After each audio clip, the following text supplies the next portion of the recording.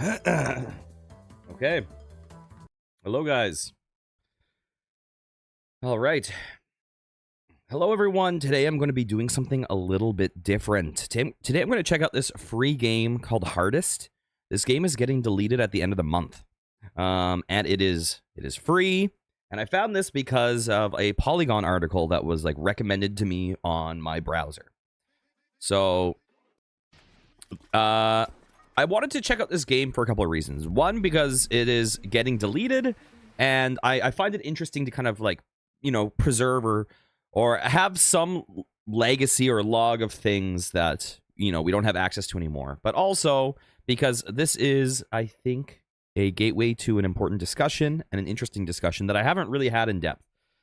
So here is the post from the developer. AI is bad. Game will be deleted 30th of January. The game will be deleted on the 30th of January.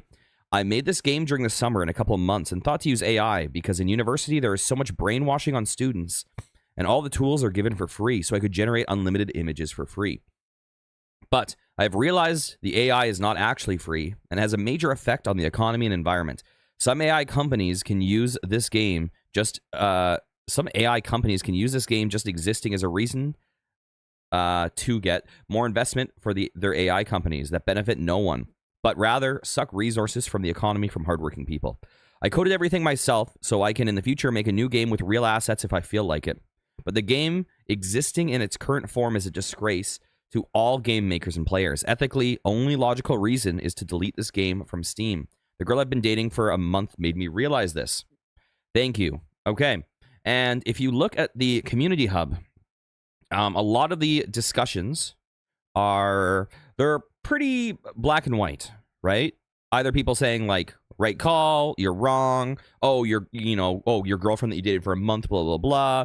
Like, either completely dismissive or completely like this is the correct path. And I feel like a lot of the conversation around AI is not a great conversation, and it's not very nuanced. And in my opinion, the truth with AI is, one, it's an inevitability. We're never putting that genie back in the bottle. And so I think that what we actually need to do is find more ethical or ways to protect ourselves or ways to mitigate the damages while also maximizing the benefits AI will bring. So we'll get into this discussion shortly, but first let's check out this game, right? Okay. Boop. AI rap. Rock, paper, scissors. 3 points to win. Drag a card forward.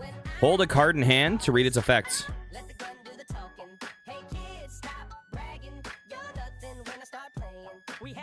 Okay. Am I Erica or am I...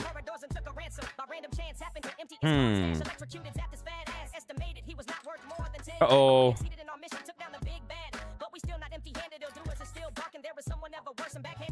Wait.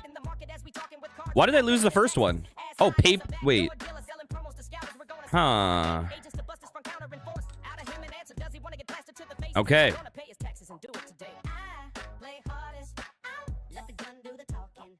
Oh, end of turn. Discard this from your hand. Let's see. Different effects. Yellowed paper. Played face down. Okay. Interesting. Can I read this? Cake scissors. Holy Bible. Defeats any undead. Automatically defeats any face down card. That's interesting. Oh, buried rust. I see. Defeats any gun. Played face down. Can I not play this? Okay.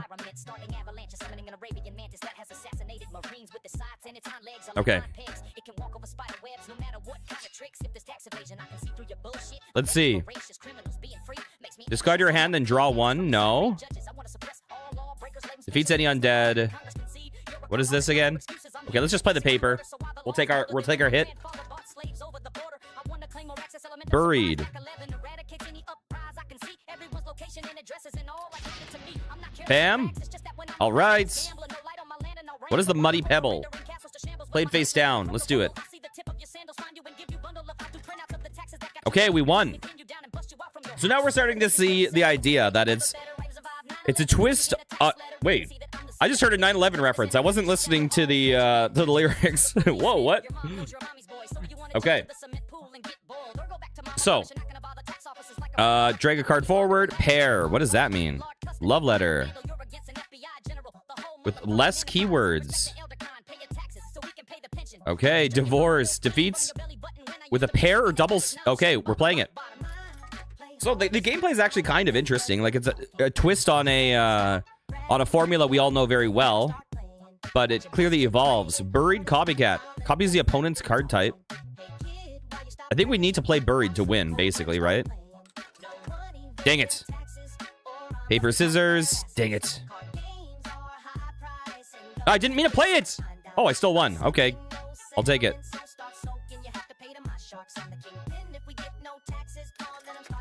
Okay, we won. I didn't even know what I was doing.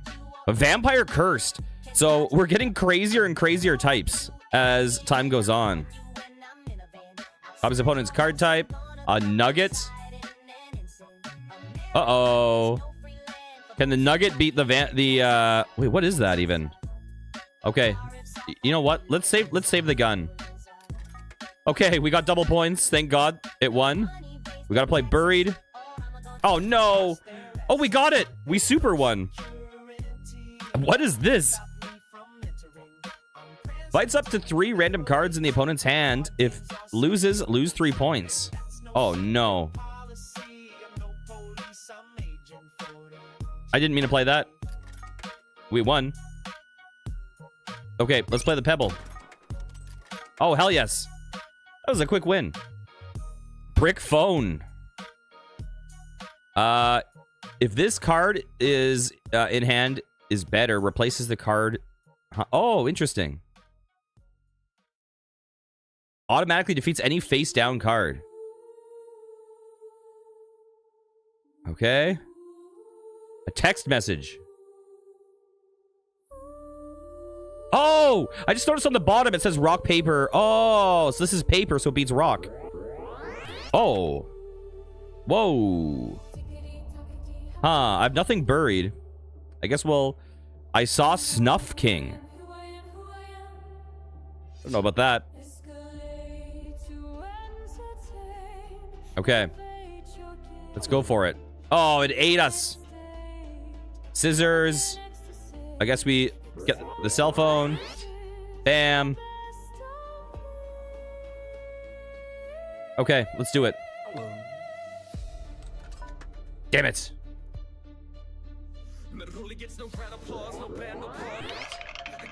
What? Okay. I guess it's all kind of equal right now, right? They're all digital. So I wonder how many layers there are to this game. If it keeps unfolding.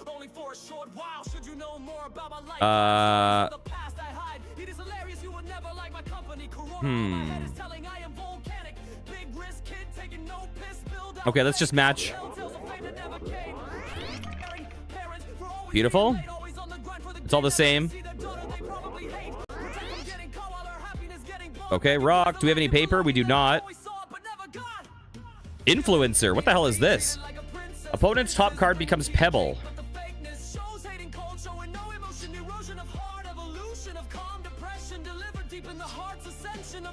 Okay. There we go. We won. Okay. So we have an idea of what the hell? I keep wanting to get in the conversation, but we keep getting crazy types. Scores double. Gains 3 keywords. Fights a random card in the opponent's hand. If wet, turns into a gun. Huh. This is, yes.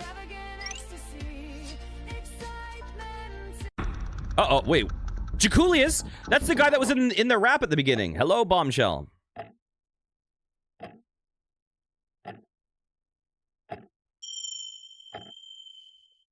Give it to me.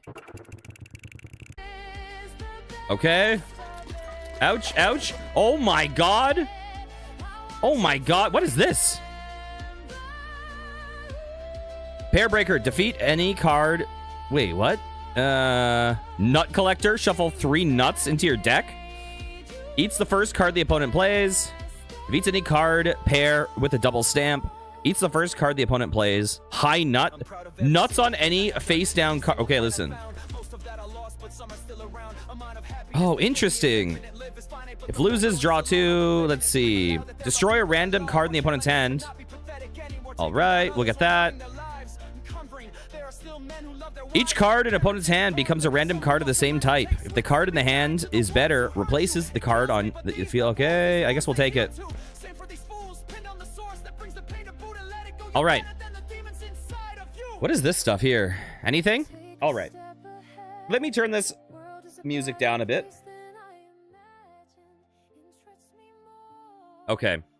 So, I think we get an idea of the game. It's actually a pretty fun concept. It's kind of cute that you're just like, you know, I remember people were enamored of that, like, what was it, rock, paper, scissors 25, where they're like, oh, nuclear bomb. I do cockroach. Cockroach survives nuclear bomb. Cockroach wins. And there was like a whole big chart, right? And this is kind of a formula on that. So the game itself is cute, right? And it's a free game. So AI discussion aside, right?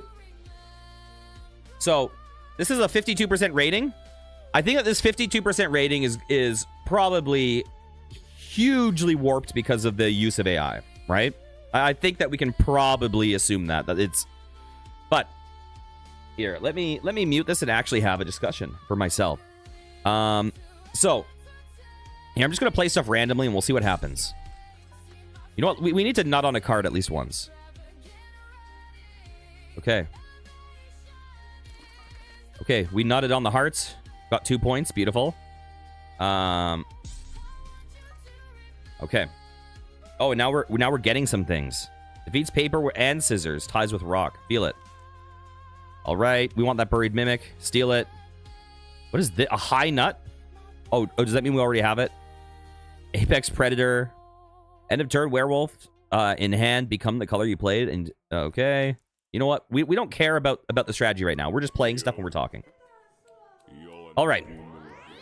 So I think that with this AI discussion, we need to... It's not just a completely black and white thing, right? Because the reality is AI is never going back in the bottle, right? It's not the... Oh, God. Oh, God. You know, whenever you have these technologies that are super beneficial for on the consumer's end, like, you know, when you have Amazon will have damaged the box stores. Steam will have damaged, you know, video game stores. Streaming will have damaged movie theaters. You can never put these things that are so consumer beneficial back in the box, right? You know what? I can't concentrate while this game is too captivating. So let's just talk. Okay? Let's talk. You can't put that genie back in the bottle. And so I think that rather than focusing on saying ban it, we also just politically can't ban it, right? Because the reality is, if we stop doing, like, when I say we, I'm saying, let's say the Western society stops developing AI or puts big restrictions on it, the reality is, you know, economic or political rivals or adversaries won't stop. And AI has a lot of powerful implications in the world down the road, right? So it's kind of like there's an element where there's like nuclear disarmament, right? Like an element of like Cold War aspect to it, where, listen, America needed nuclear bombs because Russia had nuclear bombs. Russia needed nuclear bombs because America had nuclear bombs, right? There's an element of like forced development. So there's that. You support the banning of AI. RAM prices are in crisis mode. SSD is coming. And that's without considering the fact that it doesn't provide a single useful feature. That AI doesn't provide a single useful feature. I think that AI has the potential to be one of the most important developments in our society. I also think it has the potential and realistically probably inevitability to be extremely damaging to a lot of sectors in society. So first things first. Let's talk about me, okay? Because I think a lot of people can talk about this stuff without any connection to it. So I don't know if you guys know, but up until about a year ago, for like 15 years, I was a professional musician. Okay. I have retired from music this past year because I did not see a future in it. It was economically unviable. And the reality with the music industry is we've seen a decay in the music industry that has predated AI. But I think right now artists have had a boom in the digital era. I think artists are now feeling just like a holy crap, our career is just getting stolen from us in an instant, right? The reality is, if you go back to even to the 1980s, for when I'm saying musician, I'm not talking about Taylor Swift, right? There's always going to be a Taylor Swift out there, right? I'm talking about career instrumentalists. I'm talking about the people that are, the workers in bands, right? We're not talking about the like superstars that are going to be, selling these huge records, right? That's a whole other world that is just a completely different discussion, okay? When we're talking about career instrumentalists, when we're talking about trombonists, when we're talking about piano players, when we're talking about like those jobs, in the 1980s, and before it was even better, but in the 1980s, you could make a living being in working for a hotel. And you would have these different hotels in the city, and each hotel would have one big band. And so my job would be, listen, I'm going to be in the section of like 3 or 4 trombone players and whatever, 5 saxophone players, 4 trumpet players, whatever. The hotel is going to pay me a wage. I just work for this hotel. I just know this music. I have a steady income playing music, and that is my life, right? This is my responsibility. And by the time I got into music, our responsibility is take everything you can, right? Learn everything you can. Learn jazz, learn blues, learn the top 40s hits. If an Indian wedding wants to hire you, learn the Indian repertoire. I was playing Latin music. You play everything you can, and you're fighting for scraps, and you're all competing for the lowest. Basically, you're competing each other. There's none of these like hotel gigs. The only real steady gigs are like, if you get in the cruise ship circuit, you can do that, but even that has died. Or like if you get into like a Broadway, right? And those people sit on those chairs forever, right? And they're going to be all the like 50-year-old pluses that sit on those chairs until it's their time to retire, and then someone else will take that seat. Right? Very, very unhealthy scene. The truth is, if you look at professional musicians, they almost all are also professors, teachers, work in retail, like at these stores. They almost all have something else because the industry is so rotted. And the other thing I've learned is that, it's like, okay, I want to listen to a salsa band. It costs me $2,000 to book this band or whatever. It costs me $1,500 to book this band. Actually, I want to listen to a singer that's singing to tracks, right? That the addition of being able to set up a sound system and play tracks and sing over it has just made it so people are going to say, why would I ever hire a band, right? That we've kind of forced our own obsolescence. And the truth is that in general, the people, obviously there's exceptions, but in general, the people that care about art are artists. Right? The people that really care about the integrity of music in general is musicians. And for the average customer and definitely for the average club owner or venue owner or whatever, the average club goer or whatever just cares about the experience, right? It doesn't need to be the authenticity of the experience, it just needs to be like the feeling of the experience. In general, not everyone, obviously. And the average club owner cares about the profit, right? And so I've kind of experienced the end of the average viability of music as a career, unless you get really lucky, is basically over. Also, when I started university, the summer job that people would say, I'm going to work for Carnival Cruises, I'll play in a band, right? So that was in year 1. That's what people did. Oh, just audition for a cruise ship, you'll get on, blah, blah, blah, do it. At the end of those 4 years, they said, listen, we're cutting the horns. We can just hire trios, right? We can just get, or quartet, right? Singer, piano, bass, maybe drums, whatever. And we don't need to hire horns, right? And over the course of 4 years, I saw the decay of the summer job being work for a few months on cruise ships to that's just not a thing unless you're like a piano player or something, right? So so I do have a lot of sympathy for this, because, and I think that this is bad, right? I think that there is value to art. I think there is value to the human connection, and I think AI has the potential to strip away that. And I also think there is something sad about, we had this kind of idea of there was a utopian idea about when AI, like before AI was really hitting, right? Like in the 2010s, where the thing is like, oh, we can have like a communist utopia, right? Where AI will, replace robotics, and it will take, all these hard jobs that damage our bodies, and the jobs that no one wants to do. And then we can all just become artists and streamers and, express ourselves. And the truth is, AI is not good at laying bricks. AI is good at doing art. AI is good at doing music. AI is good at doing knowledge work. AI is good at replacing like paralegals. It's good at replacing things that people go to college for. And so now we have this thing where people are saying, well, learn to be a plumber, right?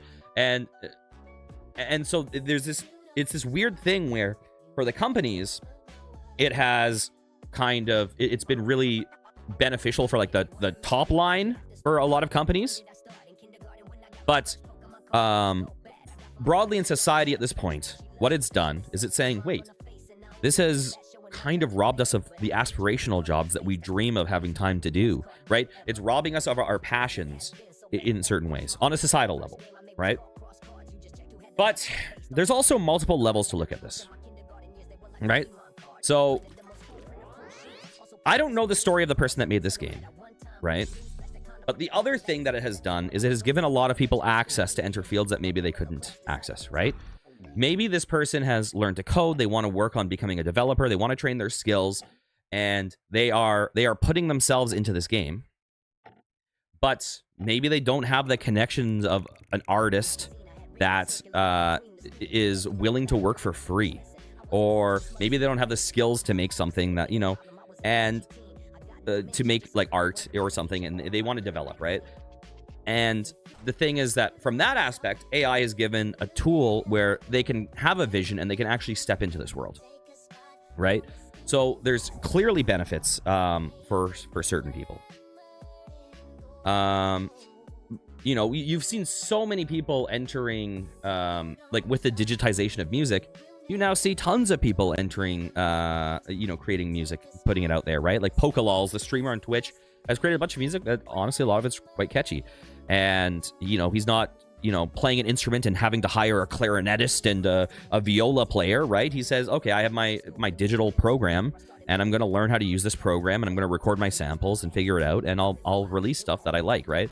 And so there's an aspect where the ability for more people to be able to access this creation is pretty cool, right? So there is that, right? There's an element of like de-eliting some of these fields, but from a career standpoint, it also has the effect of flooding the fields, right? And so I do think that there's I find it kind of sad a little bit to look at YouTube now, and God, it's so sad to look at Twitter now. But the dead internet theory is really coming to life, right?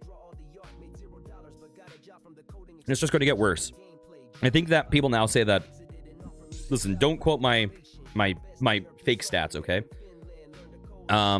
But I believe that there's more bots on the internet than people now. And so it's a thing where, and so we've hit this tipping point where over time now, when you're seeing comments on the internet, when you're seeing discussion, it's more likely to not be human than it is to be human. And the other thing is that I think that, early internet, there used to be a lot of, there was like, it wasn't super, consumer friendly. It was just a bunch of different islands that you could kind of explore. And now it's very like, now with the way that the algorithms work, we're kind of like force-fed things. And generally it's stuff that we want to see. And generally what we want to see is outrage, right? So, like what would, if I wanted this video to get a lot of views, what would incentivize me is saying, like, this game is ruining the industry, or like, you know, whatever. Oh, girlfriend, like to be like hateful about things that I don't actually feel. And I think that a lot of times nuance gets lost, and I see a lot of these discussions become so black and white, because everything now that we see is so politicized, and it's so, everything has to be 100% good or evil. And I think the reality is we need to be pragmatic about things, right? At a certain point, I think that we need to become more outcome oriented. So are we getting rid of AI? We can't get rid of AI, right? Our stock market is completely propped up by AI. Like, if we stop AI, well, China's not going to stop development on AI, right? So from just a cybersecurity level, sure. From a cybersecurity level, like, you know, our militaries or whatever need to develop AI technology. They have to do it, right? They're forced into it. And so I think pragmatically, we kind of want to look at like, what is the world we want to live in at the end of the day, right? So for me, I want a world where, you know, if we're, okay, there's different scales of what I want, right? I want a human connection, right? I don't want us all forced to use poor systems that make mistakes at a higher rate than humans. No, that's not correct. Listen, I don't know if you remember when I started stream. I used to experiment with a like AI. The rich want to force AI because they can make money without work input. Yeah, that's true. But what I'm saying is, how do you pragmatically deal with this, right? Because if we ban it here, it's not going to get banned elsewhere in the world, right? That technology. Okay, so we topple the government. Like, the reality is, pragmatically, we need to do protections, right? Do we want all artists to starve? No, right? We want to, like, find a way to mitigate the damages done by it, right? So I think that we need to push for the reality is the end of humanity is coming with AI and stopping it sooner than late. But how do you stop it? Hey, Kay. How do you stop China from developing AI, right? How do you stop North Korea from developing AI?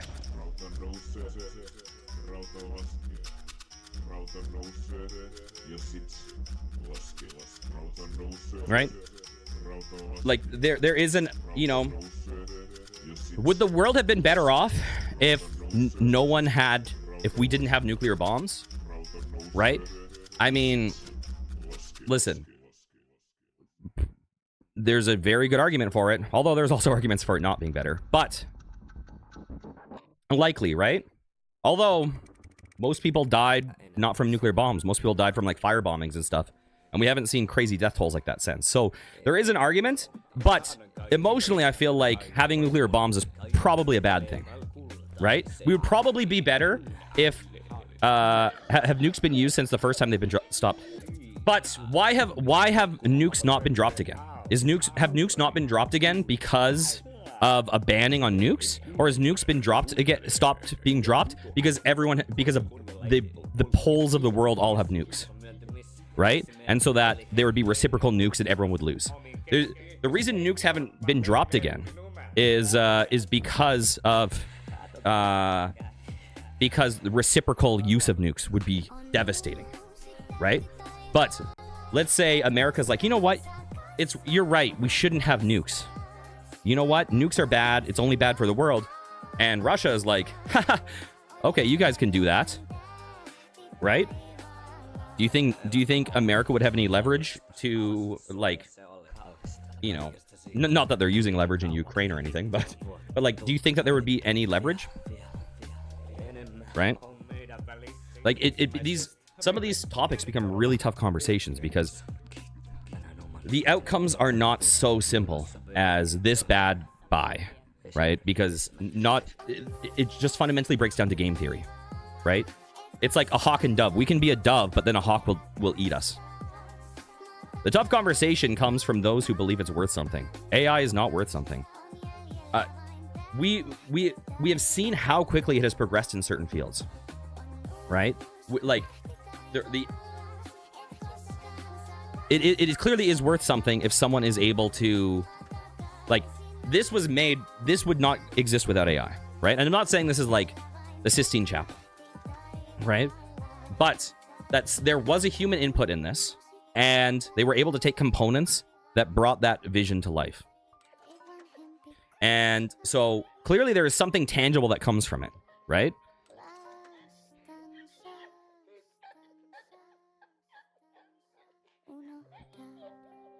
Okay, it could very easily, if they had the connections, if they had people who were willing to work for free. I mean, it doesn't exist without AI. So it does provide something tangible, because without it, there's no game, right? It's currently a set of code in GitHub, right? And someone could volunteer their time if they want.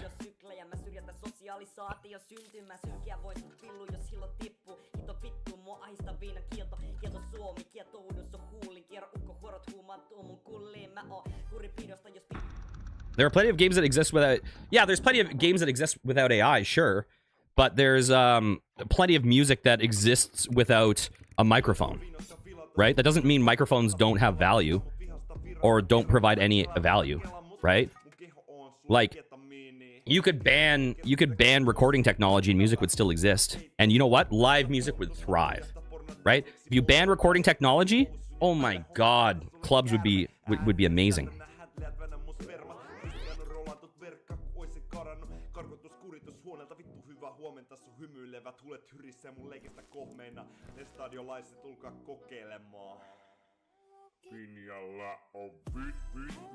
Right? I don't even know what I'm doing in this game right now. I have the music turned off and I'm just plugging stuff in.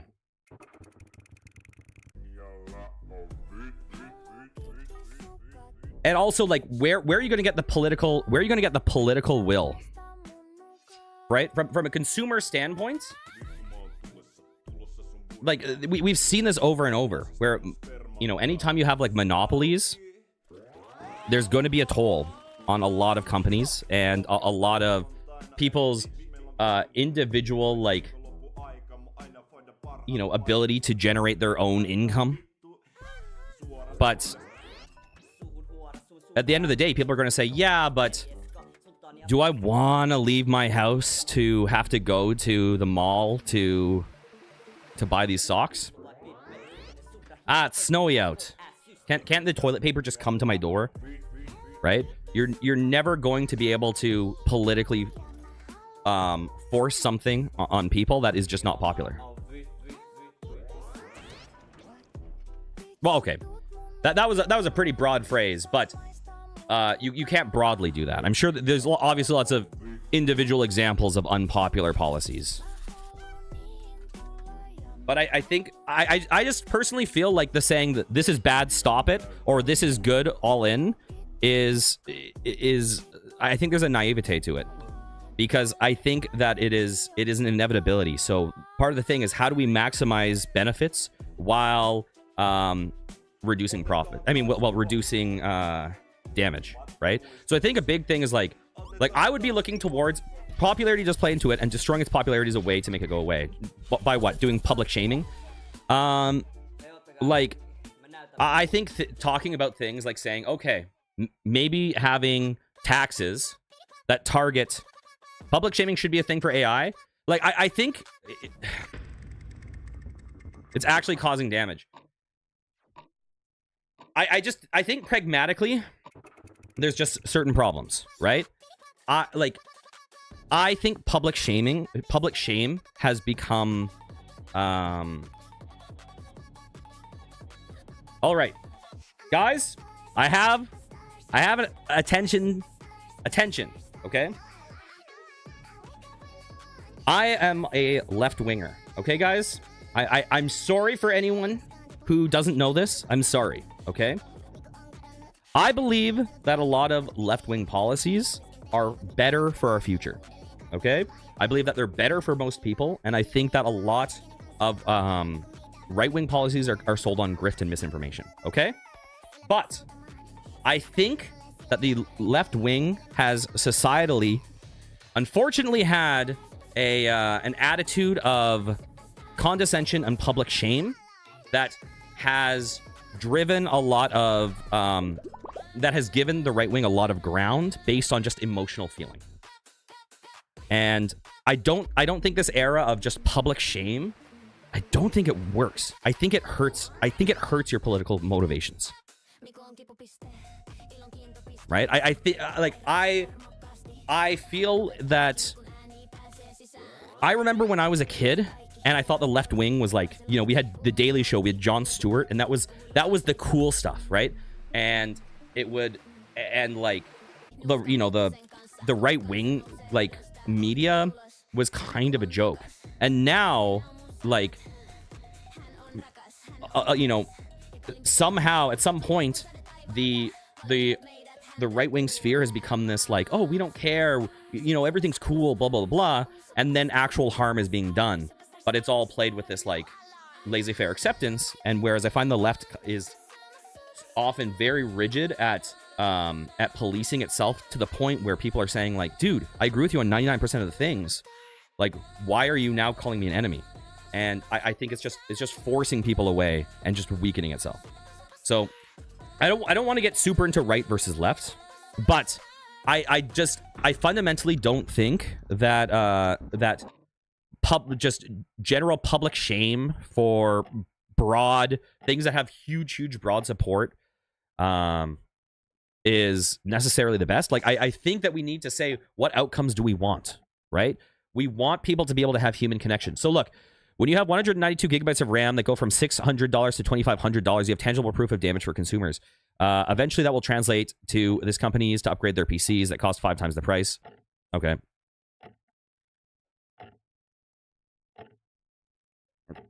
At no point am I saying that there's not tangible damage, right? There's tangible damage and there's tangible benefit. Both exist. And I think in some spheres, I think broadly societally unchecked, I think AI is going to be very damaging to our lifestyle, right? Now, for the record, this game Hardest isn't created by some big corporation. This game isn't hurting anyone, okay? No one is hurt in the making of this game. Now, you might say, oh, it's hurt by the normalization of technology that benefits, whatever, okay? The issues are when you want the bubble to pop. The question is, what happens when the bubble pops, though? Right? You know, some of these companies are so I mean, that's assuming it's a bubble. Financially, speculatively held up, right? By investment in AI. That what happens when there's a you know, a great recession?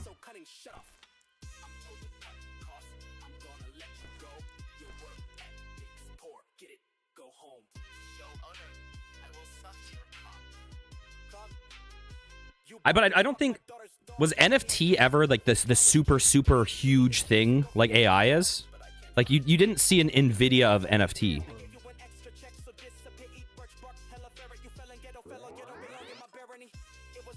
I mean, you also say Square Enix is still fine. Like, GameStop had their own NFT market. Dude, you have companies worth $4 trillion now. Like, none of that was coming from NFT.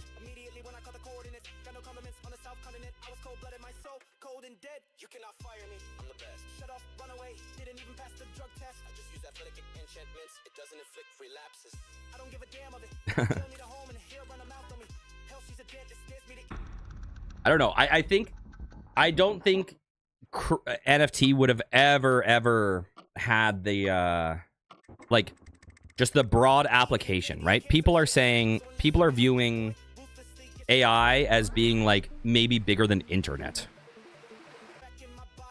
AI is going to pop the same way. I mean, it likely will pop. It doesn't provide the same level of nothing. That's just not true.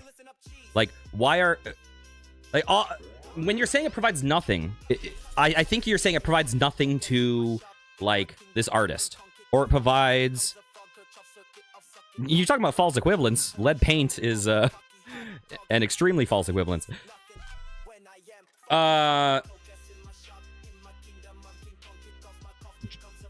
You say that AI provides nothing. It provides so much. It provides negatives to some people and it provides positive to others, right? So, like, at a certain point, isn't it worth saying... Like, do you not think that AI... Like, you think it is possible, honestly, do you think it's possible to get an international ban on AI where everyone says, you know what, AI is probably a bad road to go down. Let's just stop that, and everyone agrees, shakes hands.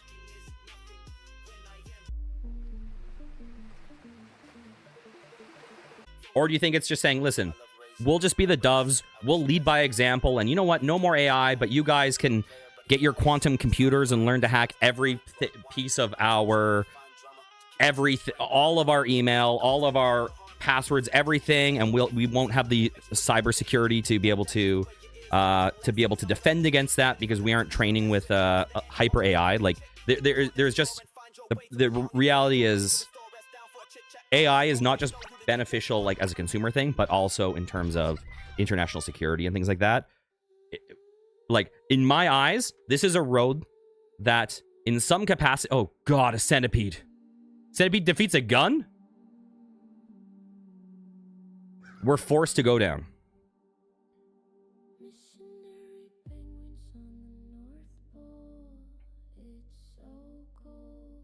Right? Like it just becomes a game theory. It just becomes hawk and dove, right? Like completely getting rid of. So I think completely investing into AI without protecting our people, without creating some wealth that can go towards the citizens that are harmed by it and giving people a future. Like I think that if you fully invest into AI to a point and just destroy everyone's dreams, right?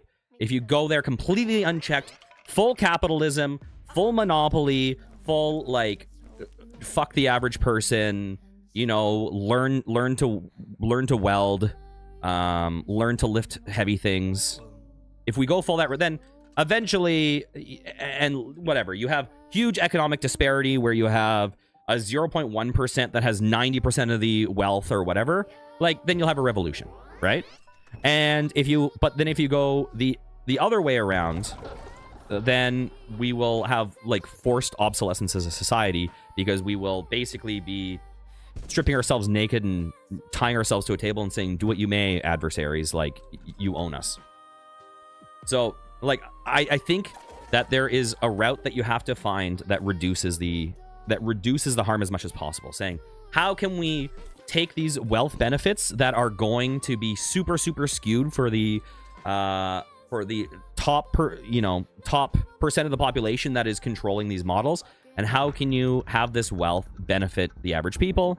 And I think that you also probably want to say to you probably want, I think you'll probably get a company like YouTube or something. I think you'll probably get rival companies that are anti-AI companies that say, listen, if you want I don't think it's because okay, I'm gonna be totally real. I think the right wing is very misguided right now, but I don't think the average right winger's profit motive is saying, let's hold down the poor. Right? Like I think that they are a lot of these people are looking out for themselves in ways and I think that a lot of their like financial ideology is wrong, and I think a lot of the outcomes align with as if that was their goal, but like I don't think that is their bottom line, their fundamental driving force, right? Sorry, I was distracted from what I was saying, and I don't remember what I was saying though.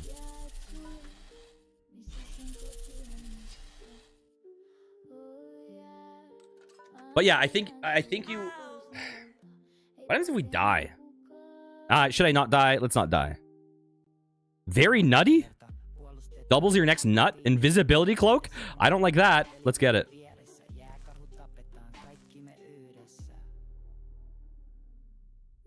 Victim?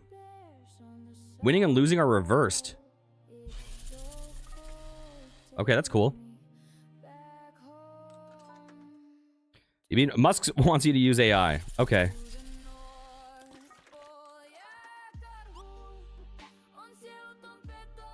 But am I arguing on its behalf? Like, this is what I'm talking about. Like, I've literally said that if we don't change how we're approaching it, but that's because you're viewing it completely black and white, right? So if I'm not aligning with you, then I'm a super pro AI person. Okay. You literally said it should exist. So the existence of it.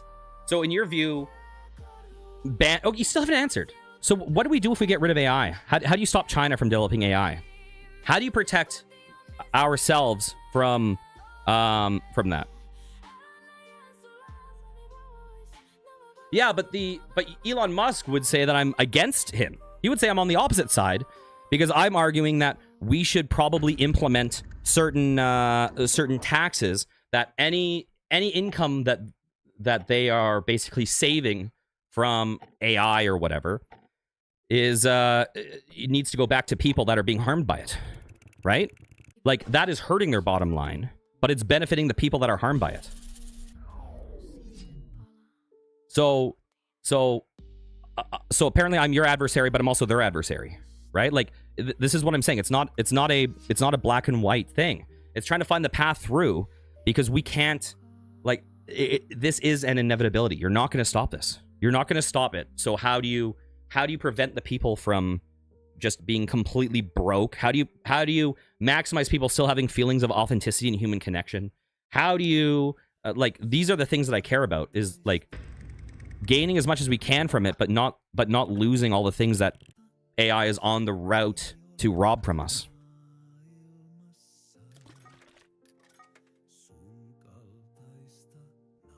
Like, I feel like your argument is saying just stop. Oh, we just say, guys, it's bad, shame it, and then we'll stop, and then the world will be happy. We're us being on the internet and saying AI bad isn't going to stop North Korea from training their models on us, right?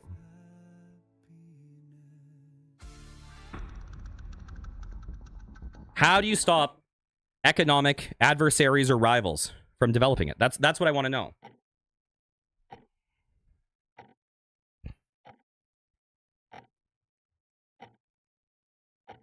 Right? Like, how would you stop Russia from having nuclear bombs if we got rid of nuclear bombs?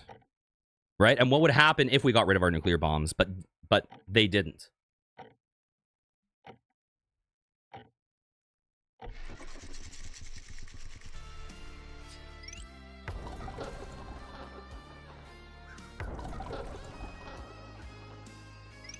So anyways, one thing I want to say, I don't know if the developer is the developer is probably not going to see this, but personally, I feel like the developer shouldn't feel shame for this game. I feel like this game is fun, right? It's kind of a cute concept, and I feel like there is value to it in its own way, right? And sure, like, in a perfect world, okay, you find a friend who is willing to do art for it or whatever that is up to the standard you want to do. But this game already exists, and I don't see, like, I see value in this being, in this existing now that it's out there. And even if they used AI, it'd probably still put a lot of work into it. Yeah, so from their standpoint, they're saying, well, listen, like, if you actually look at what they say in their description, they're saying, well, I'm not deleting the game. I'm keeping the code on GitHub. So the work I put into it, the human code, it still exists. It's like, okay, sure. But a GitHub amount of code with no assets or whatever, that's not the game. Like, it's not preserved, right? It's part of a game. Like, it's the idea that, okay, maybe like you could create another version of this hypothetically, or someone could, it's preserved in that way.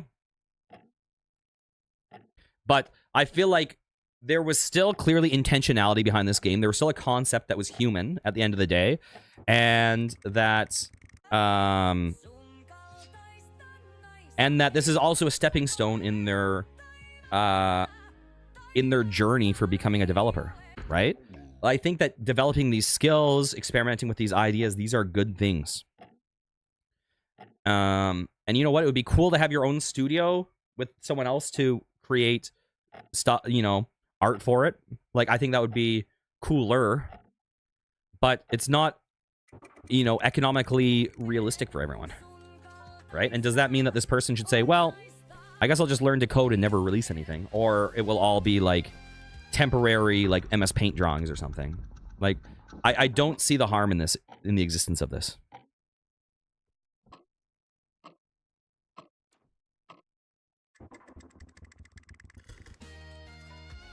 Oh yeah, so the one thing I was going to say is, what I think will happen, I think that there is space for there to be a rival to things like YouTube. Okay, nothing is going to compete with YouTube, right? YouTube is so much bigger than Netflix. It's so much, like, it is the platform, okay? It's so much bigger than every competitor. But I think that there's a space for a platform like YouTube that focuses on saying, here's what I think you could have happen. I think you could have a platform. Okay, the art assets used AI means real artists had their art stolen and used to train the model. All the AI is factually theft. I think factually theft is a bit of a stretch. I think that yes, there should probably be. I think that companies should probably license art for training or whatever. Like what it's trained on should probably benefit the people that it's training off of. But the reality is, anytime someone creates music, anytime someone creates art, they're drawing from their inspirations, right? They're taking these pieces of these things. And some people say it's fundamentally different because it's ones and zeros. So like there's something more literal about the theft than like the abstract, purity of the human mind. But the thing is, like, as a musician, like, what do they say? What was that quote? It's like, there's some quote about art, which is like, those who are good something, those who are great steal. There's some famous art quote, right? It's you're constantly as an artist taking pieces from things that you've heard before. As a musician, you're transcribing people's solos. Like that's what you do in university, right? You're saying, oh, I love this Tom Harrell solo on Comrade Conrad by Bill Evans, so I'm going to write it down and I'm going to analyze it, and I'm going to see what they're doing, and I'm going to incorporate that into myself. Like, I'm not paying Tom Harrell. Well, I mean, okay, I'm paying him because I bought his album, or because I bought Bill Evans' album. I don't know if Tom Harrell's getting royalties. He probably is. But I think on a certain level, like, that's how art is created. AI models are being sued because their companies are violating copyrights. Yeah. I mean, but I'm saying that they should probably pay to access licenses, right? Like, I'm not saying go ham. Now, here's my question. If you had an AI model, if you had an AI music model and they said, okay, we're going to make a deal with Universal Records and we're going to train off this music, and this money that they train off of is going to go to all the artists who blah, blah, blah. And maybe artists have to check a box to consent. And if they consent, they'll get it. They'll get money. Would you have a problem with that? Would you have a problem with that AI that does train off of people that consent to have their work and they get a financial kickback from it? Would you have a problem with that?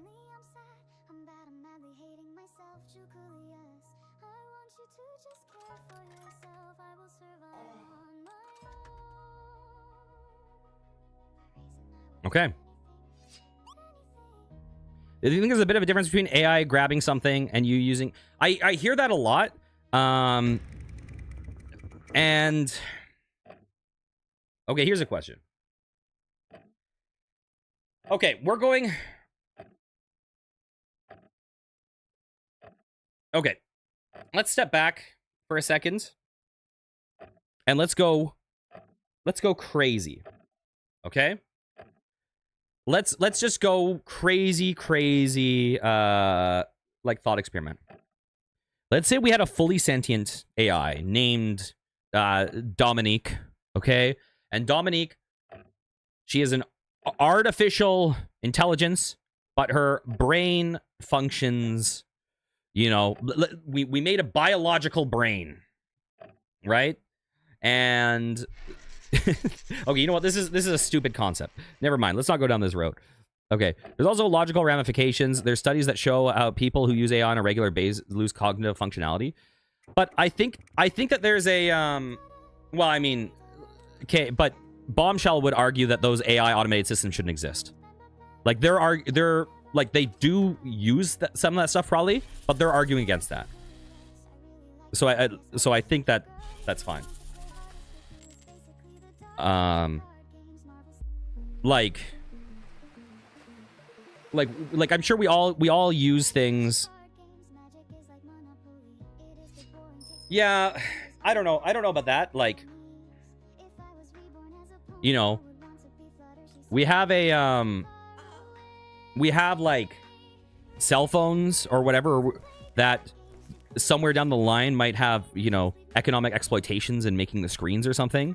But then it's like, I think you can still advocate for saying like, listen, maybe slavery is bad or maybe like, you know, whatever is bad, but we kind of, but things are so ingrained in our society that we say, okay, maybe we can advocate for different ways of, economic models to make these things or whatever. But then the question is, are people okay paying double the price for their cell phones or whatever?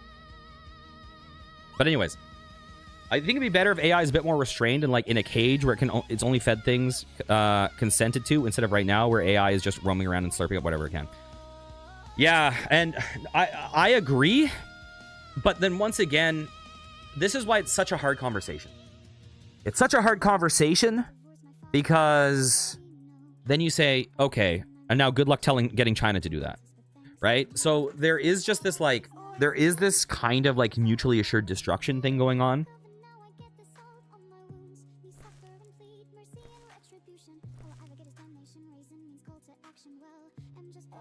Like it's just really hard to disarm one side. And the other thing, you know, here's the thing. You say AI doesn't have any benefit. The medical industry is doing, like, there's crazy advancements in medicine from AI, right? Crazy, way better cancer screening all of a sudden. Like, there have been huge developments in medicine, right? So AI is going to directly, like, extend our lives and, you know, lead to reduction of deaths of cancer. It will help with things like, you know, like will likely aid with issues like dementia and stuff like that in the future. So there are going to be these spheres where there's tangible direct benefits, right? There's also aspects where there's tangible direct harms. And you know, we're seeing it in a ton of industries. So like, I just don't see it as this black and white thing. I just don't see it. But I do want to know though, Bombshell. Like, if we, when I say we, I'm saying Western world. If the Western pole, the Western political pole, America, American allies, American economic sphere of influence, if they were able to disarm, what am I looking at? If they were able to disarm AI, no more AI, banned, human labor only, boom, we all agree, handshake, everyone abides by it, right? Then how would you deal with something like China saying like, okay, have fun with that, we're still gonna, train our AI on the internet. Good luck, bros. Like, how do you deal with that one-sided disarmament? Or how do you enforce your will to say, no, you have to follow these laws?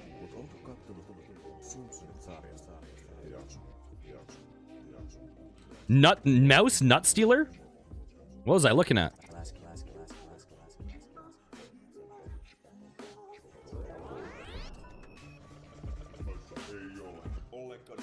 China could not afford to employ AI to stop workforce. Too many people. You don't think that... So you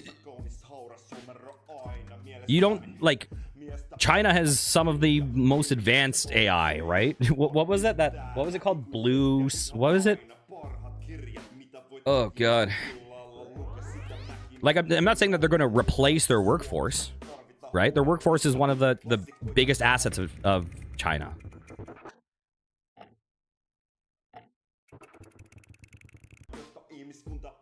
So Western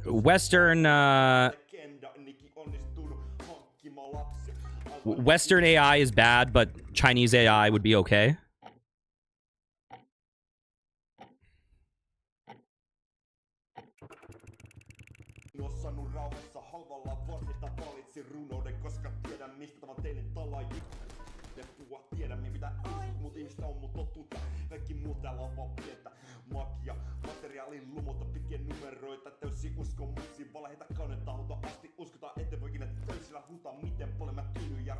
But I don't see how that solves any of the problems. Like these statements answer nothing.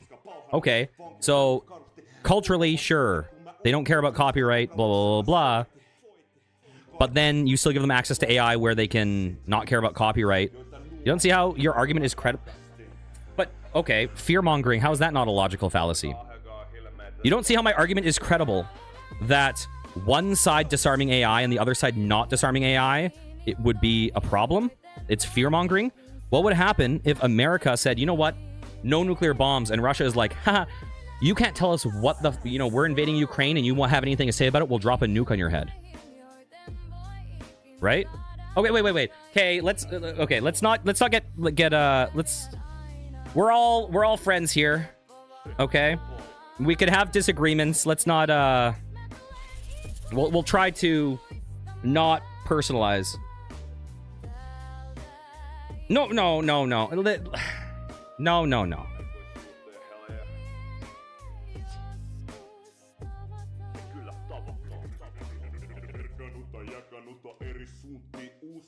I don't want this to devolve into... No. It's like everyone has heard of the like Chinese bootleg market, right? It's not saying like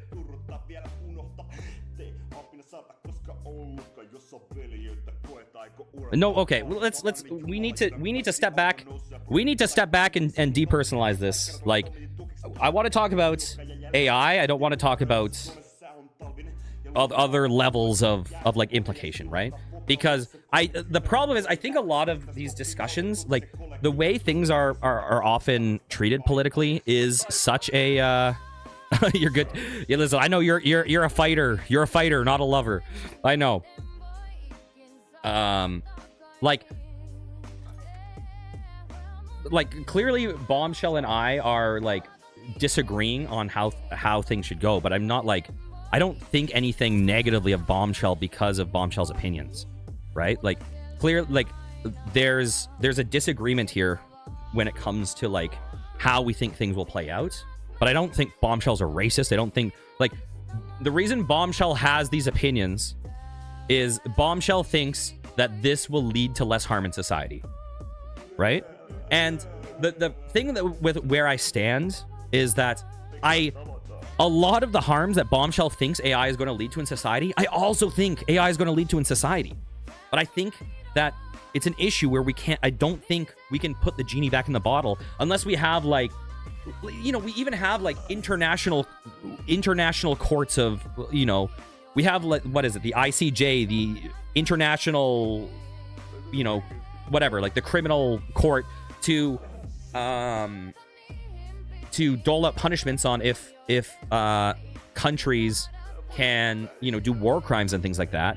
And at the end of the day, countries do war crimes, and it's like, okay, they still exist, right? At a certain point, because if you actually want to invoke repercussions on countries for breaking these rules, you need to do it with force. So it's saying, okay, let's say countries, you know, commit war crimes. Well, how are you going to punish that? Are you going to wage war on them? Like a lot of these international things are really hard to enforce when you have countries that don't play ball. And in a lot of societies, it's saying, okay, we have, you know, with our globalization, we had an idea that we're all playing ball for a while that seems to be disappearing. This is the reason you believe, okay, you recognize that the consumer goals do not align with AI, and they're removing AI features from their laptop lines. Oh, Dell. But here's the thing about Dell. Dell was one of the most, for a while, like one of the biggest, most powerful kind of like computer assembler distributors, right? They had a model that was like groundbreaking from a business. My dad studied Dell in university, right? Like, but Dell has kind of faded to irrelevancy, right? And at a certain point, I think it's, listen, I'm not saying this is a good argument, but I'm just saying, I think that at a certain point, you want some of these companies probably want to say, okay, how do we compete with these other, when we can't compete in the realm of like monopoly anymore, how do we compete? Well, we can carve out this idea. At CES, they announced this. Like, I think that that it might be something where they're saying, hey, this might be politically advantageous for us, or this might be advantageous for a company, for people that care about this. But if Microsoft did this, or if whatever, you know, if the biggest companies did that, would it benefit them? Probably not. I don't know. You don't remember, dude? You're getting a Dell. I remember that. I don't know. Oh, so one thing I wanted to say. So I think there is room on the internet for things like, okay, this would be bad if it got hacked, but I think there's an opening for social media that does have verification, where you can only have one account, and it requires personal verification to get in on some level, and so you know you're interacting with humans. And I think that there is I think there's a road for like YouTube, things like that. Microsoft is complaining that people are calling it microslop because AI is causing them distress. I mean, listen. Look, we go to Google. Like, Google AI right now is like, it gives so much misinformation, it's insane, right? Like, what's a question that I know? Like, oh god, oh god, what would be a good? I think often asking like video game questions are really good because they just like scrape Reddit and give answers to questions that are wrong. Like in Legend of Heroes 3, Prophecy of the Moonlight. You know what? I should say 2 because that's what I was gonna say. What is the second country you go to? Okay, we'll just do that. Okay, Prophecy of the Moonlight Witch. Often considered liberal. Your home regular. The second district is the Imperial Territory or Graal Sea. Like, that's just not true. That's just false, right?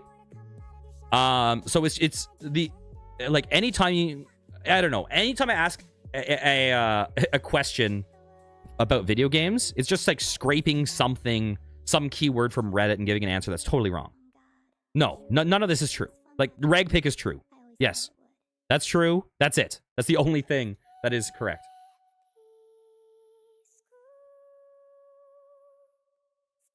But I'm sure over time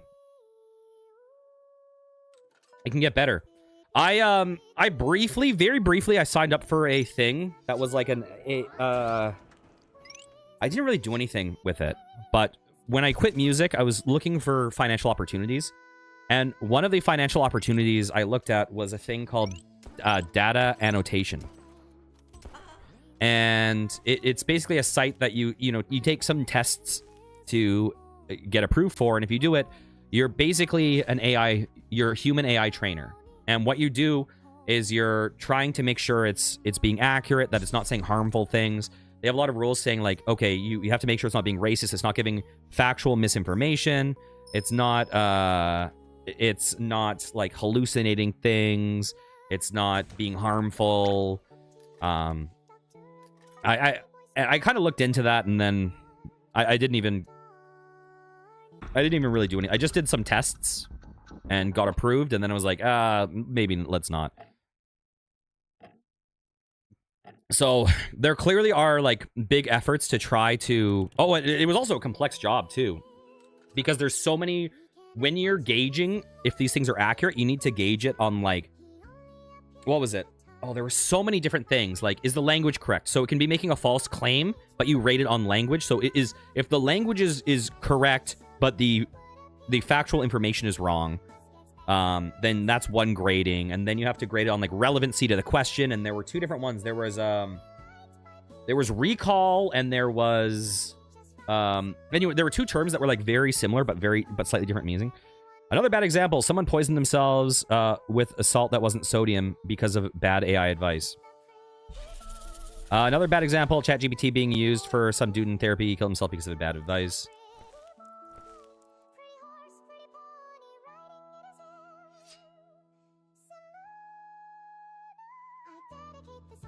Like, okay.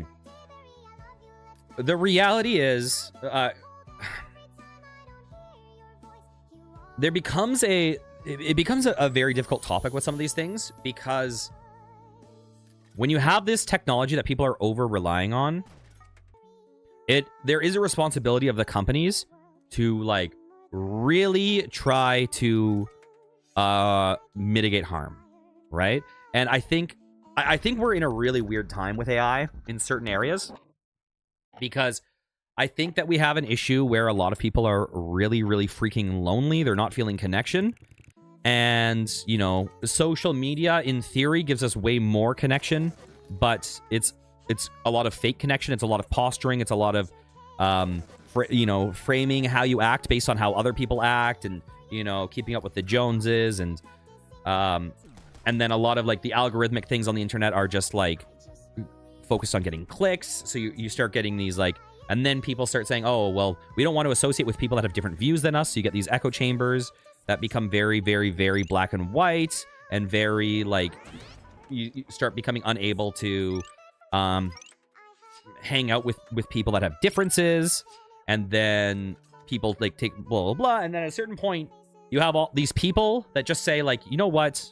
Why am I even going to try to have any feeling of connection with people? It's like, okay, I'm a fat, ugly, lonely guy. No one likes me, but I can generate my perfect woman, and she will completely validate me, and she will never push back on anything I ever say, and she will always say I'm special, and she will always defend me, and blah, blah, blah, blah, blah. Who wouldn't like that? And it just like completely erodes our ability to, to have connection, to deal with friction, to deal with, to have personal growth. Like, infinite validation is not good. What if AI is used to manage a power grid? Middle of winter, cuts power to thousands of homes, killing them. Then what?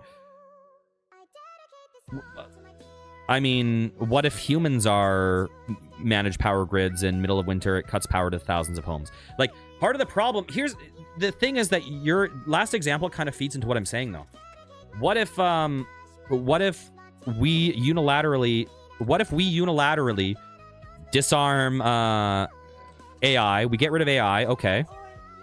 Hang on a second. What if we...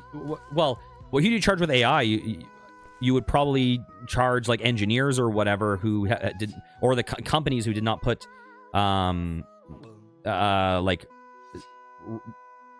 do you call it, like fail safes or things like that in place. But what if we unilaterally disarm AI in America, and then China, right? Let's say let's say there becomes, we disarm, things heat up in Taiwan. This become, you know, we have this thing where we now have ships surrounding Taiwan on one side. China is occupying whatever, blah, blah, blah. And then China's like, okay, you know what? It's February. Let's use our AI, hack in the power grid. Okay, listen, I'm not saying China, like, this is just a hypothetical, okay? I'm not like, oh my God, China, the evil empire, okay? And I'm not like, you know, America, the holy empire. This is just an example, okay? And then what if China says, okay, we're going to hack into that power grid with our AI and shut it off. And we don't have the cybersecurity to prevent that. What then? Right? Like, that argument swings both ways.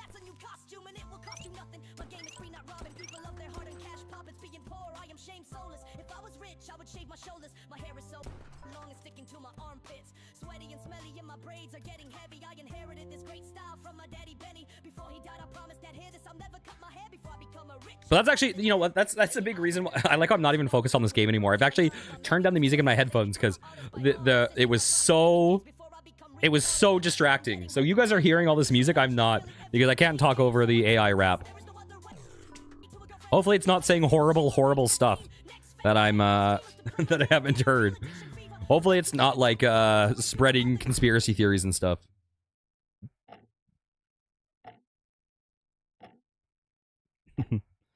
You know what? I can talk over music. I find it really hard to talk over music with lyrics.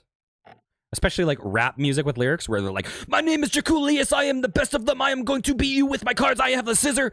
Like, it's like, okay, Jaculius, calm down, dude. I'm trying to talk about if you should exist. Okay.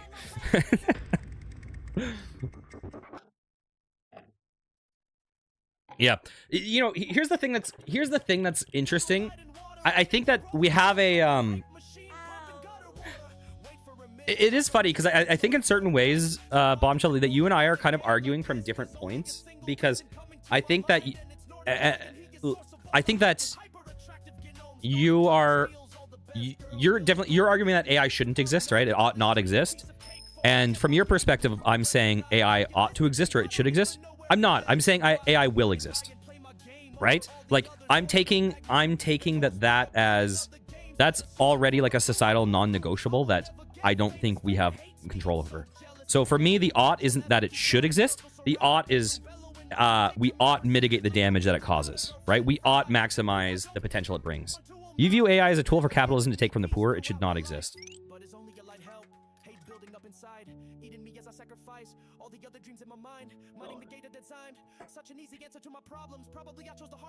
I don't know. I think that I don't know how I don't know how you could even ever stop it. What is this song? You want me to hear it? It's an AI song made for the game. It's not a real song. Although it sounds like Evanescence or something. You know what? You sold me on plagiarism. This is definitely AI Evanescence. Wait, I'm fighting myself.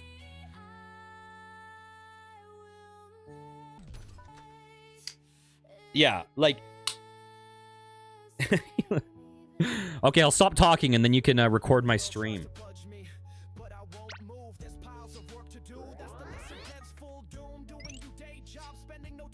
I mean, that's the thing. The reality with AI... Like, you don't think that Spotify isn't going to be... Okay, this is going to support Bombshell. But you just know Spotify is going to say, wait a minute. We can just get Spotify AI, and it will say, listen, you listen to, like, 36% Blink-182. You listen to 12% this obscure, like, Midwest emo band. You listen to this one math rock song that you like a lot. You listen to a little bit of Linkin Park. You listen to, and then it'll be like, dude, bro, I can write you the perfect song for you. And it will just like, it will just serve you on a platter, like, and at a certain point, it's like, yeah. And listen, Bombshell, we know that shit is coming. We know that shit is coming. There's no way it's not coming. I don't know if you know, guys know Kwebbelkop? Kwebbelkop is a, here, let's look this up, actually. This is funny in a horrifying way. Okay. Quebble Cop AI. So Quebble Cop was a streamer, and he used to play with, what was it, like Jelly and Slogo Man, whatever. And then Quebble Cop has made 2 different AIs. One that's like a cartoony, like Pixar AI, and one that's like realistic, I think. So is this? Fumbling through brush, my botanical escapade continues. Oh, is it? This is not a real one.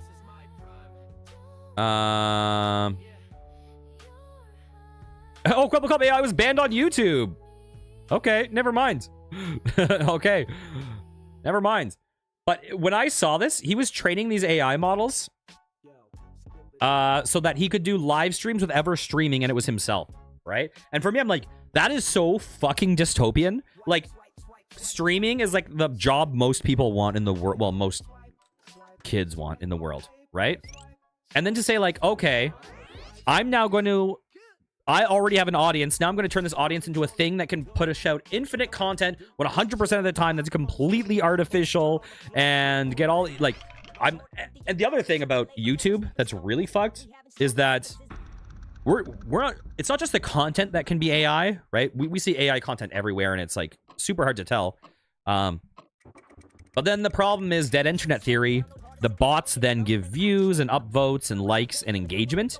And so what you can have is these people that become these self-fulfilling prophecies that are effectively meaningless views, right? And so I think you're going to have certain things happen in the next few years. I think you're going to have advertisers that get really pissed. And I think you're going to have an adpocalypse 2.0 on a lot of these sites where they say, dude, we want you to serve tailored ads that people see. And we want it to be genuine. So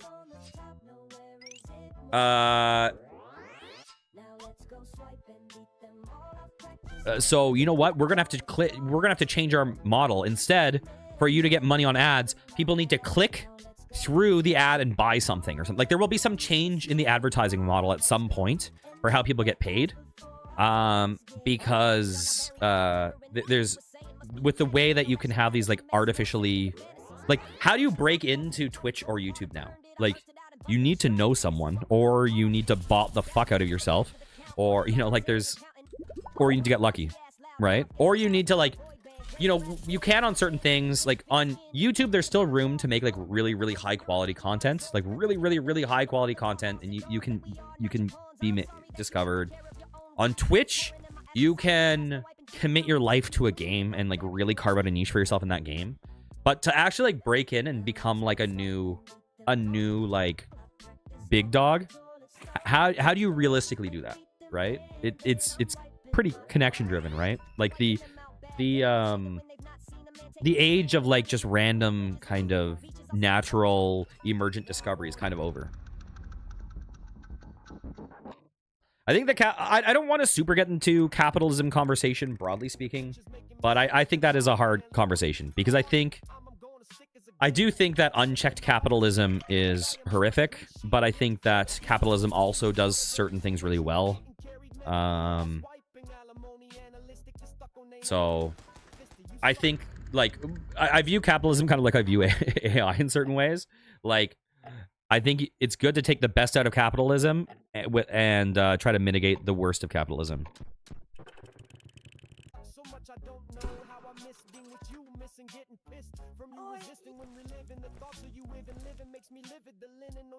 You want to play some Detroit now? But listen, the reality is, we're not going to solve the AI discussion, right?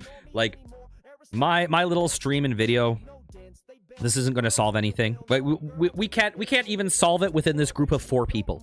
We can't, you know, we're not solving it with this group of 4 people. We're not making any changes ourselves, right? This is obviously a bigger discussion that needs to happen. I personally want to see more.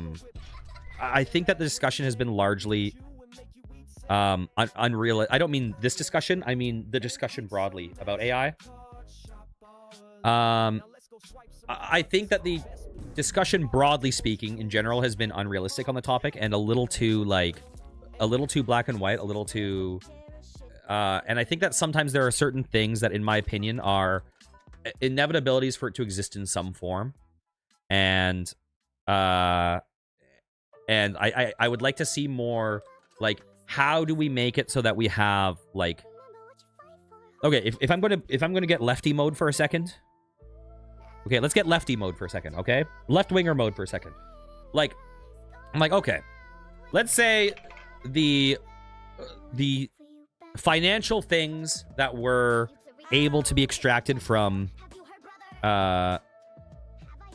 here's the reality. You know what? You guys are fine. I just didn't want it to get any, to go down a road any deeper. Like, you guys are both cool people. I know both of you. And, we're in a very political era and everything gets really heated. And I've been in situations where I have agreed with people like 98%. And, people have the 2% difference has caused people to, like, basically view me as a monster or something like that. Like I see that we're in a weird political time where things can get so heated so fast. So I want to prevent that, because I just want to talk about the ideas, but I know at the end of the day, like, everyone here is a well-meaning person. So you're quite heated because you're, yeah, yes. Oh, listen, I'm gonna tell you, like, I've been thinking a lot about the situation right now. United States. I don't want to go. Well, here, I don't even know. Like, I think I might want to keep this as a separate conversation, but I'm with you. We have a private chat in our Discord that isn't exposed to everyone, where we vent our frustrations with current directions and how, like, human rights are kind of getting violated very dramatically and very in a concerning fashion. But also, fundamentally, I think that there's certain issues that shouldn't be partisan issues. I think that everything is so political right now.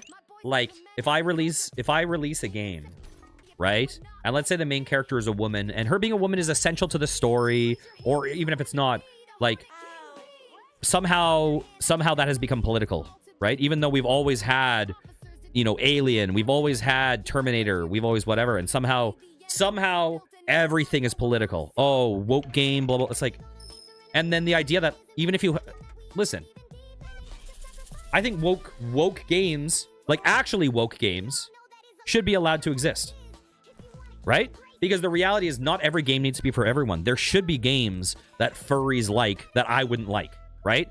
That is like, when we're talking about capitalism, that's like the idea of capitalism, right? The whole idea of capitalism is if your product has, viability, if there's a market for it, then it will find its market. Why are these, like, libertarian people saying, oh my god, this furry game shouldn't exist because I don't want to play it? Well, then don't play it. Play the other game that you'll like, right? That's the whole idea of the free market. Why are you trying to crack down on things that might be targeting other demographics? Who cares? So, yeah, I do think that the rampant politicization of everything is ridiculous. And there should be some things that we can just agree on, regardless of if you're a Republican or if you're a Democrat, etc. Right? Like, at a certain point, like, just access to education fundamentally shouldn't be political, right? Maybe we'll have different, or like saying we want to resolve homelessness. That should not be political, right? Maybe we have different ideas on the best way to resolve that problem. Maybe, one side views that we should, like, tax more, and one side, whatever. Like, there might be different procedural ways to try to resolve it. But when it comes down to it, certain things, why is everything political? We should be able to disentangle certain things, right? It's so funny to me when the right-wing crowd plays Baldur's Gate 3 and accidentally chose the gay relationship. Yeah, you know what? I saw some of those things. I remember seeing it with Dragon Age Veilguard. Now, granted, some of the dialogue was kind of cringily written, but I remember seeing them, and one of the things was like, they made a trans character, and the trans character had mastectomy scars, and then their dialogue was like, oh, it's okay, I think my scars are sexy, right? And I saw people on Twitter freaking out about, oh my god, this woke, like, trans agenda, blah, blah, blah. I'm like, dude, bro, You didn't have to make a trans character that found their mastectomy scars sexy. You chose every option to make yourself angry. You could have gone down a different road, but instead you're like, I'm going to click every option until I can rage about this being in the game. Dude, don't we want the games to give you maximum freedom? Like, don't we want you to have the experience where you can be whoever you want to be in this world? Why are you raging out that someone will play a character that you want? Listen, if I'm playing, I don't want to play an evil mass murderer, but I'm not mad at GTA that you can kill people. Right? Like, I don't identify with being a murderer, but I'm cool with it existing in GTA. Okay? Like, it's so weird to me that people are choosing their outrage.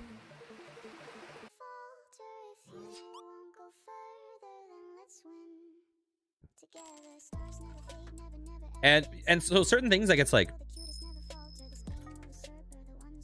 I do find some of these topics, they've just become so, like, you're on my side or you're on the other side. And the AI thing, it's like, the part of the reason why I wanted a little bit to keep the right wing, left wing, I don't even get the complaints when there's forced gay interactions.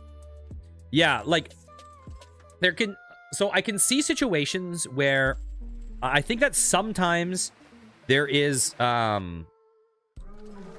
writing that sometimes is subpar, right?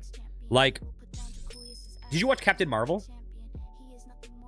So I think Captain Marvel, I think they were trying to do a, like a feminist, meaningful story. But they literally in that movie had montages where they would have like the the quote that was the list of like the BuzzFeed what it's like to be a woman. So there were literally montages like during her personal arc where there's like a guy who's like, hey, you should smile more. You're prettier when you smile. And then someone's like, let me lift that for you. Men are stronger. And it was just like the most stereotypical BuzzFeed article, like misogyny. And it felt ham-handed. And so for me, like, the criticism of that movie isn't like, oh my God, it stars a woman and it's about a woman's experience. The criticism for me is the writing was pretty ham-handed and she didn't really have a real personal growth. The personal growth was kind of artificial. Like, oh, your powers got turned on. Right? But so I do think that sometimes I also think that sometimes one of the problems you have in certain stories is do you know people who are pissed at finding Dory had a lesbian couple in it? I mean I didn't like Arthur, so I don't know, there's some shows that have people, everything is super politicized. Like, I hate to break it to people in the world, but lesbians exist.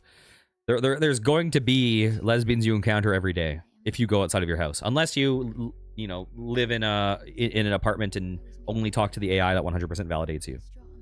But I do think that there are sometimes problems with writing from that, like, one end of the political spectrum, where I do think, like, I remember talking about, I don't know, I think sometimes you'll have characters where they're like, you'll have like, whatever, white man in stories, and it's like, they can be flawed character, like Jaime Lannister, right? Like, this is a character that has some pretty big fucking flaws, but also has some pretty redeeming assets, and they're a really complex character. And I think in a lot of new writing, you'll have, I'm not even talking about that. But I'm just talking, like, he is smug and arrogant and blah blah blah, but he's smarter than people think, and he fundamentally has a moral code, but the moral code is whatever. But then with some newer writing in certain things, people will be like, they'll kind of have like Mary Sue's for certain things where they're like, well, we'll artificially make this a perfect character that isn't multidimensional. And I've heard some arguments for this from people where they say like, oh, well, there's so much discrimination against these groups, so we don't want to give them ammunition or something. But I'm like, no, like, I do think that you should be able to have, like, I think any story should be able to have any demographic of person, and these demographics of people should be able to feel real. They should be able to have flaws and strengths. And the reality is, when you fall in love with people, like, you don't fall in love with, like, you get infatuated with people when they're perfect, right? When you think they're perfect. But for me, the difference between infatuation and love is when you start seeing the flaws and when you start accepting them or loving them or whatever. That three-dimensionality. And I do think that some of the quote-unquote woke writing, some of it, the problem is that there's a fear to put flaws into people sometimes. But I also think that the opposite side wouldn't give a shit. I think that they hate that there's representation sometimes, right? That if they see a trans character, if they see a gay character, it doesn't matter if there's flaws or not, if they're three-dimensional, if they're realistic, if they're a real person. I think that a lot of people will fundamentally be like, the fact that it's here equals woke, therefore bad. And I'm like, that's ridiculous. Like, can we not... Why can't we have stories about things that exist in this world?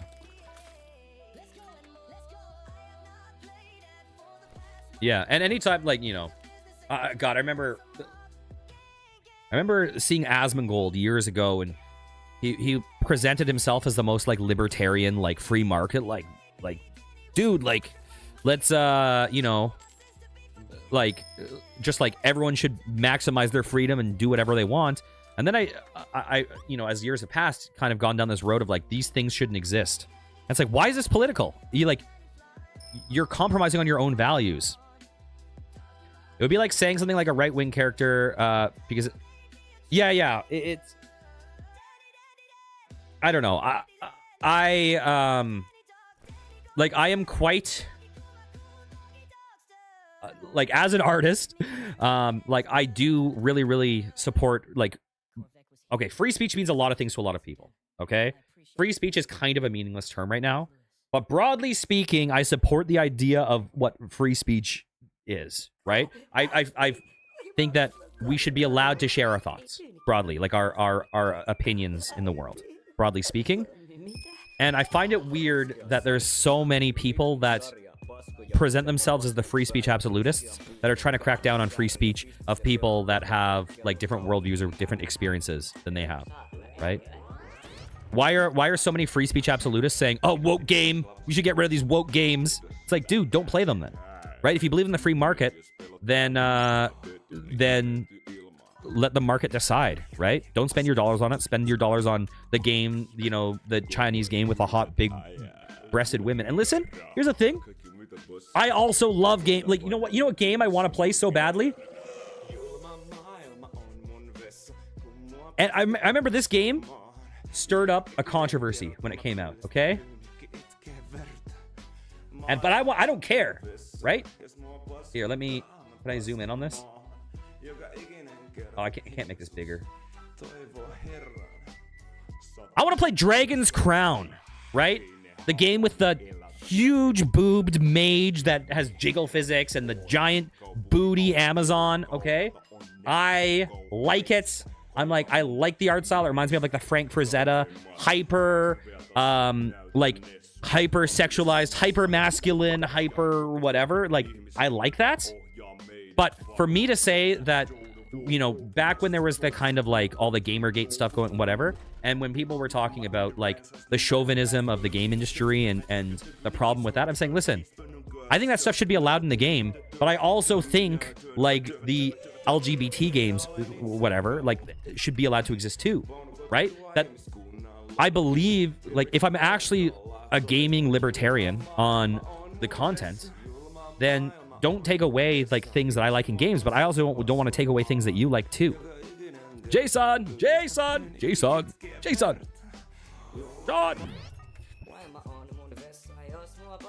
Okay, sorry, I missed reading something. We would see straight couple. I don't know why they use the argument. Kids will... Yeah, I mean... Yeah, it is odd. Like, you'll see a lot of arguments where they're like, oh, exposure to certain things will like, perpetuate these values or something. Like, it's like, this is... But it's like, dude, we have infinite video games where you kill people. We have infinite TV shows where people are killed, right? We have true crime shows everywhere. We have horror movies. We have horror novels. We have infinite things with killing, right? And what, just watching infinite death is fine for us? It's morally okay because somehow we'll be fine. But if there's some gay stuff, like all of a sudden we'll be like sucking each other's dicks constantly. Like, give me a we need to be consistent then. It's like, okay, you know what? If it's so bad to have this stuff, if it's so bad to have things that show you know, like oh my god, these two men got married, it's so bad, then it's like, okay, then why don't we just ban create the list of everything we deem as morally reprehensible. Okay, killing is bad, right? Roll down the 10 commandments, adult, you know, whatever. Like, we also shouldn't have theft in stories. We shouldn't have you know, like any form of anything that's illegal, and every story will just be like, so Mary went to a field and there were flowers and she smelled them. This flower smelled really good and she just really enjoyed this aspect of existence. The end. Like, is that the world we want to live in, where that is our speech? Like, we like engaging with these different forms of conflict. We like engaging with these different forms of representation. And if you don't like it, you know, I don't particularly like watching slasher horror films like torture porn. I don't like watching films where someone's tongue gets ripped out of their mouth. And you know what I do? I just generally don't watch it. I don't say it shouldn't exist.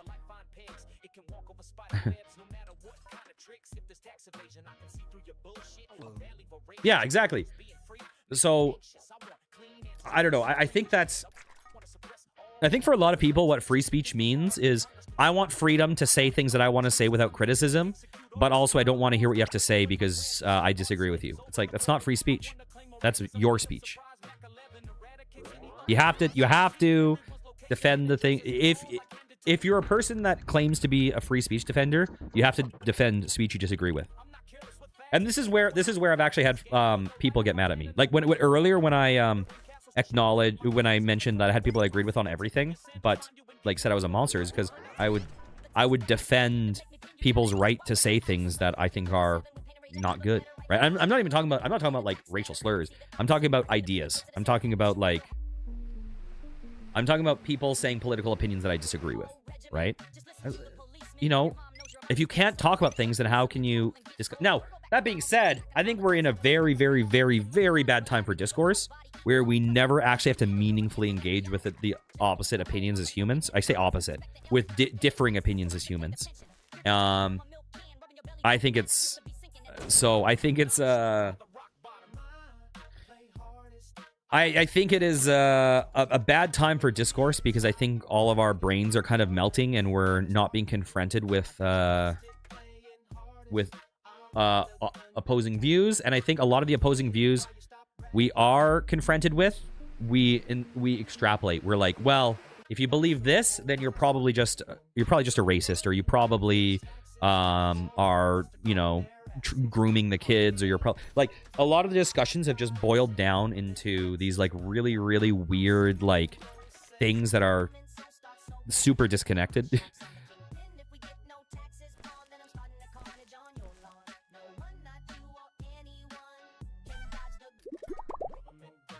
Okay. I feel like this is 1000% been the most openly political I've ever been on stream. 1000%. I did want to keep a bit like, listen, I have my own personal feelings about, yeah, it has. I have my own personal feelings about what's going on in the world right now, in the Western world. In the past year especially. And it is also something that I've been internally struggling on how to deal with, because I think there's I think there's weird things at play. One is that I think things have gone to the realm of so far over the line that they're actually really scary, right? I think that things have gone into a really, really, really, really incredibly dark and scary place. And the question is, what is the best way to deal with it, right? Because, you know, you always hear about the stories of like, okay, I'm going to tell you another story. In the past, not the past year, I think it was 2 years ago now. I don't know, in the past couple years, you know, there's a lot of homelessness in my area, a lot of drugs in my area, a lot of mental illness in my area. My house was, someone tried to break into my house twice. I witnessed a shooting. I had to pin down a meth head that was having a crazy episode on meth and knocked out an old guy and injured his head. The old guy was bleeding and stole his violin. I had to pin him on the ground, wait for police, right? And I had to stop someone from stealing a laptop at a Tim Hortons. I had all this happen in a 6-month period. I had a 6-month where I just witnessed a lot of crime and threats of violence and actual violence. And the thing that was weird about it for me was, and it's funny,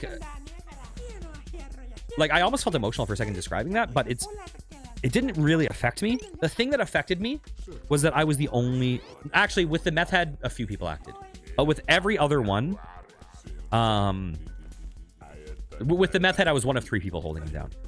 But with every other case, with the shooting, with the laptop theft, I was the only person who acted in areas full of people, and everyone else watched me deal with it alone.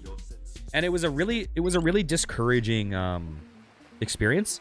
And when I talked to the police after the shooting, they told me they needed a statement from someone. They said I was the only person who called the police. They said they had 50 people on video camera, on security camera that witnessed it, and all of them refused to talk to the police. I was the only person who witnessed it. I was the only person willing to talk to police, right?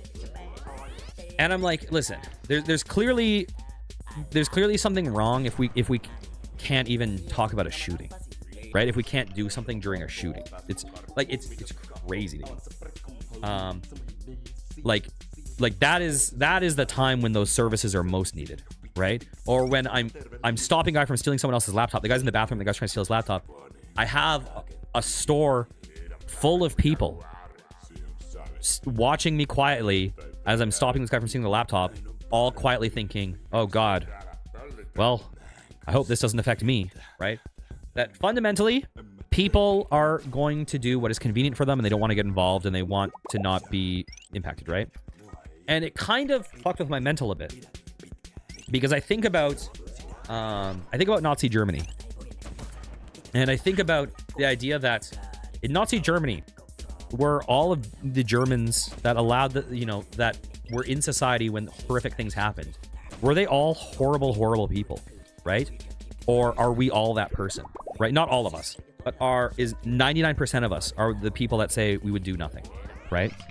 And sometimes I think about this is saying like most of these people, like I think in Germany you have a bunch of people that, they're in this society and they get swept up and whatever, and they allow these horrific things to happen. And then I think some people, they're there and they're like, well, this is so much bigger than me. What do we do? I guess I don't want to be the target, because if I say something, then what's going to happen to me, right? And I think that the reality is that 99% of people in the world, well, I shouldn't say 99, whatever, 90% of people in the world, whatever, like we're that person that's quiet and wait, And then I think you have a lot of people that they say, okay, we post our political fuck you pedo or you racist on Twitter, and then we feel like we change the world, and all of a sudden we're morally absolved, right? Like, and it's been something that weighs on me, and I don't know how to deal with the society that we're in right now, because I'm saying where do I get the most value from? Like, how do I provide the most value to the world? Pragmatically, right? I'm not going to change the world. There's a billion voices that get infinitely more views than I do that are fighting and scrapping and saying all the most, inflammatory things and saying you guys are evil, you guys are blah, blah, blah, right? And I have friends that now believe, like I have really close friends that now believe things that I find morally frightening. That I have this thing in my friendship where I'm like, how am I friends with a person that has these certain thoughts that I know that they got from algorithms, I know they got from being misinformed, but I find it scary how close certain things are touching. And the question is, where am I? Okay, no. This is a multiple thing. It's not a person. It's people, right?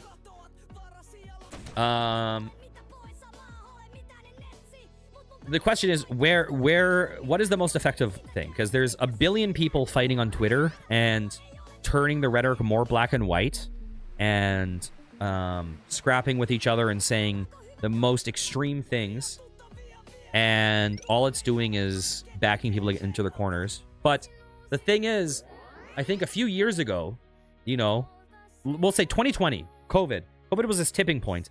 And I think at COVID, we had this point where things were going in weird trajectories. We're going in bad trajectories. But they weren't as insane as now, where the politicization and just the extremity of the consequences that we're dealing with now are so wild. And just like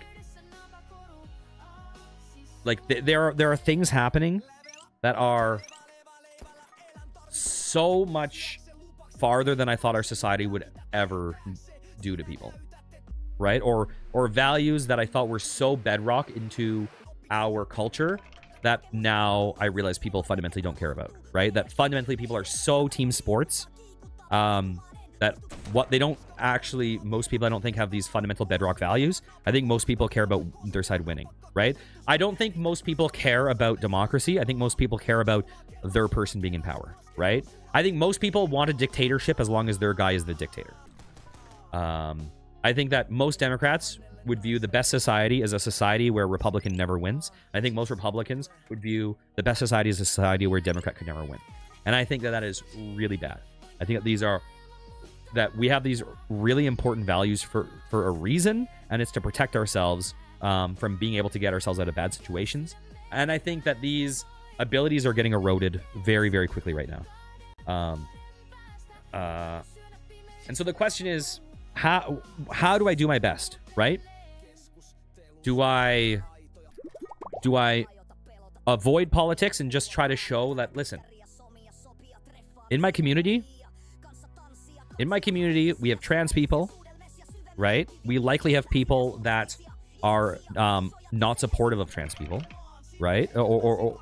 And so will I allow people that are expressing anti-trans sentiment in my community? No. I won't. I won't allow you to be hateful towards people in my community, right? That's a ban.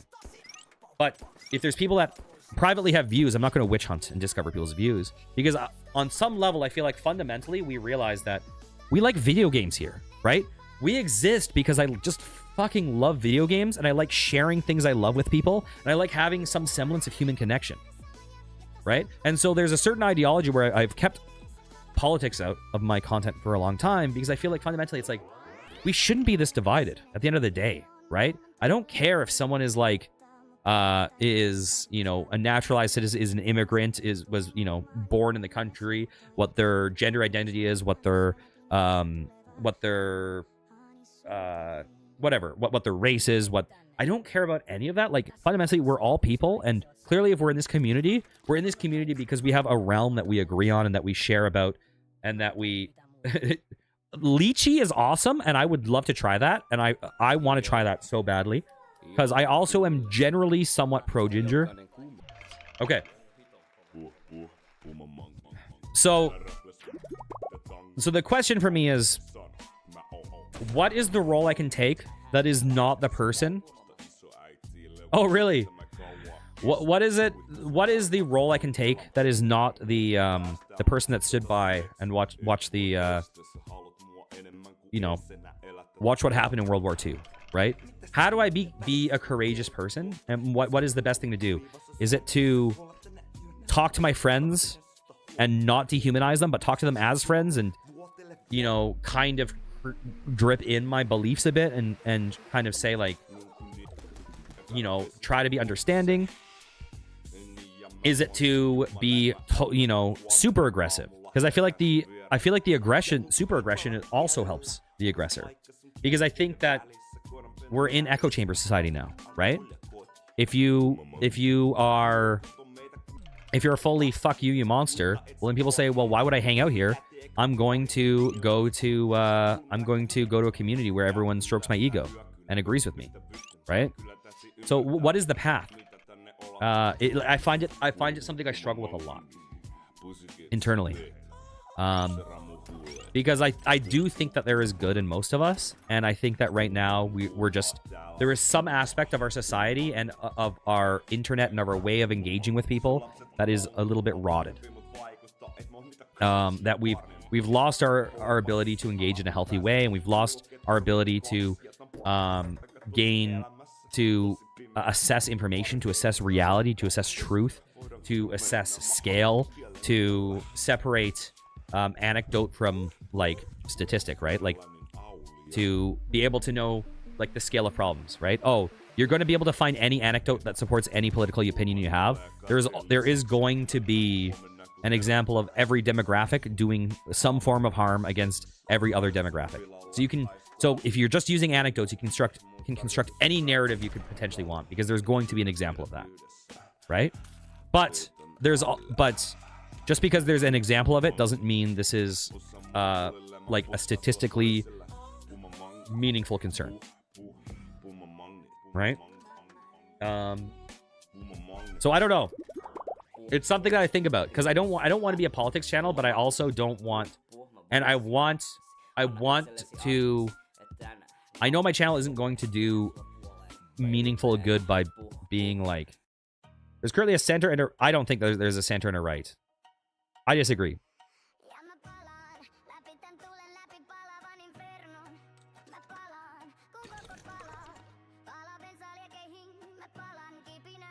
I think that you have a I think you're in a weird time right now where I don't think the light. I don't think that the right and left paradigm works anymore. I don't think it's a meaningful description, really, because I think fundamentally an important distinction right now is populism and establishment, right? I think that you have this other degree, because what you have happening a lot is you'll have leftist radicals or right-wing radicals, and when their opinion changes, they usually don't moderate to like more center.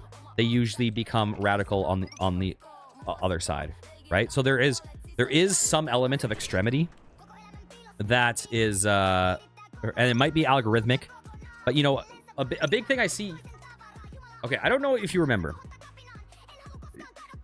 2019, 2020, pre-COVID, you had something called the political, what was it called? Intellectual dark web, right? And people would call it like whatever. They were like Joe Rogan, the Weinsteins,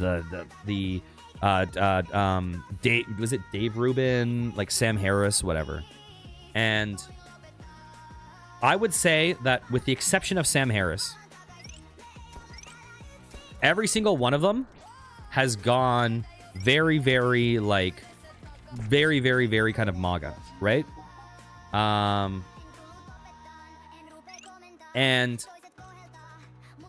like something happened. Oh, Jordan Peterson, whatever, right? At some point, something happened. And one thing I noticed is you would have a lot of these people that were these left-wing figures, and then something would happen, and you get this left-wing led kind of controversy where they would be like, I remember I saw it with Anna Kasparian from the Young Turks, right? And she was sexually assaulted in a park by a homeless person, right?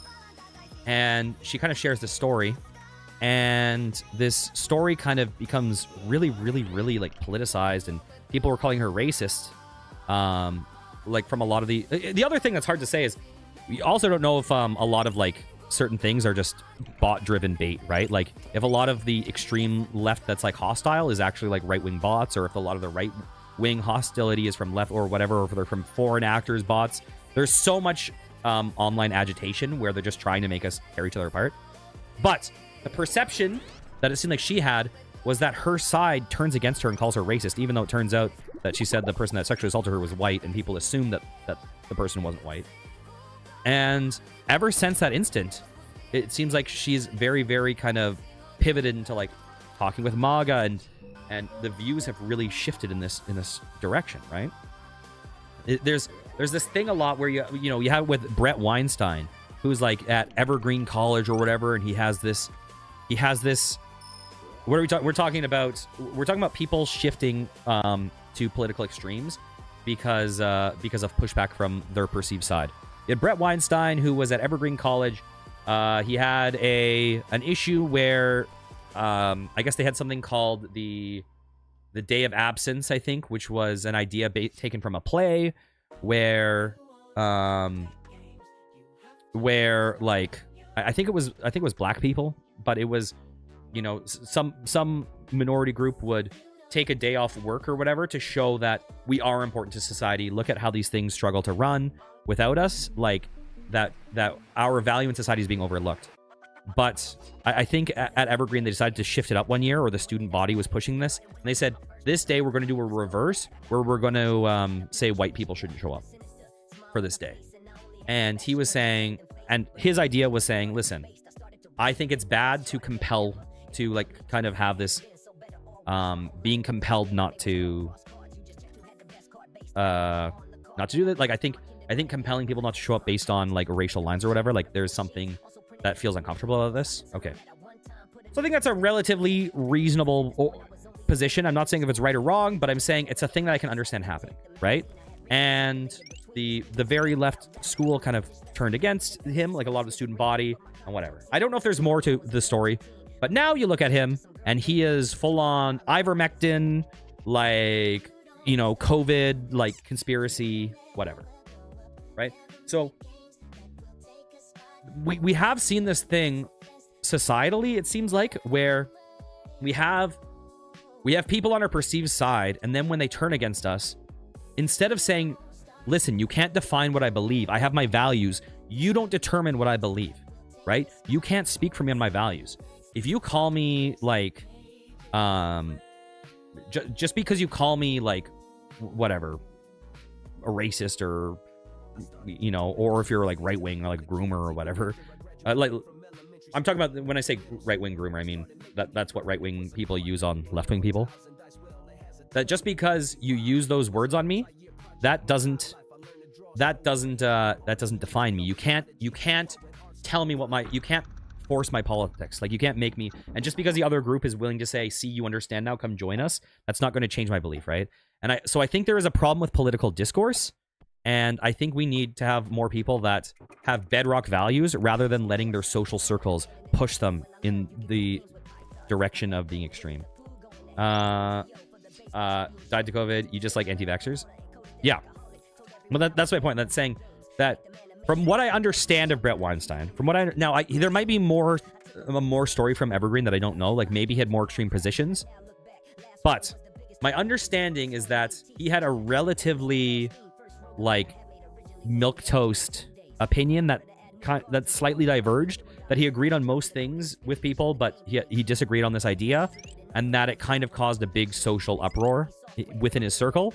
And then the opposite side was like, hey, come on, we won't do that to you, we love you, you're smart, you're beautiful, let me stroke your head. And he was like, yes, I do agree with you, you're correct, right?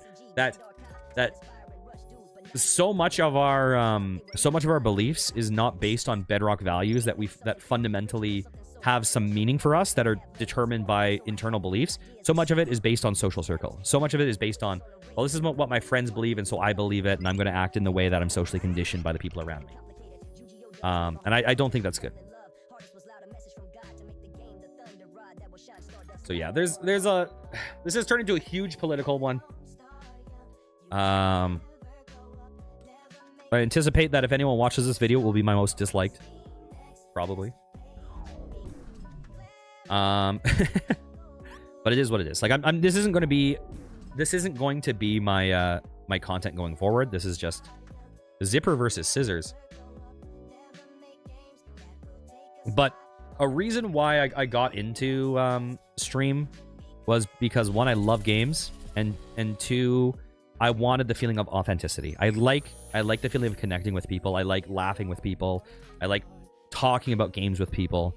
And I think that we're robbing ourselves of these experiences by making everything political. I think the only things that should be political are politics. You know what I mean? Like, I think that's maybe we should disagree on method, but we should agree on endpoints more, right? Like, and fundamentally now I just think we're in different information ecosystems. Okay, let's die. Let's see what happens. What happens? What did dying do? Oh, does that just restart my card situation? Okay, pick up, pick up, pick up. I like I'm just going full random.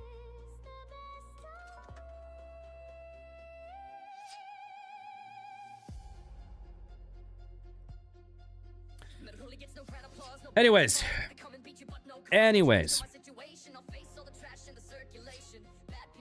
So, suffice to say, let's rein this in a bit for a second, because we need to wrap this up, because we've gone on a journey. We've gone on a journey today. No, I'm not saying that. I'm not saying that to UK. I'm saying that, like, it's time for me to wrap up the politics and wrap up this video. I think that what people need to do more, I believe, is look inward and kind of come up with some bedrock values, right? Like, and I think we often look one layer deep, right? Like, what is the best outcome for an election? And most people will say, like, oh, for Republican to win, or for Democrat to win, or for this independent to win. But I think that we need to sometimes look 2 layers deep. We should say, layer 1 is what's the best outcome? Democracy to win. What's the best level 2? The side that I think will do the best good, right? Because I think that we too often only look 1 layer deep. I think that we need the overarching values to be preserved, the values of the ability to determine our future to be preserved, not just saying give ourselves infinite control of everything forever, and then hope that it never gets used against us. But we robbed ourselves of the tools to correct this mistake, right? So I think that's important. I think we need to start realizing that we're all fucking people. Sorry, we're not all fucking people. We are all fucking... We're all people. Fucking, we're all people. Okay? And we need to stop dehumanizing people. And if someone isn't forcing their views on you... I mean, not their views, but if someone isn't, like... Why would I care if like, Jim marries John? I would care if Jim is forcing me to marry John. I would say, listen, I don't want to marry him. I don't even know John. I'm not attracted to men. Stop forcing me to marry him. Then I would care. But why would I care about these other 2 people doing what is in their... I like how the rainbow pops up on screen as I'm saying this. Like, why would I care about 2 other people living their lives in a way that doesn't affect me, right? Why would I care if, you know... Yeah, there's any number of those things where if they're not forcing my lifestyle to change, why am I going to try to impose it on their lifestyle if there's not a person getting hurt at the end of it?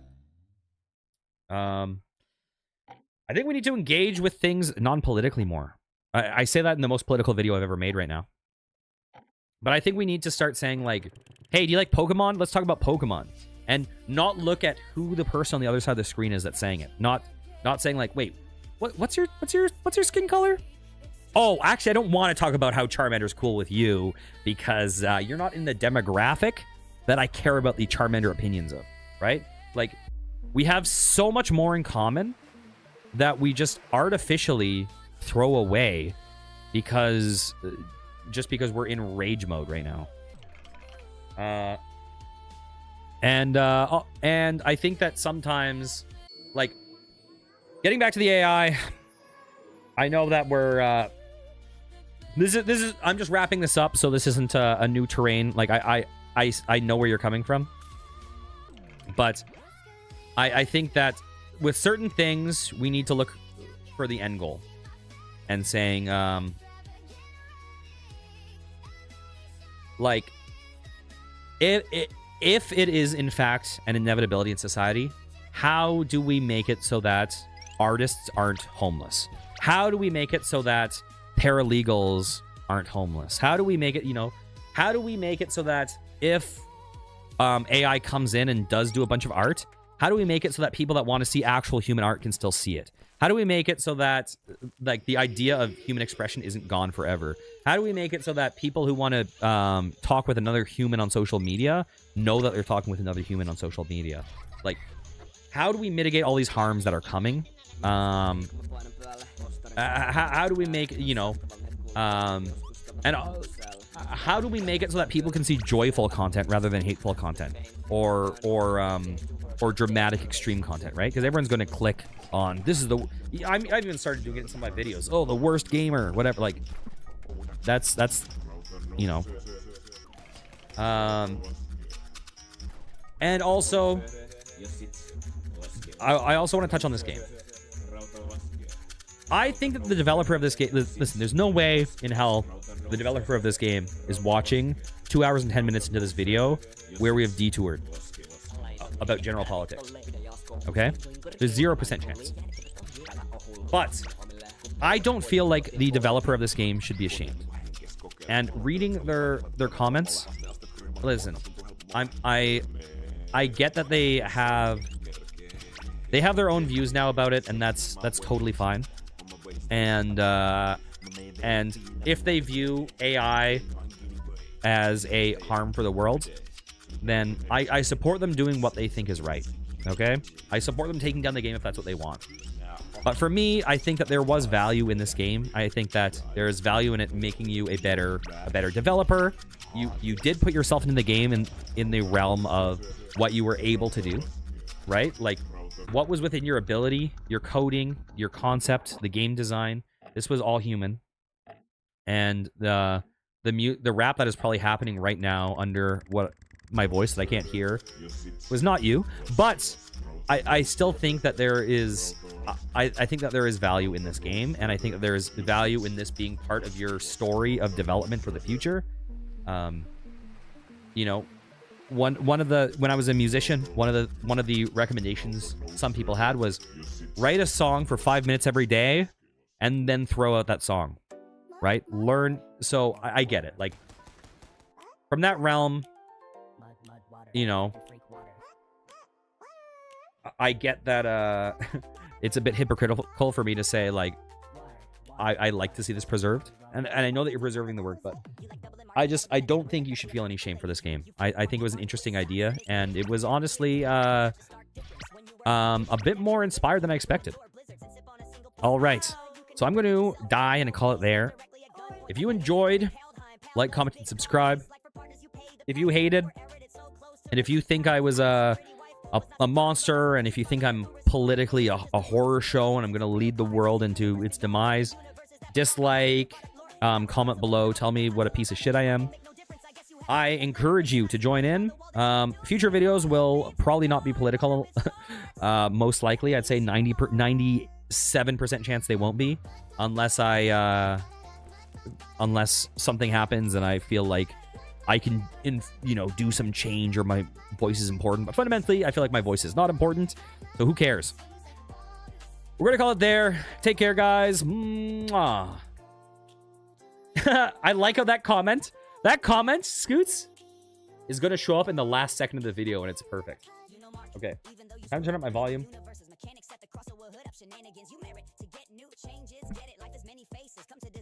Okay. Let's turn this off. Okay, turning off that game. Okay. I gotta change my category. Here, let me put on music.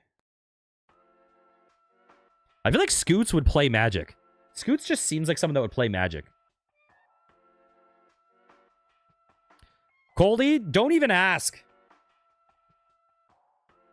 You don't want to know.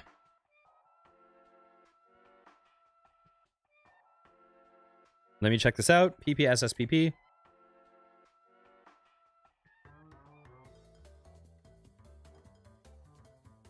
What is this game called? Sorry, let me just see. I can't remember if it's Tears or Tier. A Tier. Okay. Let me, Get this reset up. Okay, I was gonna play a different game right now, but I want to get started on this so I can grind on the during the week if I want. Bam.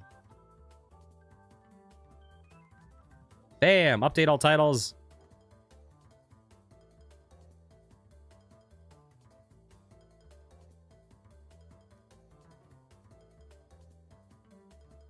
But they also always felt like a scam. Oh, oh, you mean because you have to buy, like, balancing your debt costs money.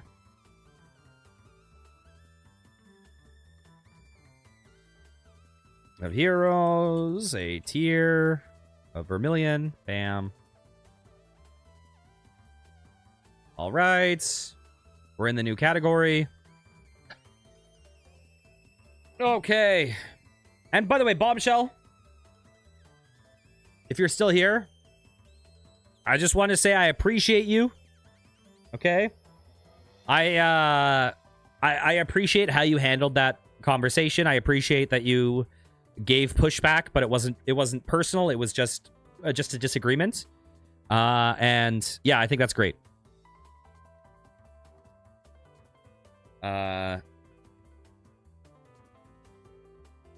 And I think it probably livened up the conversation more than if otherwise it would have been more of a...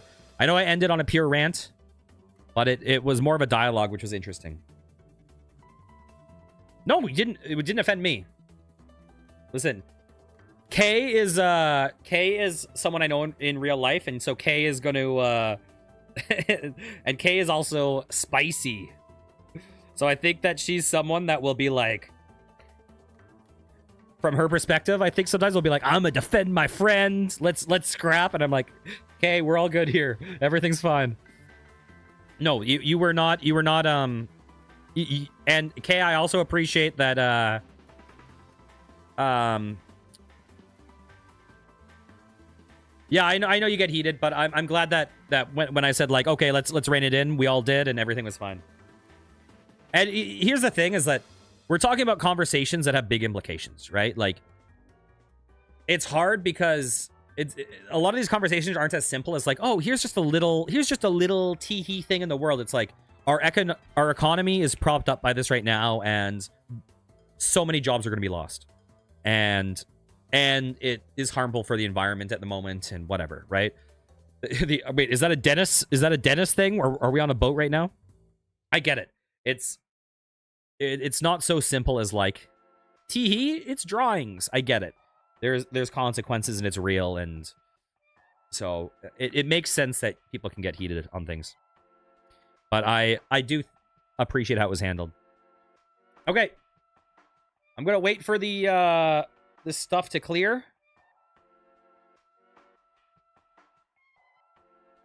Okay, when I say propped up, what I mean is the stock market is propped up by AI.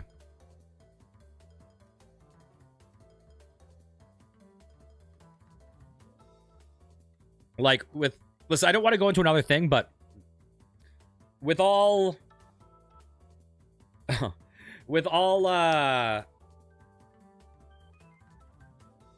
my understanding, listen, I'm an economic illiterate, but my understanding is that all economic speculation is that tariffs would financially destroy us, and the only thing, or I shouldn't say destroy, but financially extremely harm us.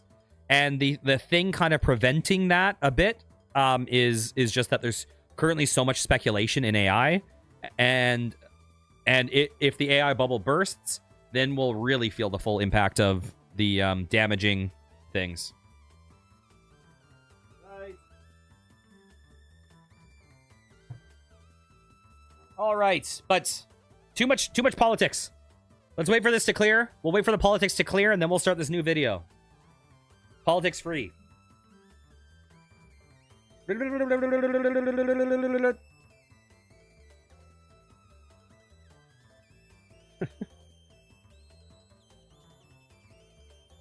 No worries. No worries. Hey, listen, I'm continuing it. It's my bad. Okay. I just want to start fresh.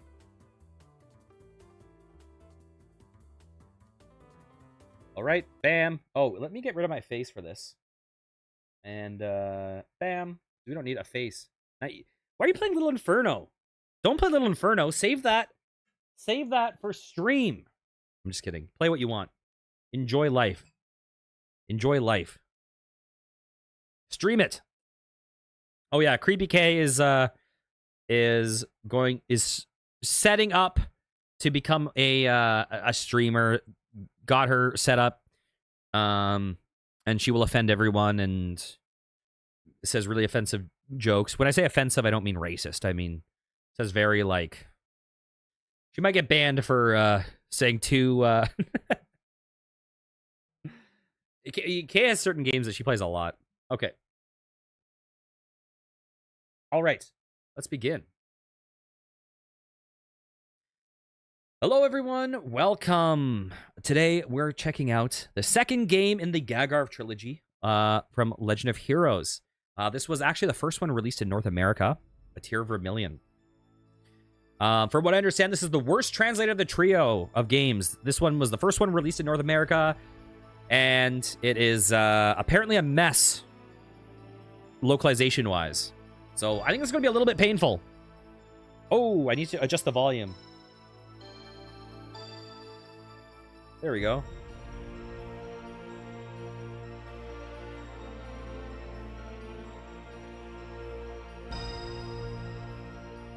So I'm excited. This one is a prequel from the previous one we played. Anyone who is watching this on YouTube, guys, if you are trying to watch my Legend of Heroes playthrough, just know that I played the Moonlight Witch right before this, and I'm going to reference it. So if you want to watch it in order without spoilers of a Moonlight Witch, watch that playthrough first, because I'm going to be pointing connections from that game that are in this one. In the beginning, there was light and there was darkness.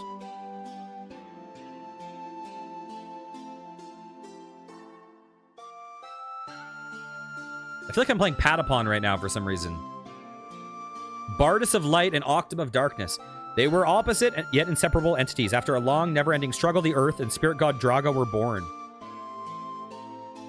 The Spirit bestowed life to the Earth and eventually created humans. Under the protection of the spirits and light and darkness, mankind prospered.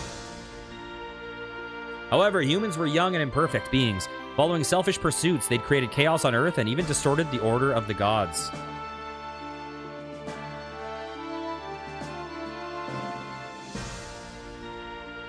The God of Light desired stability, and the God of Darkness yearned change. The two fought furiously, and Bardus emerged as the victor, sealing Octum away for eternity.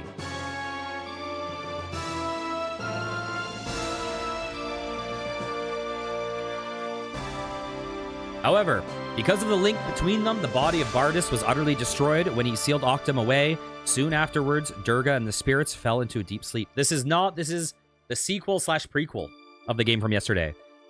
Many years pass by.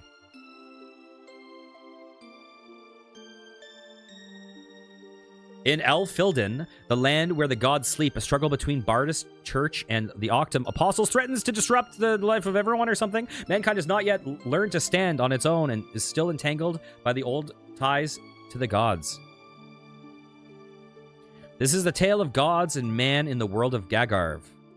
Okay, the world is Gagarv. Because in the other game, the world wasn't Gagarv. That was just like a rift.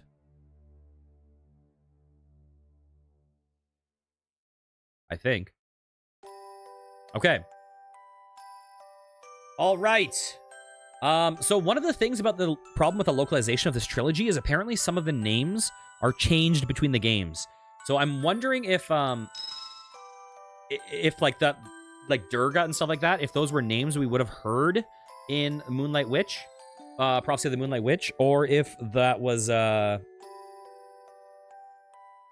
if that was different, because spoilers for Prophecy of the Moonlight Witch, we've learned that there's kind of multiple Genesises in the world, right? Because of this cycle of the Wave of Rawal occurring. Okay, new game.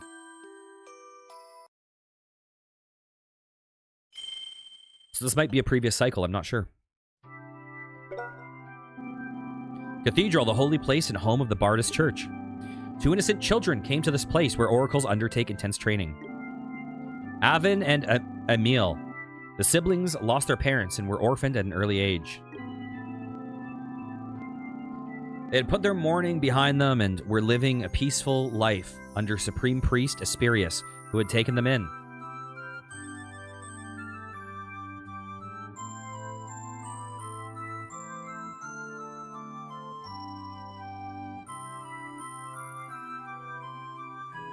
So we're in El Filden. The first thing I want to do is look at the world map so badly.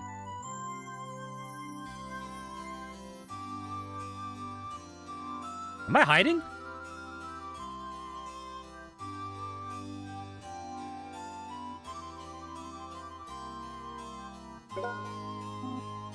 Avon. This way, Avon. I'm sorry to keep you waiting. I feel like these characters have a little bit more of a generic look than the Prophecy of the Moonlight Witch characters. Did Miss Alessia see you? No, I'm okay. Did you bring it, Avon? Yeah, of course. They also made me look a bit younger. Here, it's milk. Thank you, Avon. Mimi. Come out now, it's safe. Meow.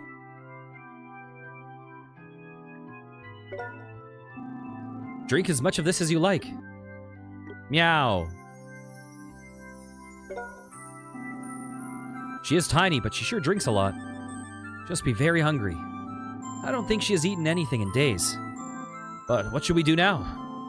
Can we keep her without being caught by the professors? Avon, don't worry. Leave it to your brother. I'm good at hiding things from professors. Avon, thank you. I know I'm asking a lot. You almost never ask me anything. So when you do, I must make it happen, otherwise I'll be scolded by Gawain. Avon, thank you. Wasn't Gawain... Was Gawain one of the Knights of the Round? Am I crazy? We better go back now. This afternoon, prayers will begin soon. We have to get back before the professors find out we're missing. I know. Just a little... Can I stay here just a little longer? Well... Okay, just a little. Yes, just a little. I've heard the name Gawain before. I can't remember, though, if that's what it is.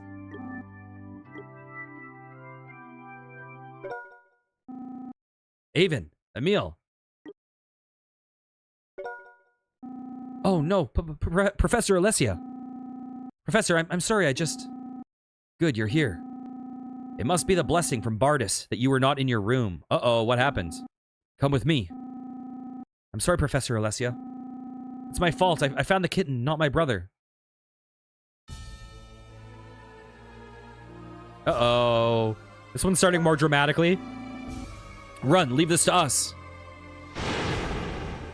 Oh my god, and people already... I think almost as many people have died in this game as died in the previous game already in the first cutscene. I think 3 people died in the previous game, right?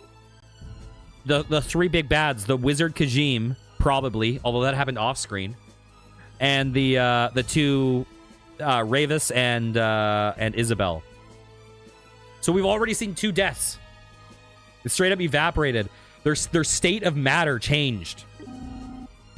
Emil, stay back. I found you, daughter of Durga. Lord Belias. This is a sacred place. I can't let you desecrate the altar with blood and violence. You'll anger Bardus. Ha ha ha, you fool. Where is Bardus? If he's here, call him. It's not in my nature to use violence on women and children. Don't resist. Give up Durga's daughter. Wait. Well, well, Supreme Priest, or shall I call you senile old man? You have fallen into the trap of darkness, haven't you, Belias? I know you were responsible for the tragedy in Canafia. Then I don't have to explain, daughter of Durga. I won't let you get away this time. Go, Alessia.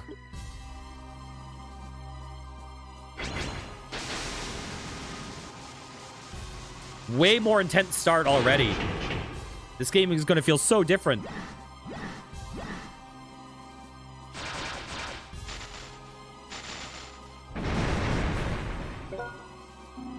Ha ha ha.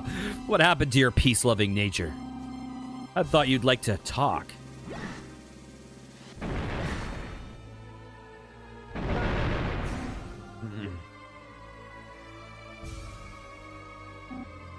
You'll only get those kids over my dead body.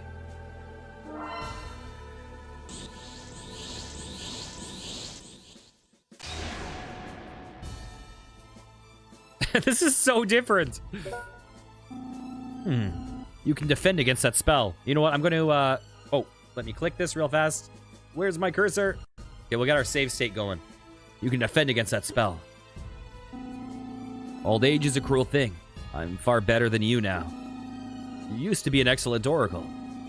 Why did you surrender to an evil force? Evil? Evil is Bardus who brings us false peace.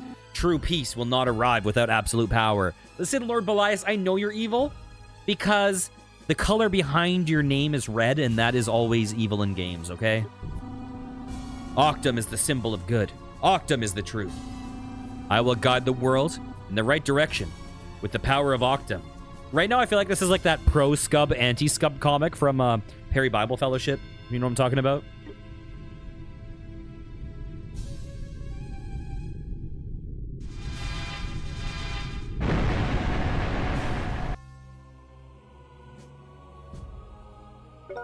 Okay, I don't know if Asperius can die yet, solely because he has a portrait. But maybe. You're possessed, Belias. It's a pity. Is he dead? Or is this temporary? I laugh at the power of Bardus. Ours is the true force. If he is dead, then we have just seen as many people die in this cutscene as the totality of Prophecy of the Moonlight Witch, which would be insane. Go, occupy the rest of the cathedral.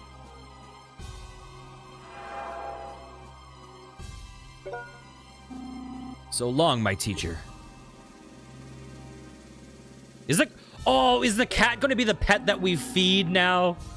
That they threw in this game? Who were those guys, Professor? I don't have time to explain it to you right now. Come quick. Professor Asperius is not coming? Don't worry, he'll catch up soon. As naive as ever, Olesia.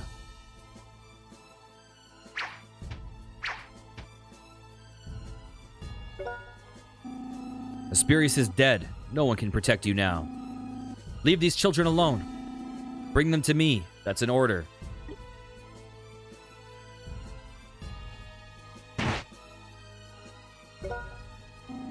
Well, well, who do we have here?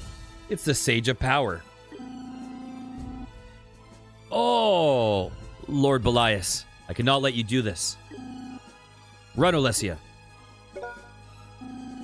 You sages have nothing to do with the church. Don't meddle in things that do not concern you. Sages are duty-bound to protect the hope of El Filden. Those kids are a part of that hope. I cannot let you take them away. Very well, then. I shall be the judge of your reputation, sage. Oh, we didn't see what happened. That means he's going to live.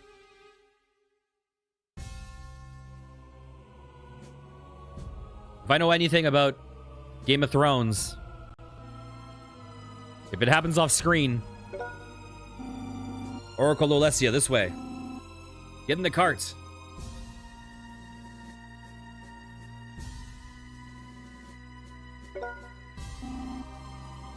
Come, get in.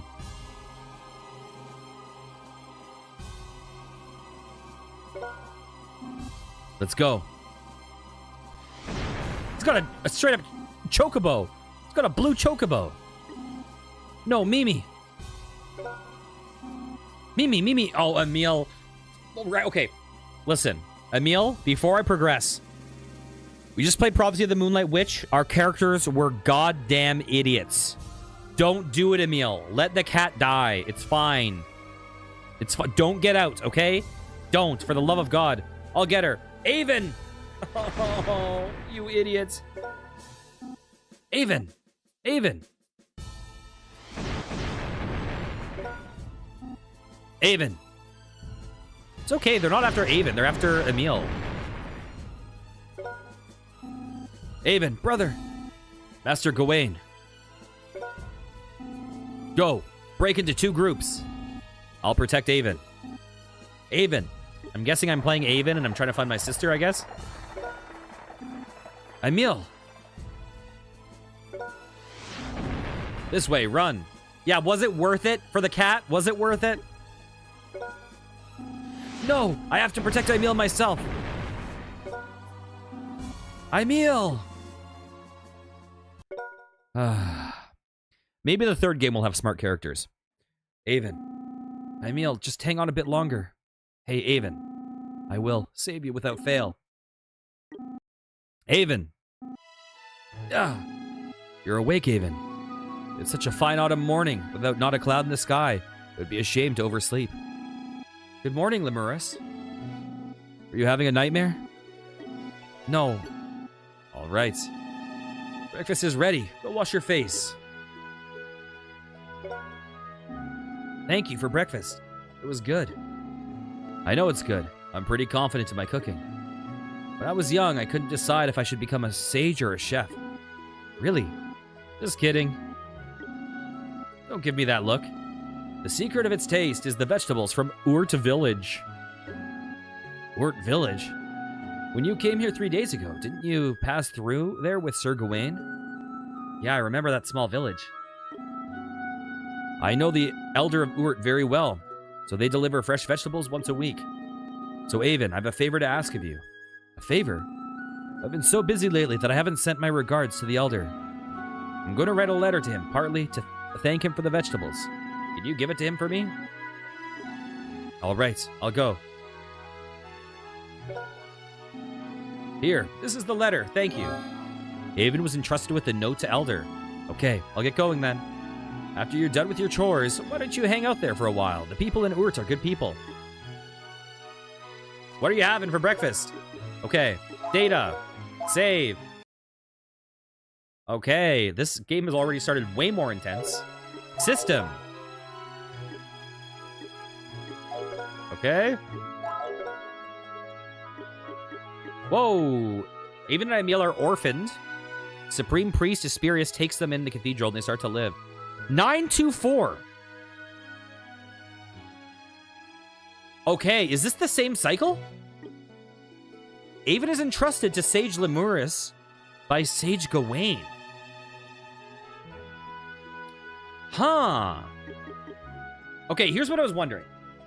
The Gagar of History. So we learned in the previous game that there have been multiple cycles, so I wasn't sure if the Genesis was the Genesis of the world or if it was the Genesis of the cycle.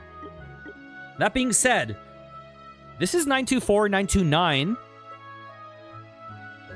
The previous game took place in 992, right? Crossing of the Moonlight Witch, I think, was 992. I think the Moonlight Witch explored in 972. I think Lap was doing his shit in, like, 952? So that means...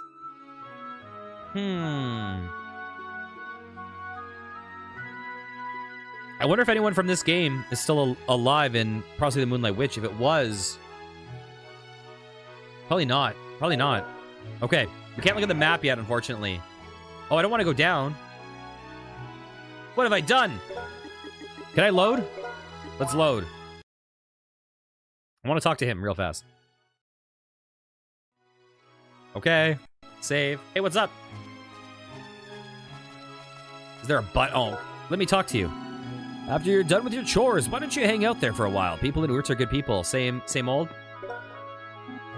Okay. Let's walk around. Anything to read? There is. The books look difficult for Avon, because he is an idiot that chases cats out when impending doom is coming. Not saying that literacy... Okay, listen. I'm not saying literacy equals intelligence, but okay. Just don't, okay? Everything's fine, okay, guys? Please, don't, it was just a passing... There's no implications, guys. Please. I'm sorry. It was a bad joke. Okay, sometimes jokes fail. So boring. Hey, leave me alone, guys. I'm sorry.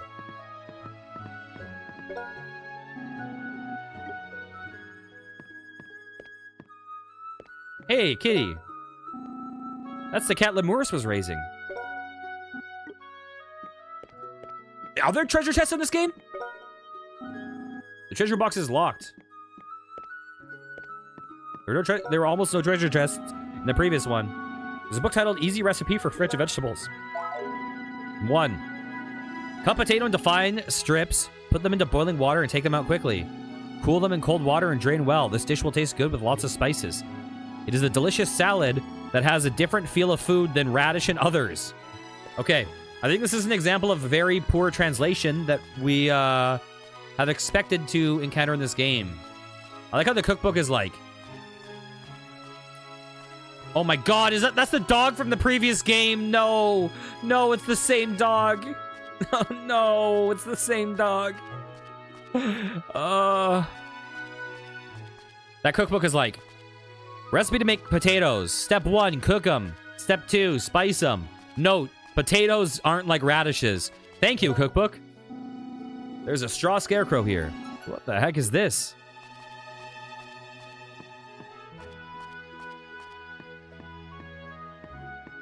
Do I get to choose which pet I have? That's the rabbit Lemurs was raising. Oh! So you remember how I saw the RPG chick? For a moment in the previous playthrough, and she had a rabbit following her. And I was like, how the hell does she have a rabbit instead of a dog? I bet you she imported her save into that game before the, Oh, I wonder if she imported her save before you get the pet, and that made it so that she got the rabbit instead of the dog. For some reason, this reminds me of Tomba, this screen. It's fine. Okay, that is some translation nonsense. There's no way he said it's fine.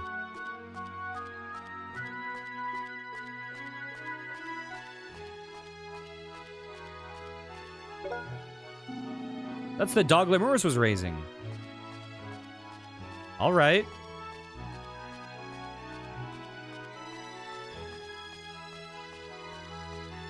Down we go.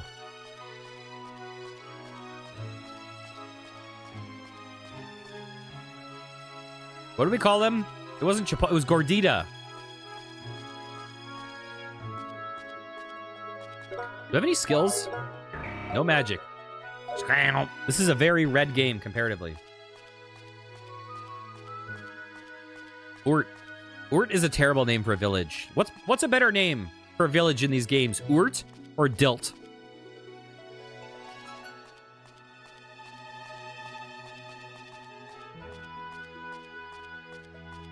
Who would build a village here?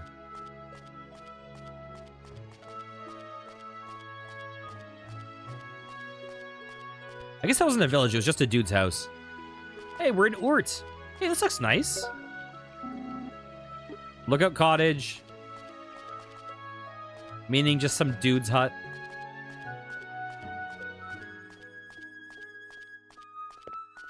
I feel like this village feels a bit more inspired than the villages in the sequel.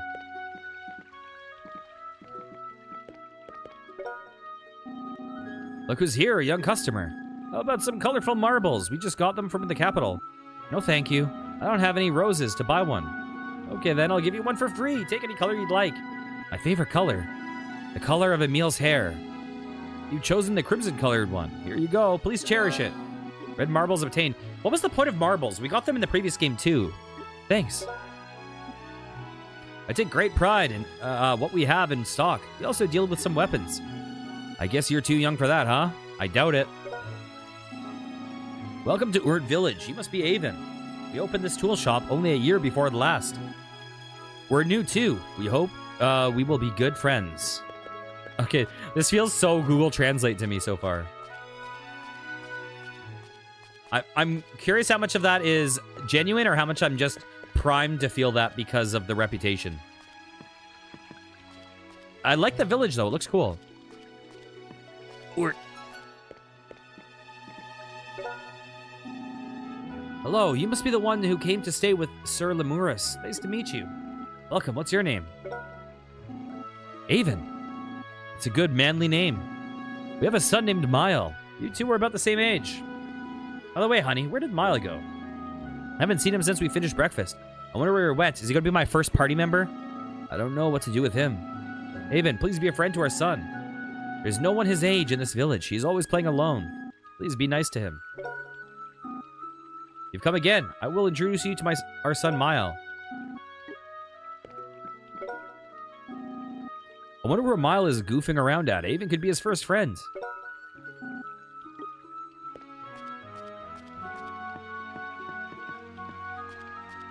Okay. Hello. Nope, not you. Don't want to talk to you yet. You got an exclamation mark. That means I talk to you later. Oh, I can go up here. Hey, what's up, fam? Hey, you must be Avon. I heard about you from Elder Roan. You live in the Lookout Cottage, right? There's nothing special in Ord Village, but we grow delicious vegetables. Potatoes, carrots, cabbages, and tomatoes. Look forward to our delivery.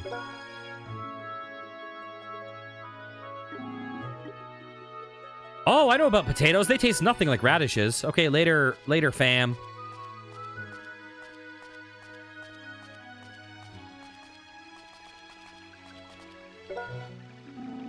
West Capital Filden. Okay, let's not go west yet. Let's go west. Let's see what happens. Let's just do what we were asked to do, loser. Why do you keep trying to walk away? Dude. We got work to do.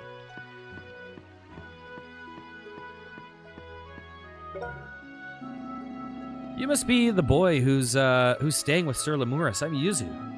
What's your name? Hey, cheer up. If you don't, how about this? Yuzu tickled Avon's side. Hey, stop it. Oh yeah, I'm sure everyone loves when strangers tickle you. What are you doing? Have you cheered up now? What's your name? Avon. Avon, nice name. My grandpa's inside the house. Come back when you're done with your chores. I'll play with you.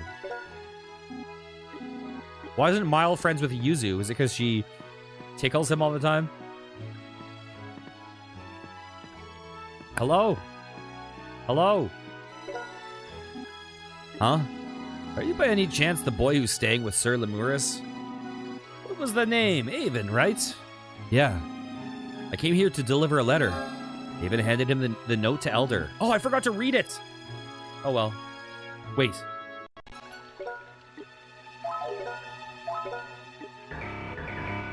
Okay. Amazing. I'm glad we did that. Okay. Speed mode. Speed mode. We want the tickle lore. I'm trying to talk to you. Okay, nailed it.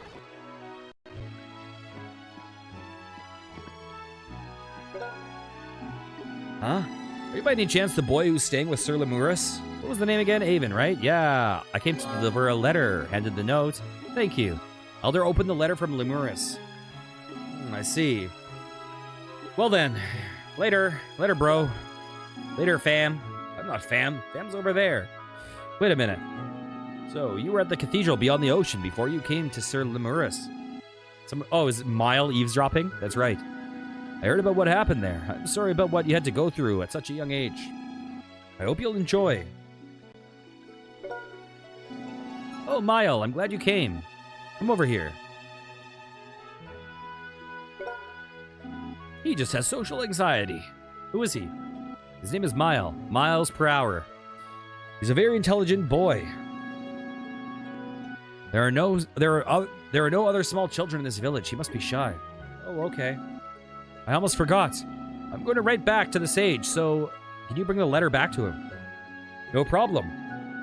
Please wait for a while. I'll write the letter right away.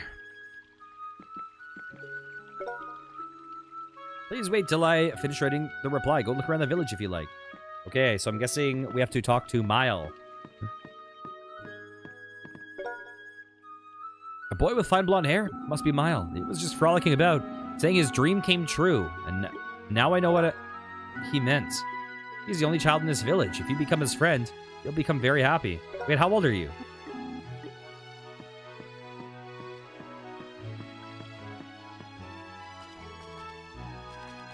Nope.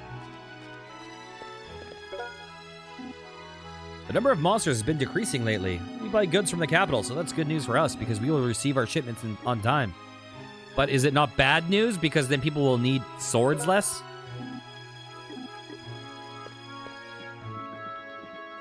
Excuse me, sir. I take great pride in what we have in stock. We must also... Okay, we've already read this. Let's go talk to fam.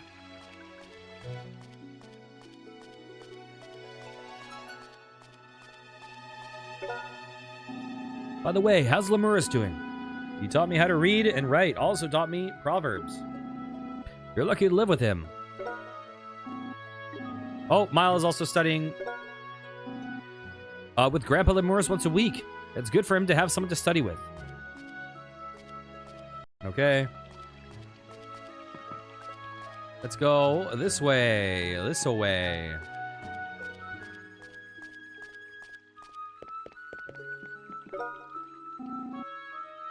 Okay, nothing new. I wonder where Milo's goofing around at. Avon could be his first friend. Nothing new.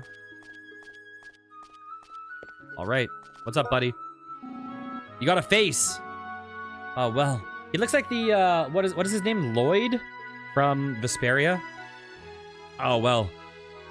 Maybe he just looks like a generic blonde protagonist.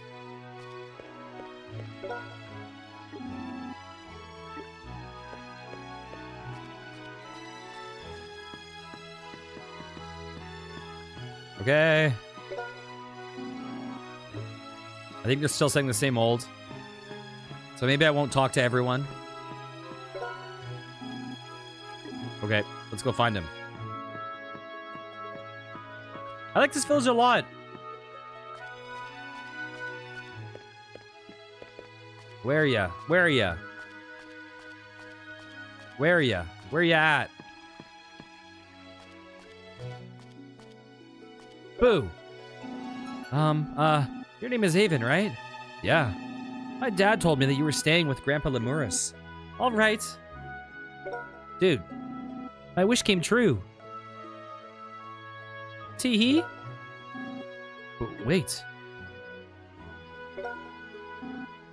Weird. His wish was for a Kingdom Hearts-ass protagonist to show up.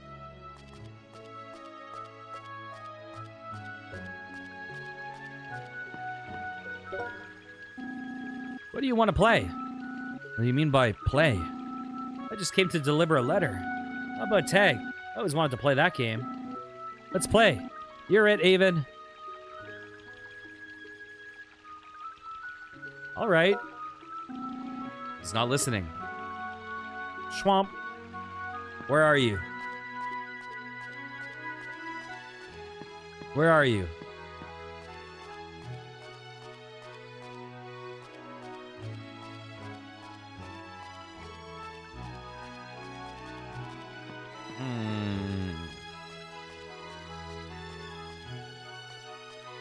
Where are you?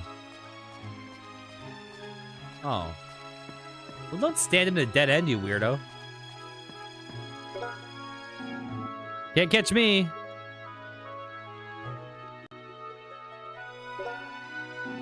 Wow, Mile. Hi, Elder. We're playing tag. Come on, Avon. You're it. Try harder. Avon, don't be dumb. Block the door. Oh, my God.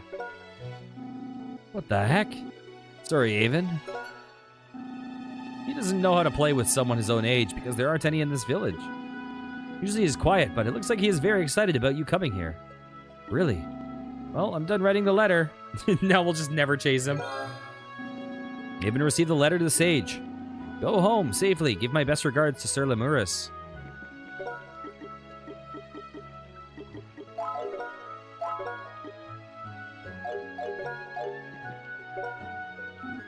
Wait, I totally forgot. We have an autumn festival in this village. It is to thank Nephthys, the Earth Spirit. If you'd like to, why don't you join us? Okay.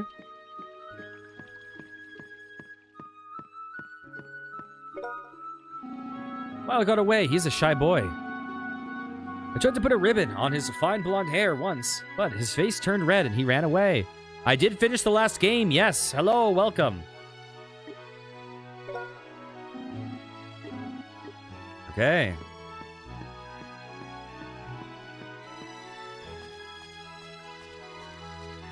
Where to? We have a harvest festival in Urt Village.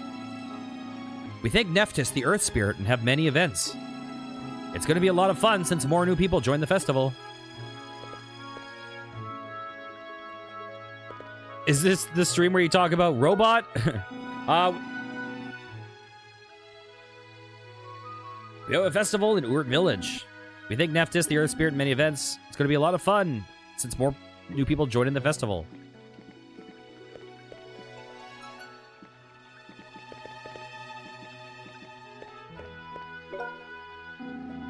I take great pride in what we have in stock. We also deal with some weapons. Okay. Oh yeah, so I just streamed a 2 hour of like an AI thing, and we went way too deep into AI talk. Way too deep. I need to pick some vegetables to offer to Nephthys since the festival is coming soon. You know what? It's probably a good thing that you missed it, to be totally honest. Besides, I have to send some to the capital too.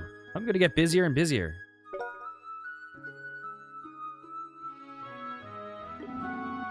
Besides, I have to send to the capital. It's gonna get busier and busier. Ooh, those are cute emotes. Whose are they?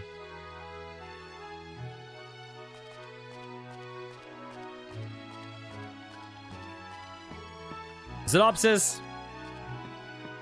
We basically just had a discussion with disagreements about whether it should exist or not. I said I think its existence is inevitable, but we should try to mitigate the harm that's caused by it. So it was kind of a discussion where one person was saying that they think it's so harmful to society that we need to get rid of it because there's no benefit. And I was kind of saying I don't think we have the power to get rid of it. I think that it's a genie that's out of the bottle. You can't put it back in. So instead, we need to focus on the ways to prevent bad outcomes and to protect, the people that are harmed by it. That was that's a basic overview of the discussion broadly. You've come again. I will introduce you to our son, Mile. Okay, they're saying the same old. I wonder where Mile is goofing around at. Avon could be his first friends. Poor Mile. We're just ditching him. And then we got a little too heavy into politics, and I usually avoid talking politics on my channel, but I just contained it to that one stream. Oh, look who it is. Oh, we're just ditching him. Hey. Ah. Avon, are you going back already? My job is finished. All right, then. Goodbye. Hey, wait a minute. Come with me. What? Well, I apologize for what happened today. I was full of myself. Next time, I'll do whatever you want to do. So, will you play with me again tomorrow? I'm sorry, but I don't want to think about that now. I'm thinking about Emile. Emile? Who is she? It's a girl's name, right? She's my sister. Emile is... What is it? Leave me alone. It's none of your business. Aw. Avon, wait. Please listen to me for just one moment. We have a festival in Urt. It's a celebration to thank Nephthys in the mountain for the autumn harvest. So what? Nephthys will grant us one wish at the festival. Okay. So you should make a wish. And Nephthys will surely grant your wish. That's all I wanted to say. Sorry to have kept you. Oh, Miles' actually a sweetheart. See you soon. Just a socially inept sweetheart. A wish?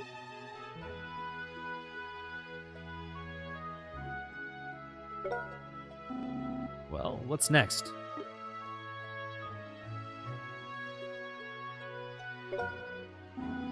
The beautiful cathedral has fallen. Lord Belias has ceased his activities, but only for the time being. He's just preparing for stage 2. For the second stage, he means to release the seal off the underground. The capture of Durga's daughter comes after that. I wonder if I live to see the end of this.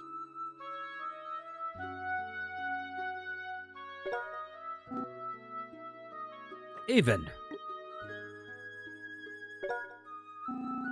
That was fast. You're already home. I delivered your letter. And he wrote you back. Avon handed him the letter to the sage. Thank you. So, how was Urt Village? Don't you think it's a pretty nice, quiet town? I like Urt a lot, actually. Did you meet a boy named Mile? I tutor him once a week. I did. But I don't think we can get along. You don't think so?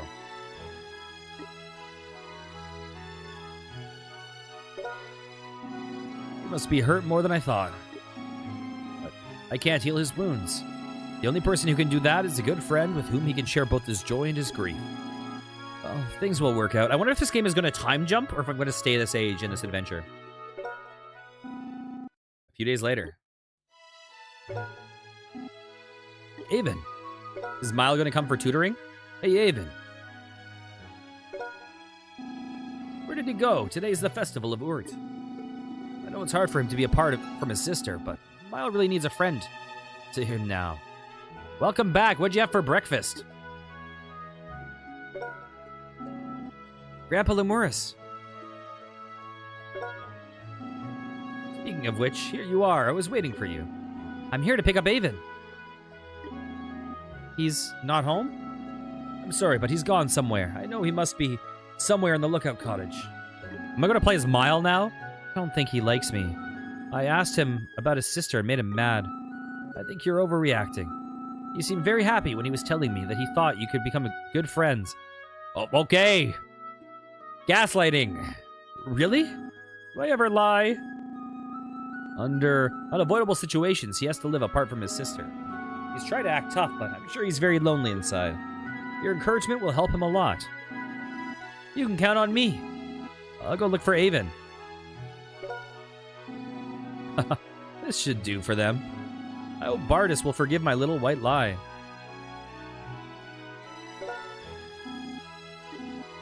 Emil.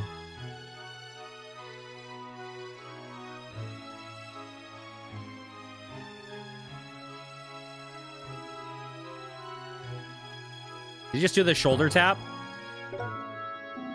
What are you doing? The festival is starting soon. Yeah. Let's go together. You thought about what you'll wish for? Wish? You don't think about it. You didn't think about it. This is the only opportunity for you to have for Nephthys to listen to your wish. You don't have a wish? I do. Then we gotta go now. It will start soon. Mile joined the party.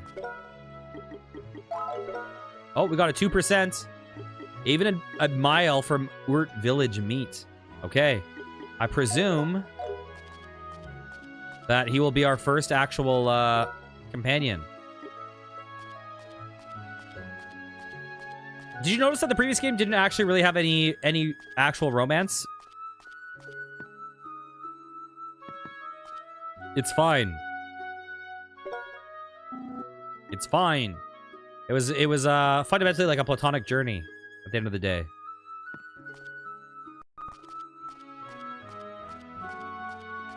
I think there were some implications of a little bit of jealousy at one point.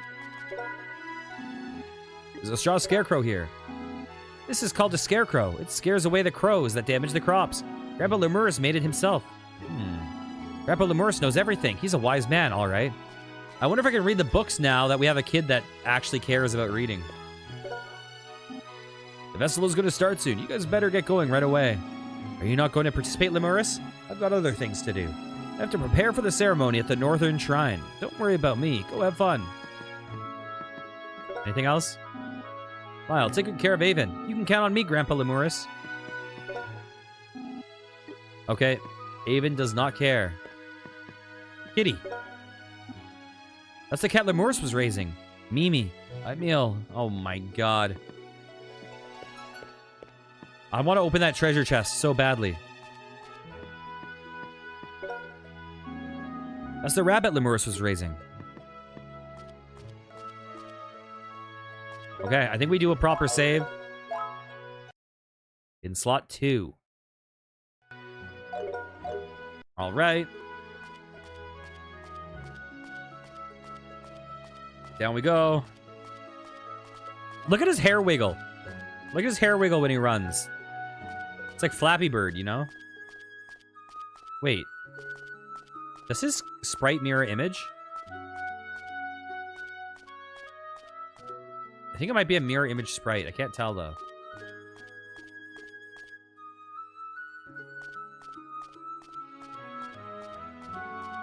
Okay. Hey, Avon. What? What's your wish? I don't want to tell you. Is it about your sister? Sorry, are you mad? Not really. It's not your fault that Emil was taken. You want to see her, don't you? Of course I do. Ever since our parents died, we were always together. We dealt with the pain by cheering each other up. Just looking at her smiling face made me feel like I could do anything. But I couldn't save her. Well, you maybe could have, but instead you went for the cat. When the bad guys attacked Cathedral, I couldn't save Emil. So that's what happens. Even Lemurus doesn't know where she is. Lemurus said that bad guys were after her, so even if he knew, he couldn't tell me. I may never be able to see Emil again. Avon. Don't worry, Avon. Nephthys will grant your wish. Don't give up. If you keep trying, you'll see her again for sure. You're a nice guy. What'd you say? Nothing. Let's leave at once. The festival will start soon. Okay. Oh, the white lie worked. We just learned an important lesson. Lying is good. Hi, Avon. Glad you could make it. We were waiting for you. Has the festival already started? Soon. The elder is about to give a speech. Come on, let's go to the garden.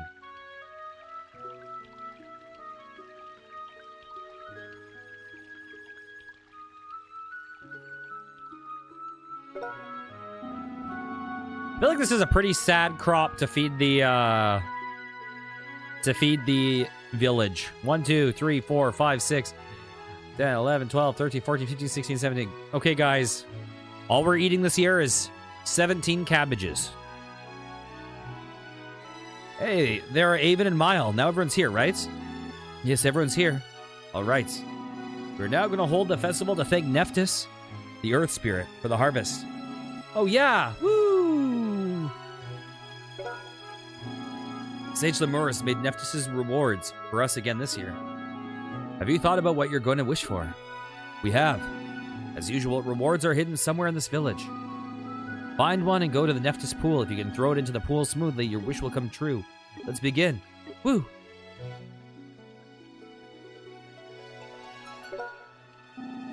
Come on, Avon, follow me.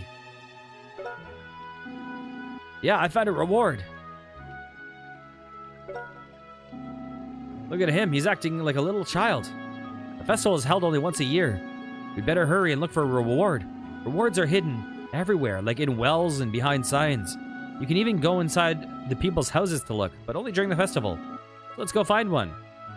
Heck yeah! Is this Fam? Fam, did you find the reward?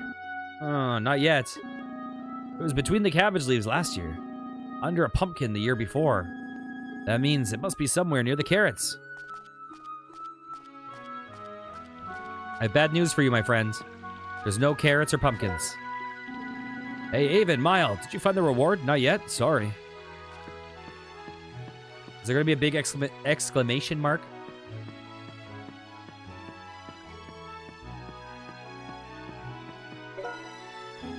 Hey, big sis, how's it going? Hi, Avon, Mile, I see you guys have already become good friends. No, we're not good friends. Of course, we're the best friends now. Well, wait a minute. Good for you guys. Having food friends is a beautiful thing. Having food friends.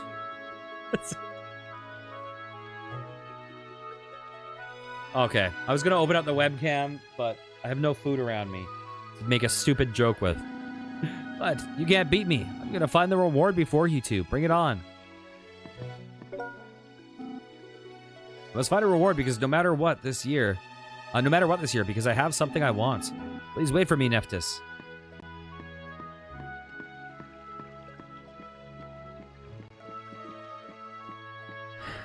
I can't have food friends because I eat them all.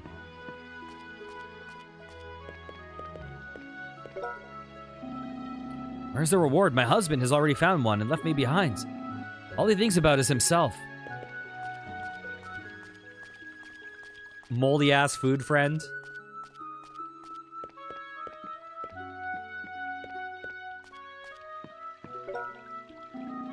Hi guys, did you find any rewards? Where in the world did the elder hide them? Okay. Have we talked to everyone? Not quite. It was on the counter of the shop. I will have good luck this year since I found one so quickly. Go look for one, guys, or everyone else will get them before you do. You can't find the reward? I'll give you a clue then. What's the word with one syllable which starts with we and ends in two L's?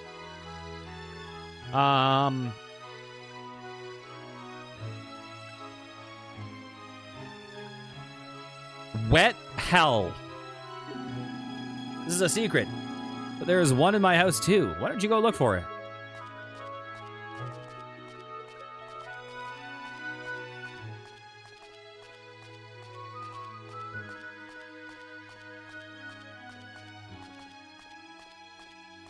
What? Oh, there it is. Found phylactery. This one's for you, Avon. Are you sure? Yep.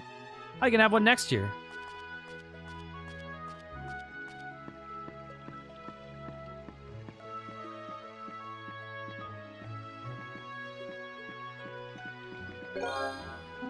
Put it in the fire? Oh, maybe it was behind the picture. Oh, it is in the fire. Wow, it's hot. I'm glad it didn't burn. Now we've got enough for both of us. Let's go to the Nephthys' pool. You remember the bridge at the entrance of the village? You dropped this from there. I hope things will go well. Okay, let's throw rewards into the pool. Honey, good luck. How the hell could you miss? Pray for our success. All right, let's go. Here's to abundant sales.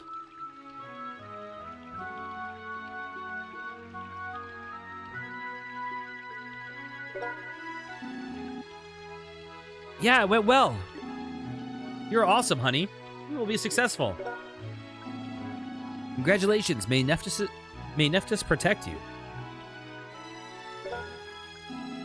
Doesn't it look fun? What are they doing? They're throwing their rewards into the side of the pool from the bridge. It's called Nephthys' pool because it's connected to Nephthys' shrine. If the rewards float into the middle of the pool, then Nephthys will make your wish come true. Uh-oh. What if they don't?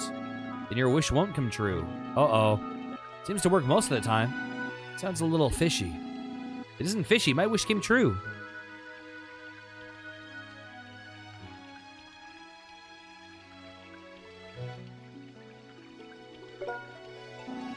I did it. I can wear a cool dress. Man, your dreams are so low. So attainable. Good for you. Can you imagine being the person who, like, didn't get the phylactery because she got it, and is like, oh, I wanted to wish that my ill child is gonna get through it. And she's like, I wish for a cool dress, and it's like, bitch, I would have bought you a cool dress if you'd get me, but like, oh, just what a waste. Whose turn is it next? Us. We haven't gone yet. Oh, Mile and Avon. Come over here quickly. Okay. Okay, so come on, Avon's is gonna go to the side and everyone's gonna feel like an asshole. Go, Avon, come on.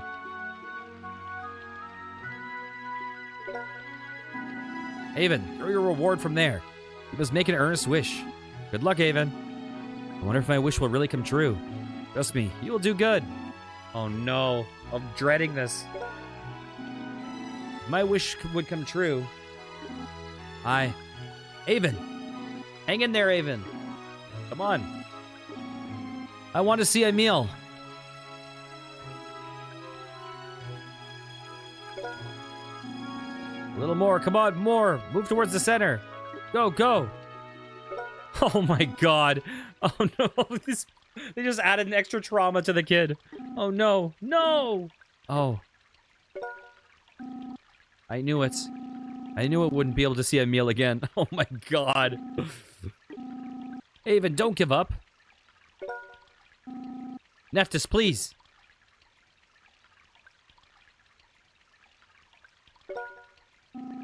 I wish Avon will be able to see a meal again.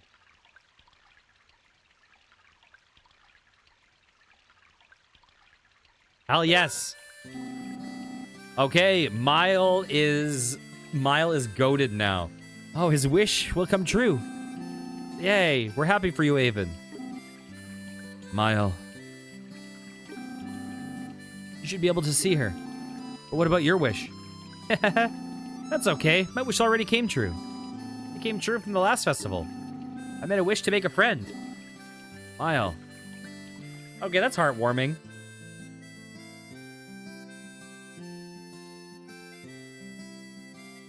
As if a dream, the early days of boyhood have passed away in the blink of an eye. Okay, time jump.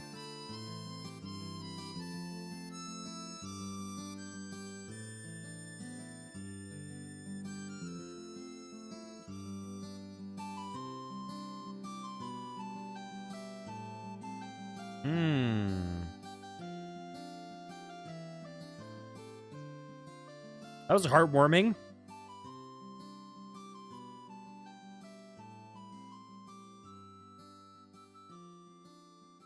The young boy was brought from cathedral, grows up well under the benevolent watch of his friend. What? Why did it just jump? Haven. What, old man? What do you need? I will get you anything you want. Was that just the speed of emulation was fucked or something? That was weird. I will get you anything you want. You're kinder than usual. Oh, we're so much older now.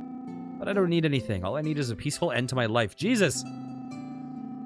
Don't say things like that. That's bad luck. Oh, Avon looks a little bit less generic now. You'll get medicine. You'll get well soon because you've taken your medicine. There's no medicine for aging. That's just nature. The reason for Durga. Stop talking like that. Avon, you never mentioned it, but I knew that you were always thinking of your sister. I pretended not to notice it. You were too small to be involved in danger. But you're 17 now. Oh, we're older in this game than the previous one. It's about time for you to decide your own future, old man. Where's Emil? Like I said before, even I don't know her whereabouts. The power of darkness invaded Cathedral to get your sister. She was their target. Emil's whereabouts were concealed, even from us, so that the enemies wouldn't find her. If you want to see her again, you'll have to look for her by yourself. I'm ready. After all, I'm your disciple. You're so conceited. But you're still a child. You must gain strength, wisdom, and kindness to protect what's important to you. Before beginning your journey in search of your sister, you must visit Sage Dinnerkin. Sage Dinnerkin. He's a great scholar who was crowned as one of the 3 great sages along with Gawain and I. He lives in a mansion in the profound Prayer Woods beyond Tibri Village and north of the capital, Filden. You will need Dinnerkin's wisdom to find Emil and protect her till the end. All right, I'll go visit him. Are you going to give me a key now? Then Avon, get me the stuff inside the treasure box. Okay, there we go. The one over there. Avon obtained Cabeza. Isn't that the delicious sausage that you cut and put on crackers? We got some kielbasa. Kubasa. There's something like a decoration inside. That's the sacred treasure. Is that his food friend? He keeps his food friend locked in the chest? That's the sacred treasure, Cabeza. It is called the Head of Bardus. I want you to deliver it to Dinnerkin when you find him. Dinerkin. Can you do that for me? Sure, no problem. But you must get better first. If I leave you in your current condition, I won't be able to stop worrying about you. You're so stubborn. But no matter how much you try to act tough, you can't hide your kindness. Thank you for studying hard and growing into a good man. Avon, I am proud of you. Old man. I wonder why 17 is such a common age for characters in JRPGs. I wonder if it's because it's like old enough. It's like the cusp of adulthood or whatever, where it's like old enough for the independence, but it's still like gives you that coming of age story kind of a. I'm curious if that's it. But you rarely see like people in their 20s or older. You like almost never see people in their 30s. I remember what was it? Tales of Vesperia had Raven, who was like the old man. And I think he was like 35. Like he's younger than me in real life, and he's like the old man of the story. Are you kidding? Grandpa, Lemurus. He dead.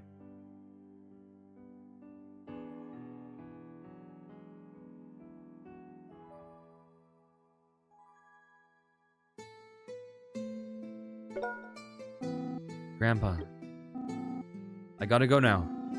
All I have to do is meet Sage Dinnerkin and receive the teachings from him, right?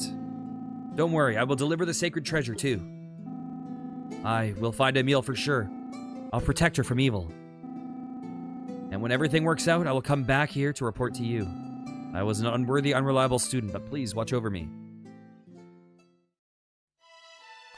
All right. We did it. We now have our freedom to explore. We are in the game proper. If you have enjoyed, please consider liking, commenting, and subscribing. And next time, we will begin our journey proper. Take care, guys. Mwah. Okay. Hello, everyone. Welcome back to some more Legend of Heroes, a tier of Vermillion. Gagar of 852 to 936. Oh, we're at 936 now. Lemurus, the Sage of Mercy, rests here. Sage of Mercy. Okay. So where are we at? 3%.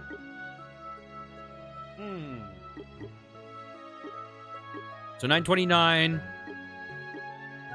936. Let's check our inventory. Okay.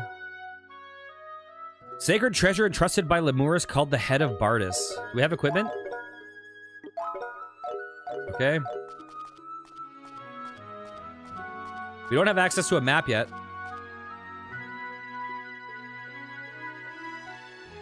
And we have a pet. Of course. Oh, I guess I can't go on and leave you here. Okay, then let's go together. I can only do simple things, sorry. Listen, in real life, I'm more of a dog person than a cat person, but I like this cat more than the dogs. Can I talk to you? Happy. Have no pet food. Okay, can we take a look? It fine? It not fine. It's fine. What does that even... Is that supposed to mean, like, it's beautiful or something? Like, what was the translation from? There's a straw scarecrow here. The old man made the scarecrow. Was standing here even before I came here. The old man was pretty skillful in everything. He was a good cook, too. Can I read now? Book titled The Genealogy of Gods and Spirits. Yes. The Genealogy of Gods and Spirits, edited by Bardus Church. The nature of the light and darkness goes against each other. But no one can't stand alone without the other. Bardus, the god of light, and Octum, the god of darkness, are united. This was proven when Bardus sealed Octum in the ground. Bardus lost his body at the same time. They are dependent on each other. Bardus sealed Octum, Bardus lost his body. In the middle of the war between them, the spirits and Durga, the ruler of the spirits, appeared. They would stand neutral without taking either side. Under Durga, there are the famous four great spirits, which have been the object of people's worship. Nephthita, Idun, the gentle wind, Scotia, of pure water, Nephthys, the harvested land, and Czar of the raging fire. They gave their life to the earth and nurtured the it. Humans were created at that time. Thus, Durga was not only the creator, but also the mother of all living things. But Durga and the spirits are said to be resting somewhere on this earth since Bardus and Octum disappeared. There's a book titled After the End of the Battle. The light and darkness of Bardus and Octum. These two gods were born from competition. What was the meaning of their birth? People are torn between the two. There are people who worship the light and people who worship the darkness. There is a battle between the two sides.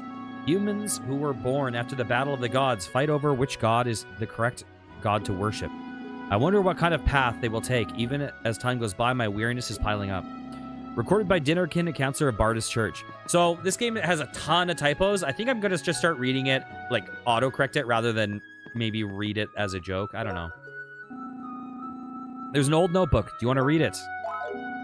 A sage is a watcher of the world and a protector of hopes. He loves people and does not neglect to pursue the wisdom and power to search for the appropriate path. His role is also to protect the fire of hope and link to the future. The old man write this? That seems kind of like self-aggrandizing, you know what I mean? Like, that'd be me being like, a streamer is a voice to communicate to the people, to share in the love so that people can find meaning. It's like, dude, I'm just playing games, okay? Nothing is in the treasure box.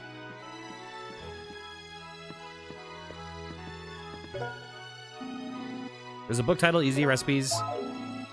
Okay, potato. Amazing. Okay, did we get more history from reading that? We did not. Is the bunny gone? What do you have?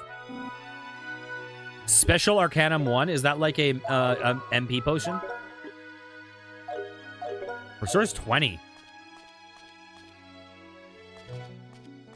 Okay, is Mile gonna join me? I feel like Mile's gotta join me. Is Yuzu gonna tickle me? Wow, this cat gives me lots of stuff. Is he hungry now? Or she? Nope, wrong button.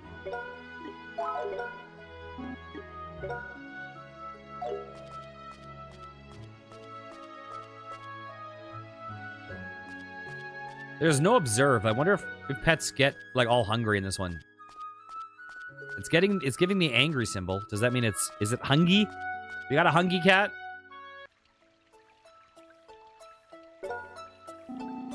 We're at village, huh?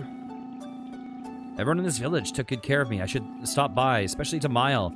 I wonder how he would react if I tell him I'm going on a trip. North Lookout Cottage. Is he in his house? He is not. Haven, glad you came. We haven't seen you since Sir Lemurus' funeral. Have you lost weight? Are you eating well? I'm eating good. I know a really good potato recipe. Boil it, cool it, spices. The old man taught me how to cook. By the way, where's Mile? Mile's at the exit of the village. He's watching for monsters so that they won't enter this village. Please go help him if you can. I'm worried about you. Are you sure you can live alone? Why don't you eat dinner with us? Mile is at the exit of the village. He's watching for monsters so that they won't enter the village. Please go help him if you can. Okay.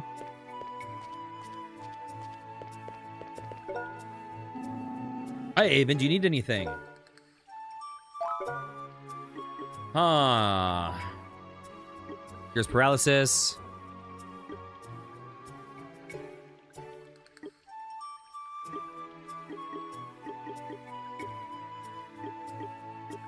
Huh.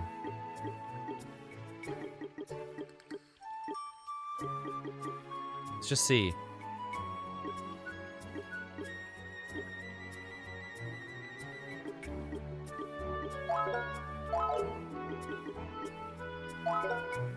We'll get those. We could sell better products if merchants would come from the capital. Get us started, right?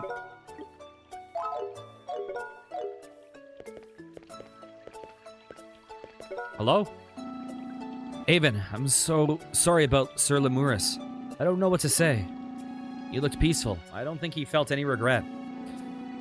Thank you for your help at the funeral. It must have been very expensive to get that many flowers. It's the least I could do. Sir Lemurus was very good to us. We ordered them at the tool shop in the capital, and we bought them at the wholesale price, so it wasn't bad. Okay. Man, this game has had more death in the first hour than the entirety of the previous game.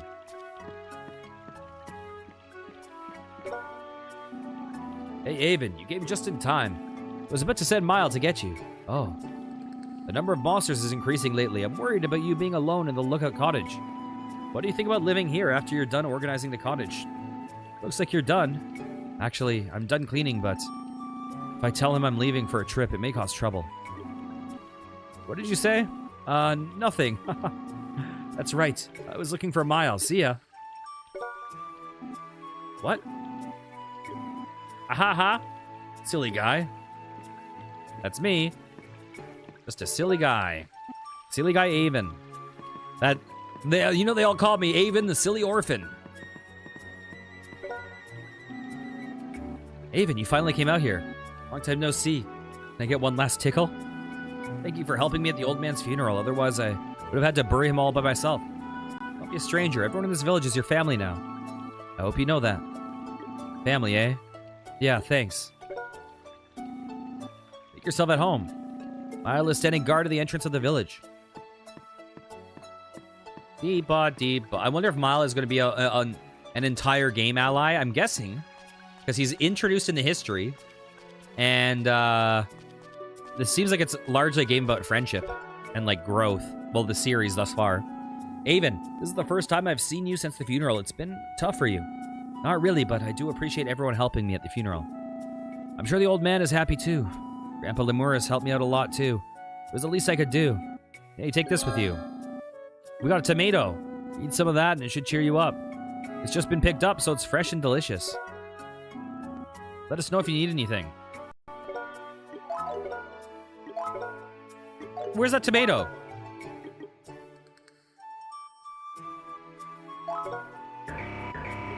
Get out of here. Okay.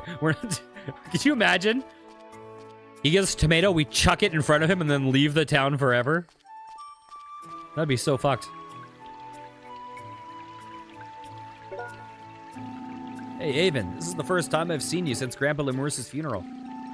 I'm glad to see that you're more cheerful. Yeah, as much as I can be. What are you doing here? I'm setting guard. Monsters are appearing more frequently. Some of them damage the crops, so we're taking turns watching out for them. Really? That's a lot of hassle. By the way, Avon, I heard that you're staying with us tonight. Well, actually, I'm very sorry about Grandpa Lemurus, but we're always with you, so if you need anything, just let us know. Thanks, but you know what? Let me talk! Why don't you move out of the lookout cottage and move in with us? I bet my parents will be very happy to take you in. No, I can't. Avon showed him his baggage. Are you leaving? It's the old man's will. I have to deliver something to the North Capital. I didn't know that. If it's his will, then you have to go. All right, just wait for me at my house. While I get ready. Oh no, I hate goodbyes. That's why I was going to leave without telling anyone. Why do you hate goodbyes? I just don't like to be seen off. It embarrasses me. That's not even what I meant. I meant that I'm going to get ready to go with you. Why? What do you mean, why? I'm your friend. If you had told me earlier, I would have... Plus, it must have been a long time since I went to the capital, and I'm excited to go again. Hold on. My trip doesn't end at the capital. It's going to be a long one. Long one. What do you mean by that? I wasn't going to say anything because it would make it difficult to leave, but I decided to go on a journey. To where? I don't have a destination. I see. You're going to look for Emil, aren't you? Emil is always on your mind. Ever since you were small. If that's the reason, it's all the more reason for me to go with you. But you have your mom and dad. I don't think they will give you permission to go so easily. I'll persuade them. I have no idea how long I'm going to be away. Besides, I don't even know where I'm going. I have no clue of Emil's whereabouts. Avon, don't even think about arguing with me. First of all, we're adults. You're 17 and I'm 18. It's about time for us to go on a journey. I want to see the outside world as well as to help you. So don't even think about causing me trouble. All right. We'll always be together, eh? I'm sorry, I shouldn't have thought about leaving without you. Will you come with me to look for Emil? There you go. Then I gotta prepare right away. I still have to be on guard for a while, so why don't you get permission from the Elder? I don't think it's a good idea for you to go without letting the Elder know. You think we have to? I think it's gonna be a hassle. Stop whining. Bam is coming to take over the shift soon, so let's go home together after that. All right. It's almost the end of my shift, so Fam will come take over for me. Let's go home together when the time comes. All right. What's up, Fam? Let us know if you need anything. Okay, same old, same old.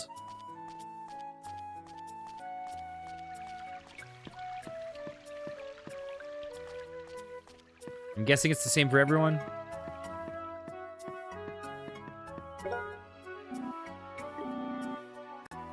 Okay, let's just talk to the Elder then.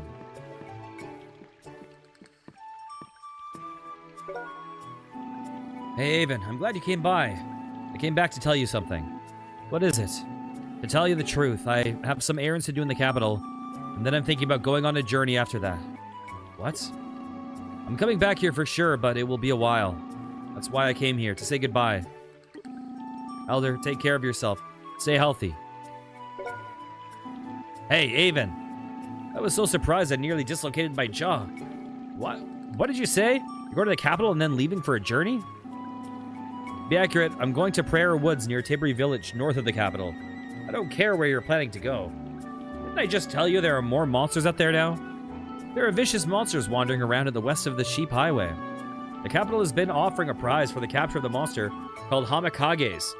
We're receiving a warrant. It's too dangerous to go on a journey. What could I tell Sir Lemurus if something happened to you? It's the old man's will. I even told him about the plan to deliver the sacred treasure to Sage Dinnerkin. I see. Then you must fulfill his will. I'm glad you agree. So, please, excuse me. Hey, our conversation is not finished. I respect Sir Lemurus' will. I'm not against you going on a journey either. But I just want you to wait until the monster wanted by the guild is captured. If the monster called Hamakages is defeated, it won't be dangerous on the way to capital Filden. Until its capture, are you kidding? I can handle a sword. I can easily drive away a monster or two. You don't know how dangerous it is out there. Even though you're one of the best swordsmen in this village, you're still an amateur fighter. There's no way you can defeat the monster that has been terrorizing so many people. I won't know what I can do until I try. But trying may include getting injured, and then you can't go back. Anyhow, are you a member of Village? You're a member of Village. So Lemurus asked me to take care of you even before he passed away. You have to obey me no matter what. No, I don't. Just be patient. Wait until the monster's been captured. Don't even think about leaving the village until then. I can't believe this. If we are afraid of one monster, I won't be able to look for Emil. I should ask Mile what we can do.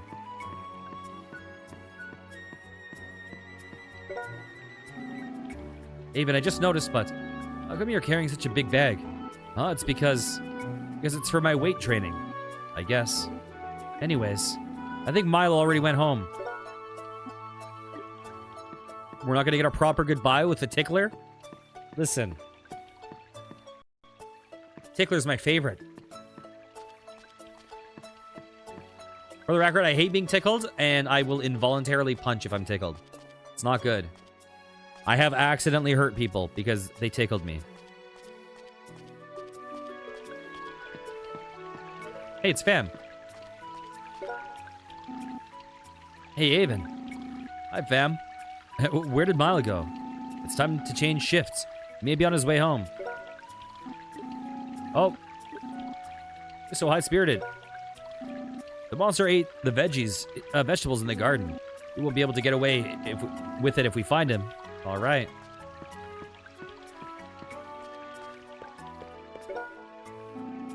The number of monsters is increasing lately. It wasn't like this 10 years ago. I heard that the vicious monster wanted by the guild has been appearing along the highways.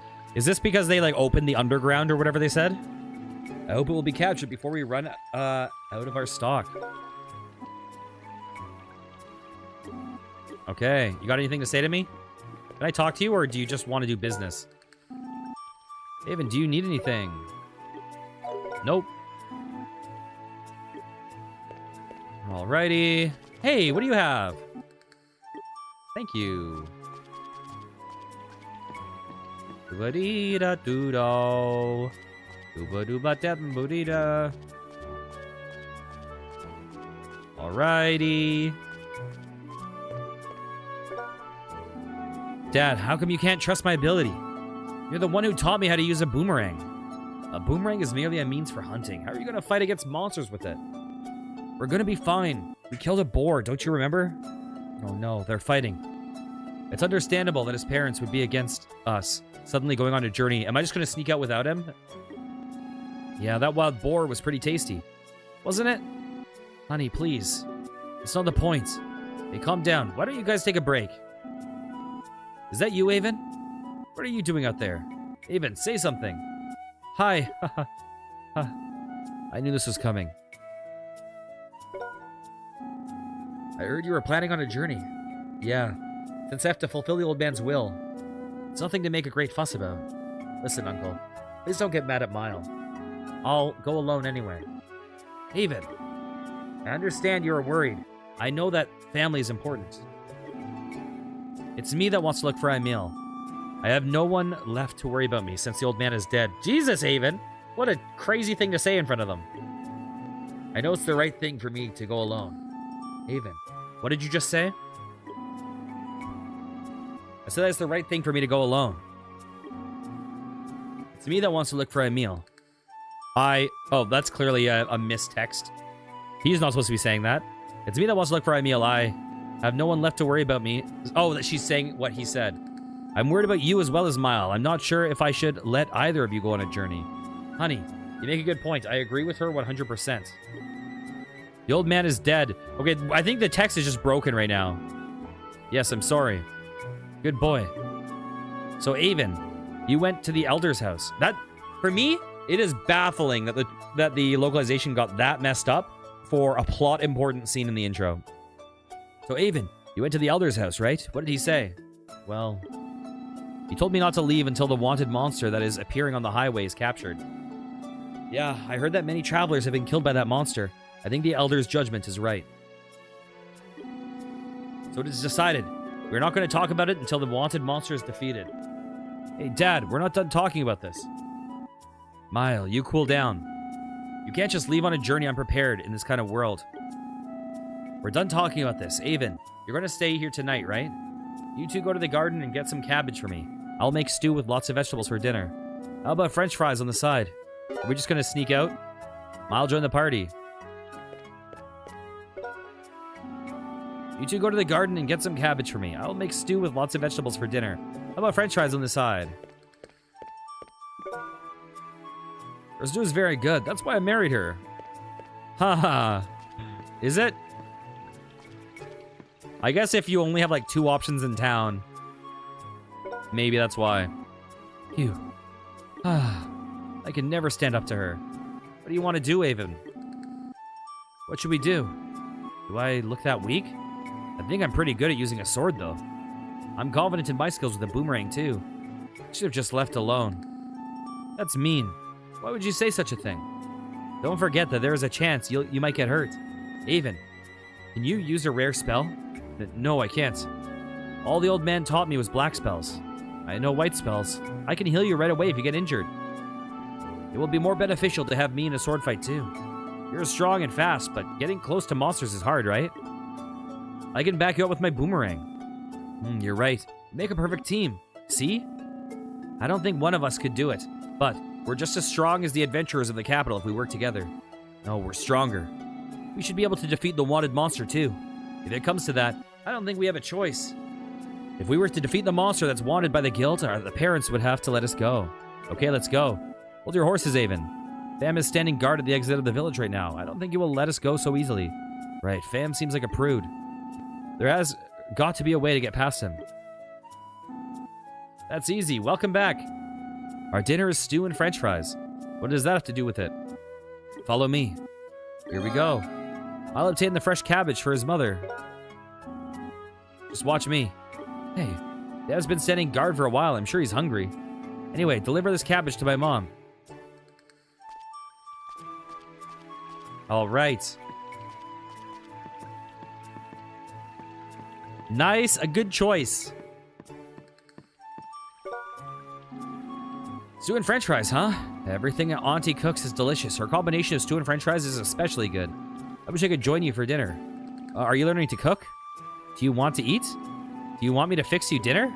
I just remembered something. I gotta go. Hey, are you trying to escape?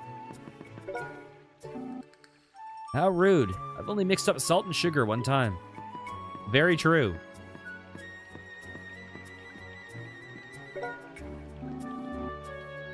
Oh, Miles here. Don't leave the village until the wanted monster is captured. You know, we're going regardless, aren't you? Wouldn't you rather have a good farewell? Let me just see something. Hi, Avon, do you need anything? Okay. These don't sell for enough.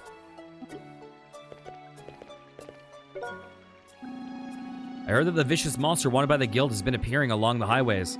I hope it will be captured before we run out of our stock.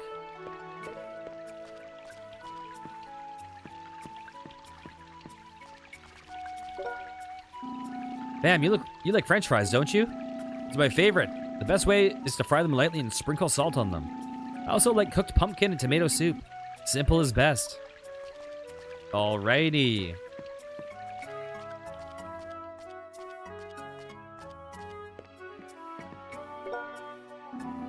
Her stew is very good. That's why I married her. Yes. You're back. Did you get some cabbage for me? Yes, here it is. Mile handed fresh cabbage to her.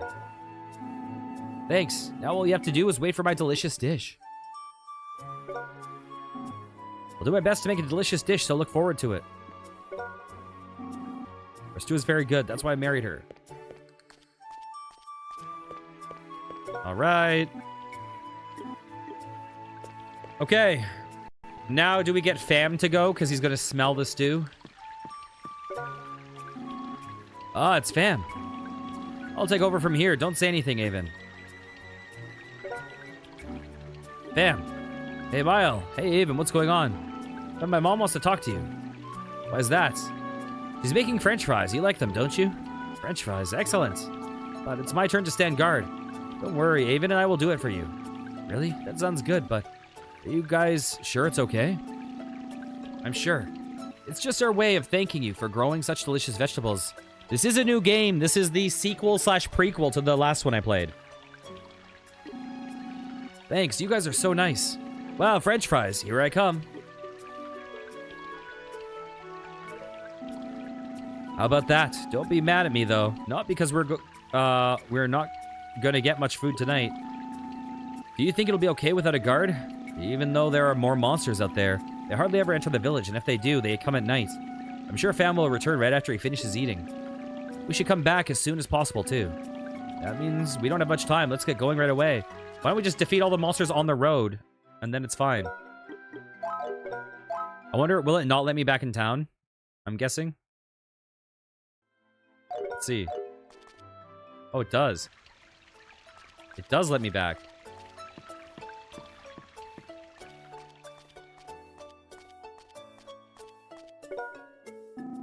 Oops. Your French fries are the best. They're crisp, but not heavy. I made a lot, so eat as much as you can. By the way, how'd you know that I'd cook French fries?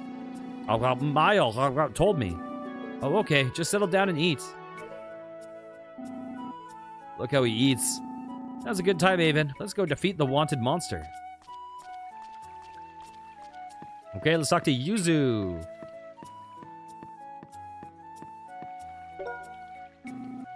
I just saw Fam running somewhere.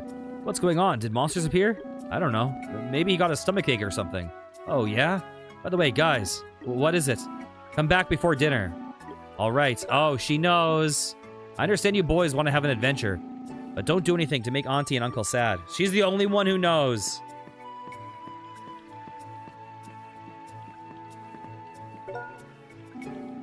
Have you settled down a little? Just be patient until the wanted monster is captured. Don't even think about leaving the village until then. Okay, I like that. I like that detail that Yuzu's caught on.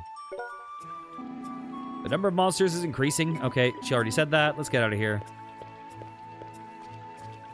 That's one of the things. I know this isn't really this game isn't really a Falcom developed game. It's like a remake of one. But I do like that Falcom games tend to have those details of like the individual kind of unimportant characters having a little bit more personality. Okay, north is capital filled in. East. All right, we cannot view a map yet. I want the map so badly.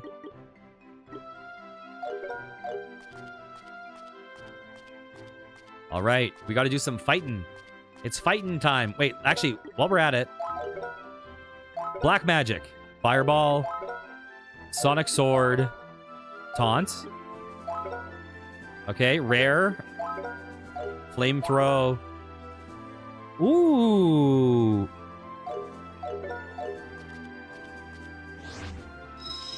Okay, is the combat basically the same? El Cargo. I like that name a lot.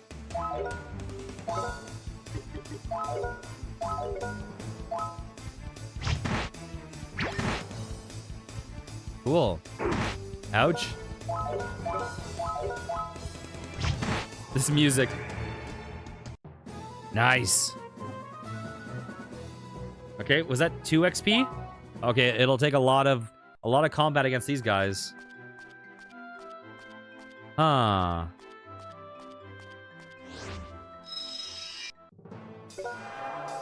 Uh-oh.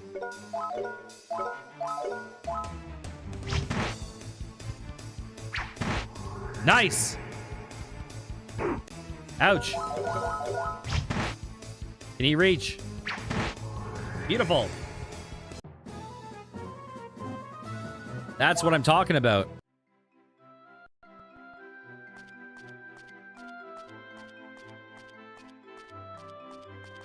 Is this where we're supposed to go?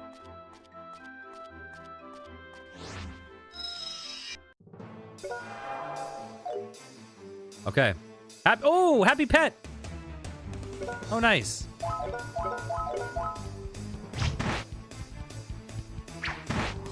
Beautiful. Bonk. Oh, we're so lucky.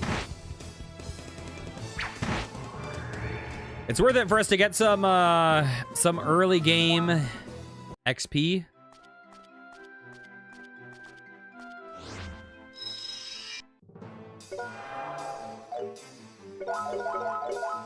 All right. I don't know if he'll be able to reach. He might be able to, though, because he's ranged. Yeah.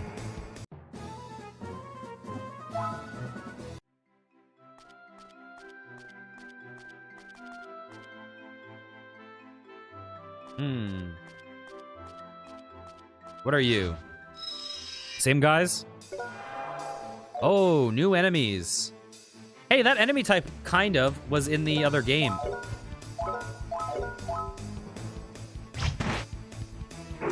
Ouch. He hurts.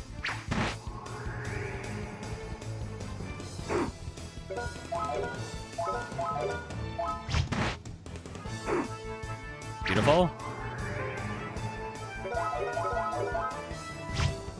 Oh, missed. Oh, this guy hurts. Beautiful. That's some good XP.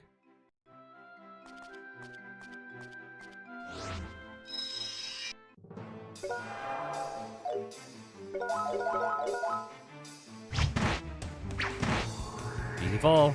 I want to get a level real bad before we fight that next enemy, the big boy. Uh-oh. Ah, yeah, yeah, ha! Wah! Somebody's shouting.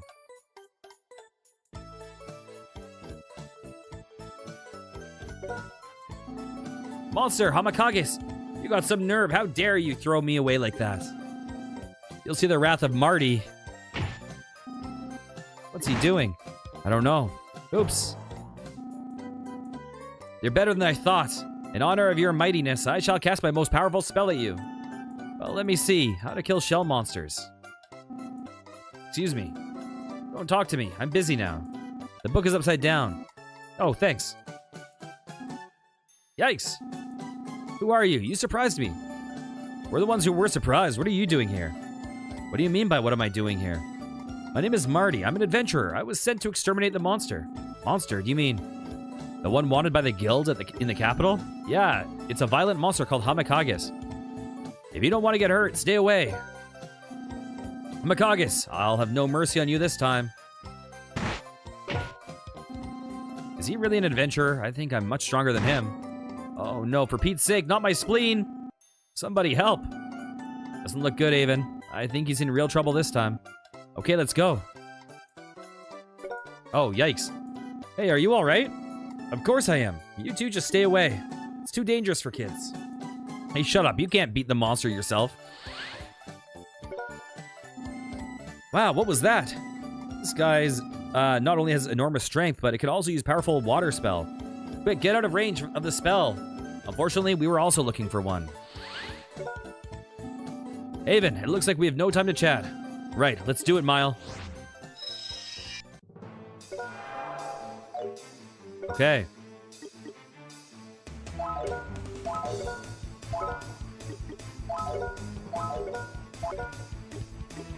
Let's see, what do you have?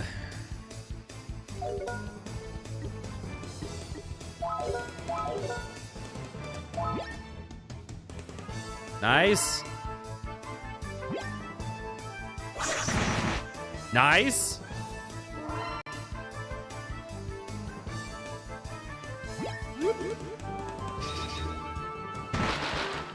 Okay. I don't know about fire. Oh, nice. One turn. Destroyed. Absolutely destroyed him. We got our level up. Beautiful. Beautiful. Slow. Got a silver anklet. Hell yes. Oh, you gave us a hard time. Thank you. You saved me. You two can fight, huh? Well, not really. I wish I could use a sword better, not just spells. I'm a part-time adventurer. I actually am a student. Have you heard of the minister's examination? Yeah, it's a very difficult exam. If you pass, you may become a minister someday. That's right. The minister's examination is just a nickname. Its official name is the Qualification Examination of Upper-Class Civil Servants. The purpose of the exam is to appoint the most talented person in regards to their family's social standing or wealth. Anyone can take the exam, but you must study really hard to pass it. So you're chasing monsters while studying. I don't think being an adventurer is that easy. Authorized by the royal family, the Adventurers Guild is a private association that protects the autonomy of each region. Unlike the King's Army, we don't have fixed salaries and there are no rules. Doesn't matter if your weapon is a spell or a sword. If you demonstrate that you have a certain level of fighting ability, you're qualified to be an adventurer. Really? So do you think we're qualified? Take the exam at the guild. I'm sure you'll pass. Do you want to work as adventurers in the capital? No, but having the status may help us during our journey. Actually, we are. I'll explain to Marty what had happened. All right. So if you have proof that the wanted monster is dead, you have permission to travel, right?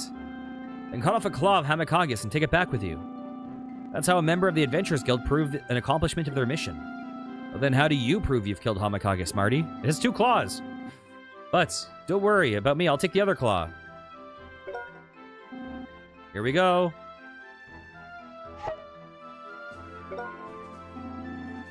This one is for you. 2 were given a beast claw. By the way, you should also share the bounty of this guy. They were given 50 rows. Are you sure? Don't you need a lot of roses as a student? I'll learn more. Besides, you two deserve some reward. I must go now. I hope to see you again in Capital Filden. Nice. He was a strange guy, a part-time adventurer. But he did have a powerful spell. I think he deserves credit. You should head back to the village, too. We killed the monster. The elders will be surprised. We killed the monster. Easy peasy.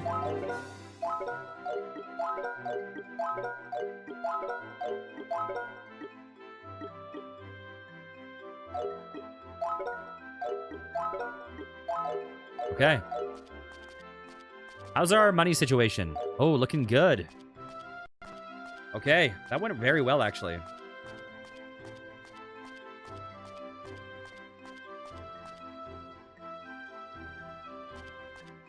It's interesting. Oh, how different this. Oh, and they run from us now. Okay, let's just, you know, do what we do best. We don't need to watch these battles super closely because they're kind of, So I'm just spamming attack right now because we can kind of just, like, decimate them now. But we may as well because they give enough XP to be worth it. We're not even getting hurt. Getting the money.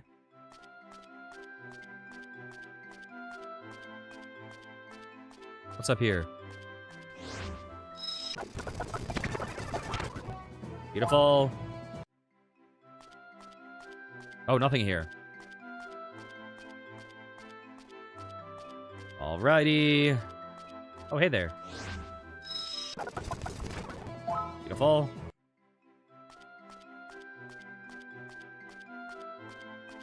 We're very close to another level.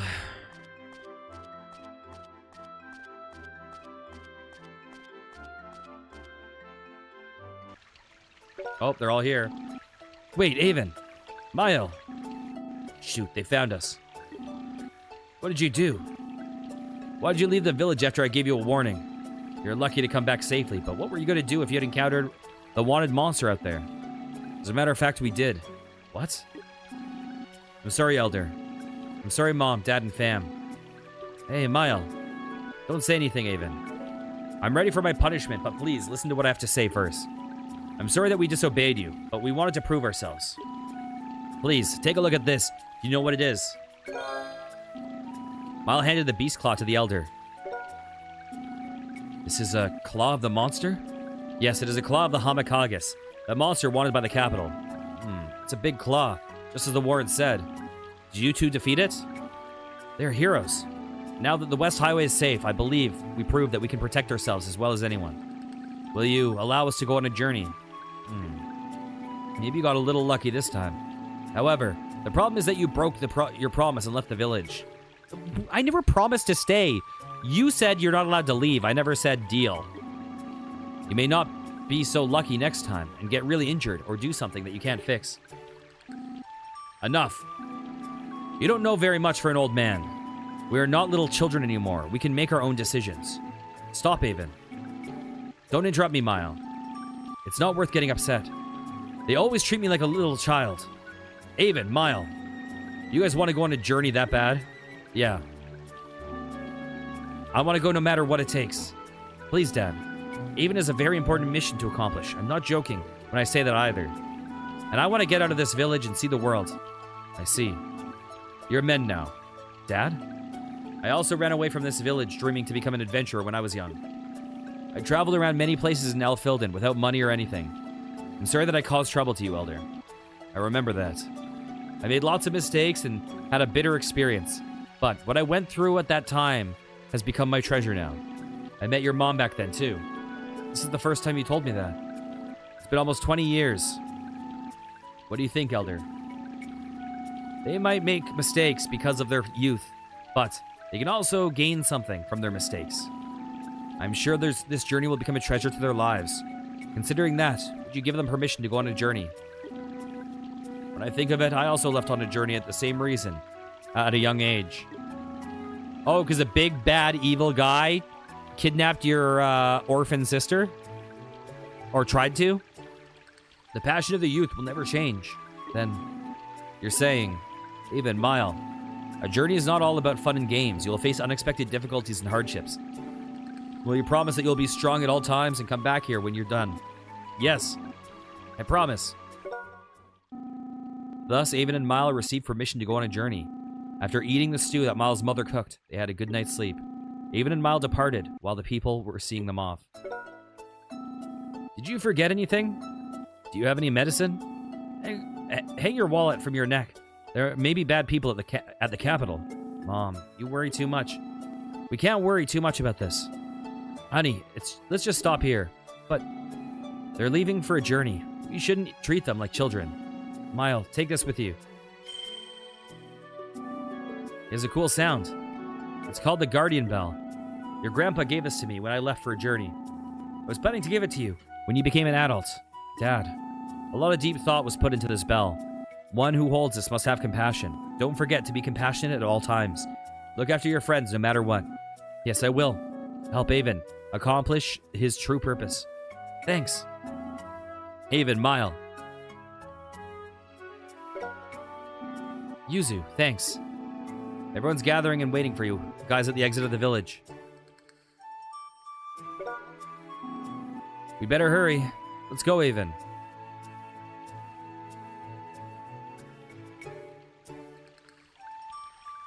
All right. Here you are, Avon, Mile. Sorry to have made you wait. You better tell everybody goodbye. Well, everyone, we're now leaving on a journey. We're planning to go to the capital first to fulfill Lemurus' wish. After that, we'll be traveling to Elfilden. I don't know when, but we will come back to Urt Village for sure. So, until then, please take care of yourselves. It's springtime, so it's the perfect morning to begin your journey. I'm sure Mother Durga is watching over you. May Idun of Wind deliver you a pure breeze, and may Scotia of Water heal your fatigue. May Zara Fire warm your cold body, and may Nephthys of Earth give you your daily food. Avon, Mile, take care of yourselves. Eat and sleep well. Come back with a lot of stories. Don't do anything stupid. I'm looking forward to hearing your adventures. You take care too. Bye, everyone. Okay. Here, let's pop back in for a second.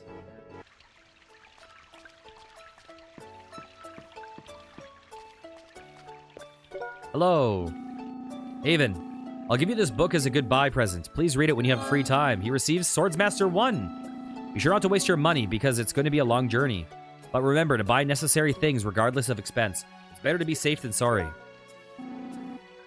Okay. Hey, Haven, do you need anything? Yes, I need to exchange. Let's buy.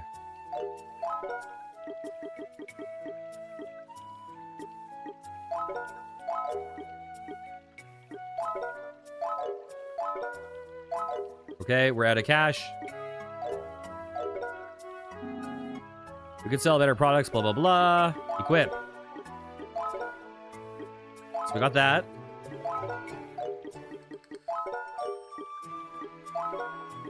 We got that. We got that. Sell.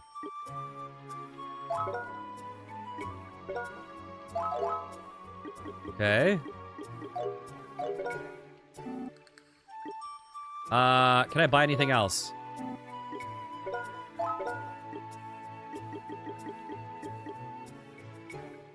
Nope. Okay.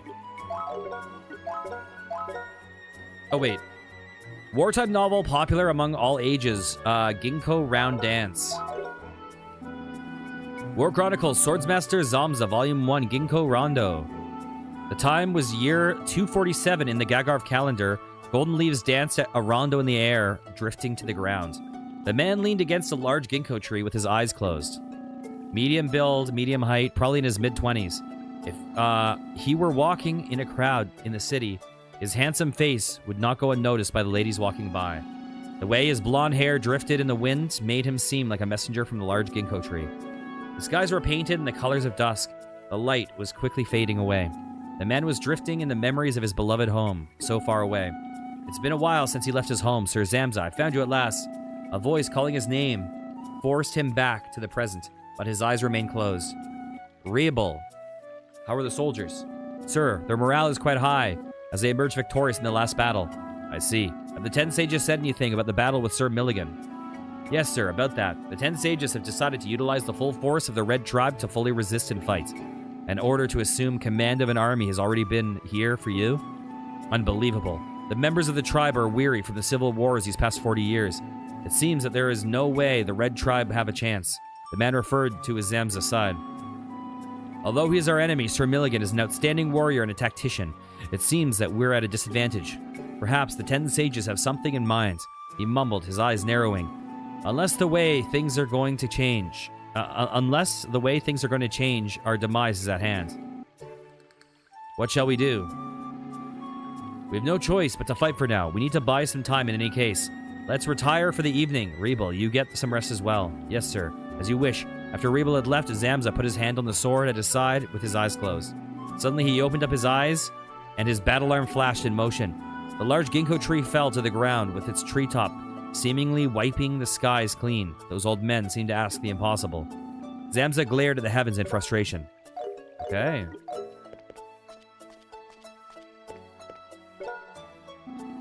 Good luck, Avon. Mile, come back with a lot of stories. I won't say anything since they are gone. I will just pray for their safe return. Why are you talking about us in the third person?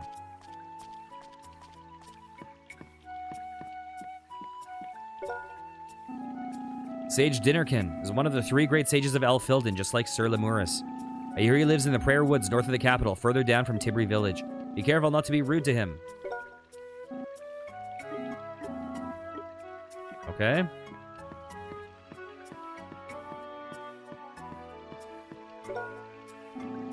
Knowing you two, I knew it was only a matter of time before you'd go on a trip. This village is too small for boys to stay in. That's why I'm not going to stop you. Do your best. Yuzu, thanks. You take care too. Find yourself a man. I see Avon. Do you want me to make you walk to the capital? Do you want me to make your walk to the capital difficult? I'm sorry, it was only a joke. Come back a better person. You don't have to overwork yourselves. Take one step at a time. And the most important thing is... What? I expect you to bring me some souvenirs. Okay. I like Yuzu. Yuzu's pretty cool. And we have one more person to talk to, and then we can begin our journey proper. I will miss you. Come back safely. Don't forget to cover up when you sleep. Beware of pickpockets. Make sure you boil the water. And what else? You worry too much, fam. But thank you. And eat vegetables every day so that you can keep from getting injured and ill. I don't think I can avoid injury. I mean, you can literally... You have a cure spell. I think you're good. Ah, I'm stuck. Okay. I guess it's time to begin our journey proper. I presume we still don't have a world map. We still do not. But we have... Wait, do we have anything in the early years? We do not. Beautiful. Amazing. All right, we're going to call this episode there. If you enjoyed, please consider liking, commenting, and subscribing. I'll be back next time with some more. Take care, guys. Mwah. Okay, I need to go to the bathroom. I'll be back soon. I also need to stand up. I haven't stood up yet today since stream started. So I'm going to be a couple minutes. Okay.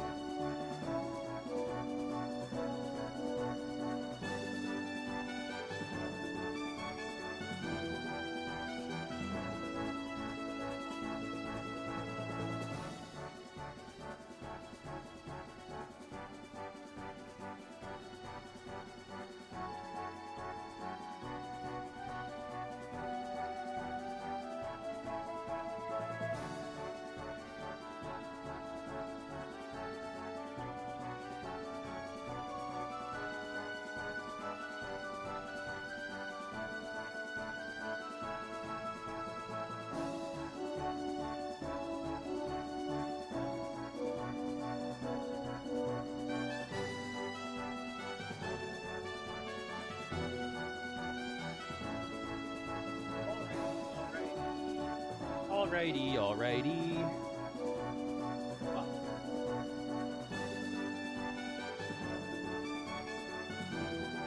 Okay. Alright. Let's crack open a sparkling water. Click. Clack.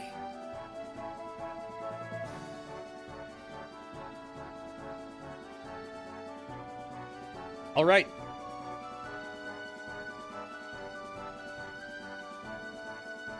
And back we go. Hello, everyone. Welcome back to some more Legend of Heroes, a tier of Vermillion. We have just begun our journey proper. So let us begin heading towards our next destination. I'm going to speed through some of these fights because they're kind of nothing fights, but getting the money and experience, it would be good for us. So we're basically just spamming confirm. We're just doing basic attacks. The two of us can kill one monster every turn, easy peasy. So may as well get some of that stuff. On the way. But these fights are all like low strategy. Oh, there we go. Got another level. Awesome. Stone Blast mastered. Protection. Let's take a look at these real fast.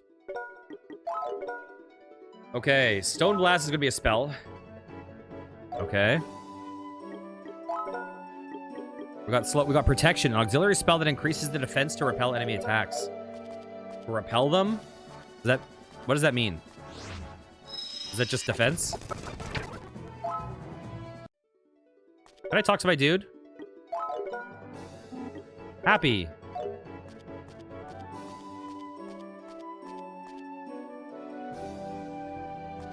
So looks like in this game, compared to Moonlight Witch... Oh, this one's a slightly harder fight. Okay, let's just believe in ourselves. Beautiful. Is this still Piers? Piers and roses instead of gores? Beautiful.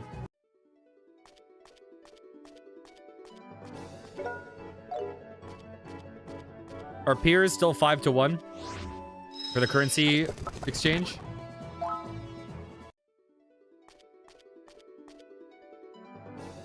Okay, this is new, right? Oh, this is where we fought Amikages.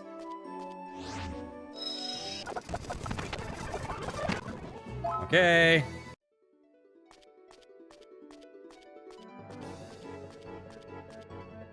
Hello.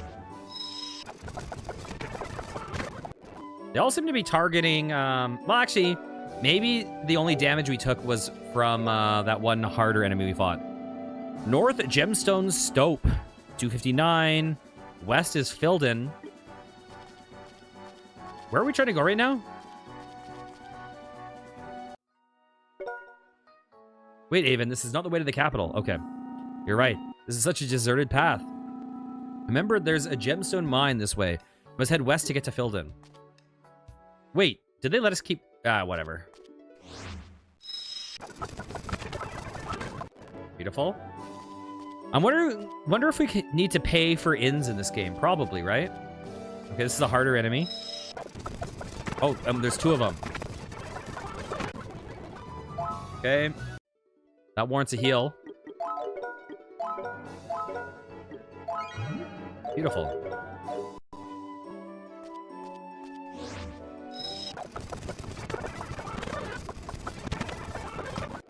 Beautiful. That probably warrants a heal. It's so cheap, the heals right now.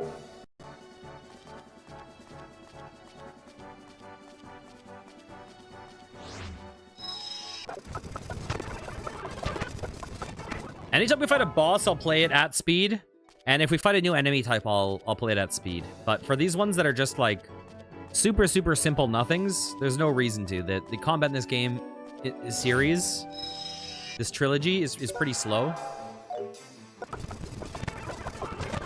But it's worth us completing the fights, but it's not super interesting to actually play through them.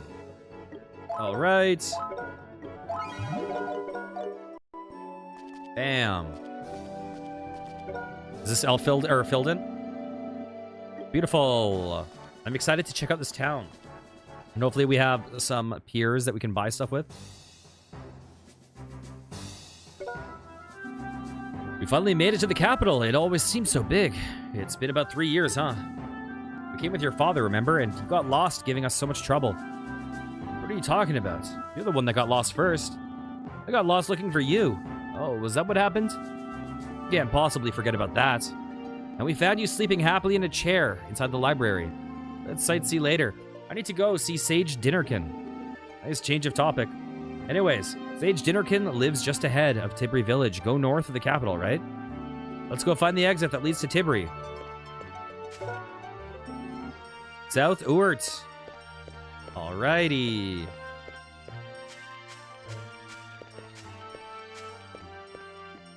Hello. Welcome. We've got a lot of good items for sale here. Do you? Like what? Hey, welcome. We have many useful things here. Rarer potion. Huh. Wristbands are good. They're very good. I want those.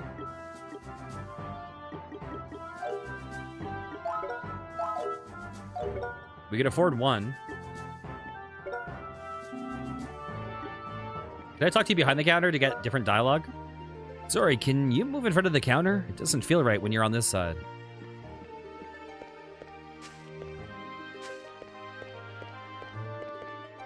You okay? Where did you come from? From Oort Village. Is that far? Is your teddy bear gonna fall in the water? It's far, I think. Oh, I see. These guys came from really far away. That's cool, huh? Bang Bang? Bang Bang! Oh, it's another bear named Bang Bang! Is Oort Village farther than Grandma's place?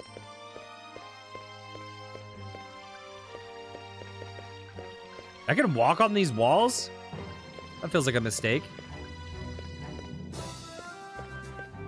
This is a pretty big town.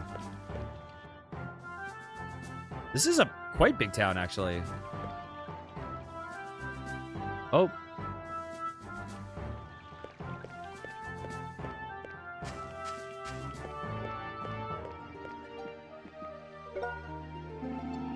I heard that the monster that was at the sheep highway to the south was defeated by some adventurers. Now we can finally get some fresh vegetables from Oort Village. Yes? I heard that some dangerous bandits have been appearing in the Tibri Highway up north. I'm sure Filden will be protected by the King's army, but I sure wish they could catch the bandits soon. Anything to read? No.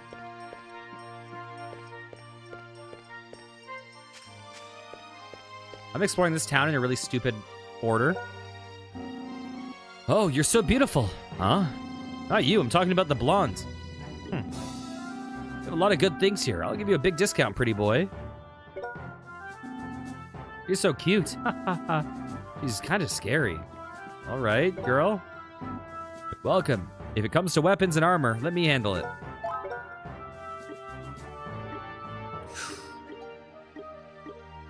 Ooh. We're getting a whip character soon.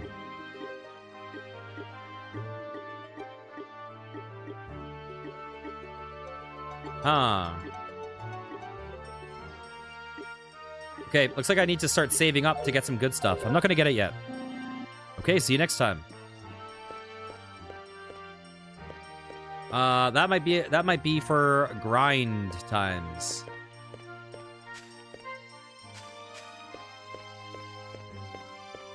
Okay, maybe this village is not quite as huge as I thought.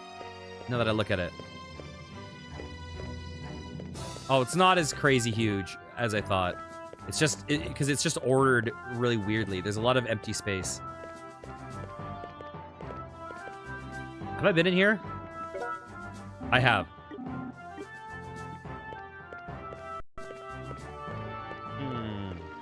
Is that where I went before? Or are there two bridges?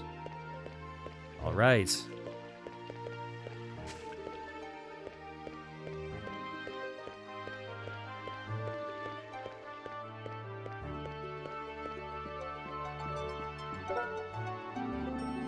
I'm busy here. Don't talk to me. I wonder where he went. Can I talk to you behind the counter? Welcome. If you're looking for a room, please head upstairs. If you're looking for a meal, please go to the counter in the back. Okay. Adventurers are so dependable. I accompanied some adventurers on the way back from Boron to the capital. A huge monster appeared during the trip, but he defeated the monster with one slash. Okay. Now I guess we're done with our work. I guess we can take a break. The first drink after work always tastes the best. Excuse me? First time customers, huh? How did you know that? We've never been here before. I always do my best to remember the faces of my customers. There are other things that I can tell about you. You just started your travels, right? Wow, he's good. I can tell because your clothes aren't worn out yet.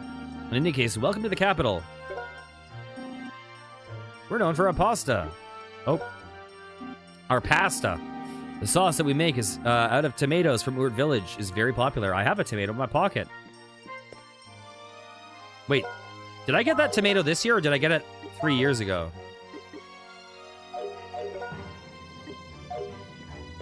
Does this cost money? 20 roses. No thanks. Good to know, though.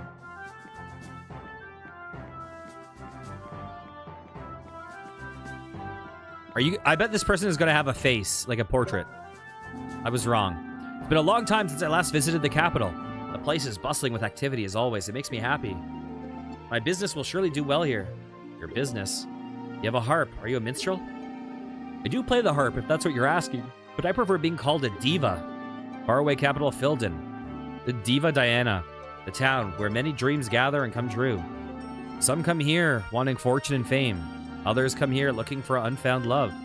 Yet others come here in search of adventure. Did you come here to find your dreams too? Wow, you have a very good voice. I was mesmerized. It's my supreme honor to have your praise. Anyway, don't worry, I won't demand roses from a poor audience like you. Thank you for the break, but you mentioning it made me a little upset. This is the capital of Filden, the town where people win, lose, and get lost in the pursuit of their dreams. I hope you will find your dreams here. Okay. F off. Schwam, schwam, schwam. Let me go back. Ooh, hey there, what do you have? Nice.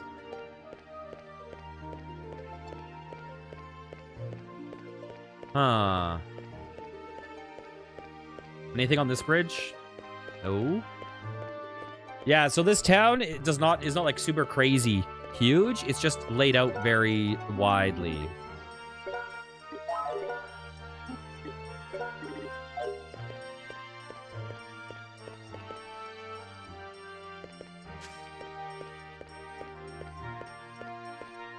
Huh, is this like the Adventurers Guild?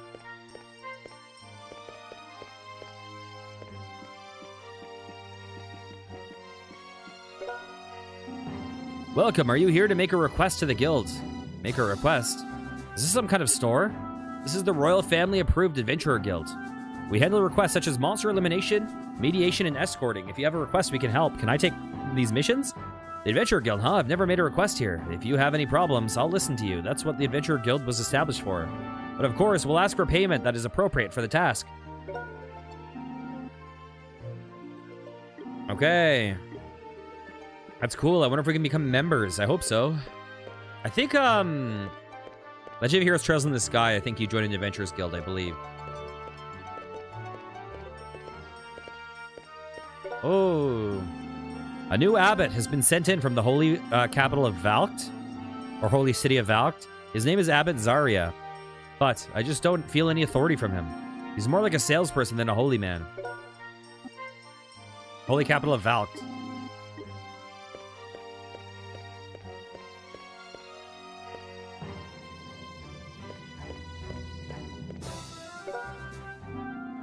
I saw Princess Mildine at her birthday ceremony. She was elegant and dignified. She's the first princess, all right. Her shining black hair was accentuated by her white dress. She looked so beautiful. The name Mildine is horrible.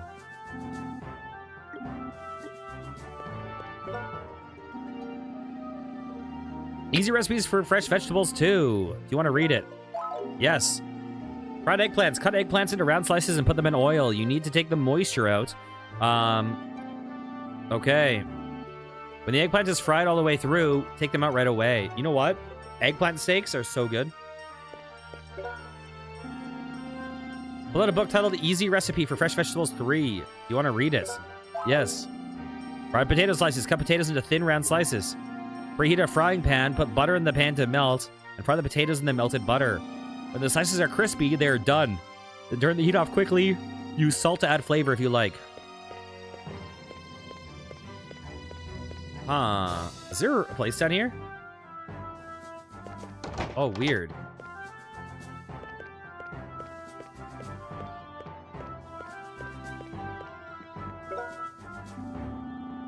Milligan, the 16th, is the splendid person. He suppresses selfish aristocrats and governs well for the commoners. I appreciate that. Okay.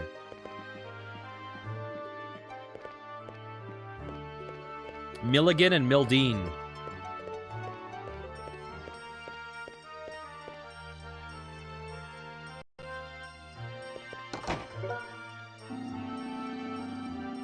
It's dangerous to go in there. It leads to the underground waterways where the monsters are. Wait, where? Define in there. In here?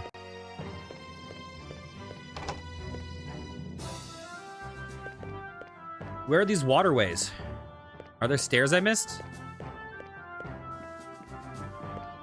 Not here. Where?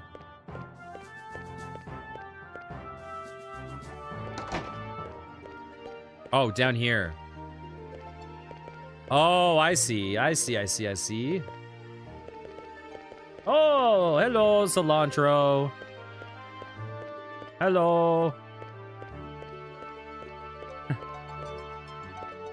All right. What is this Minecraft ass fountain?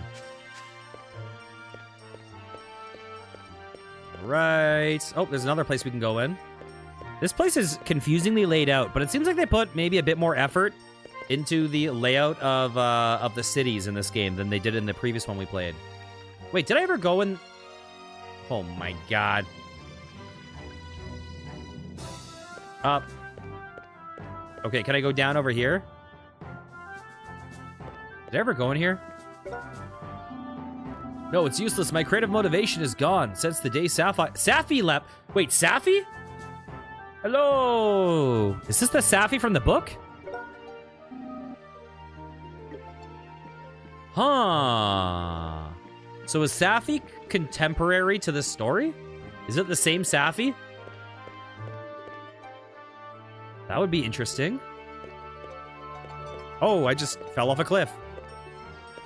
Can I go back up the cliff? Nope. So there's waterways here, apparently. Can I go in? A strange smell is wafting from inside. What is this hole? Oh, God. I think it's the underground waterways. It's not a place you want to go in. Let's go somewhere else. Okay, no comments. No words were said.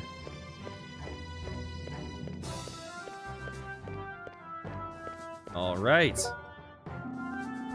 This town is split between the upper part and the lower part. It's hard to know where I am. I was just in front of the castle. Wait. Wasn't this statue in the underground ruins in the previous game?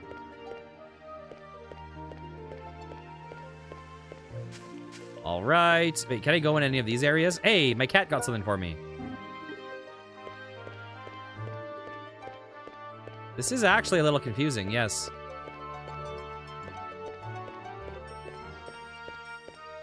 Huh. All right, let's go in here.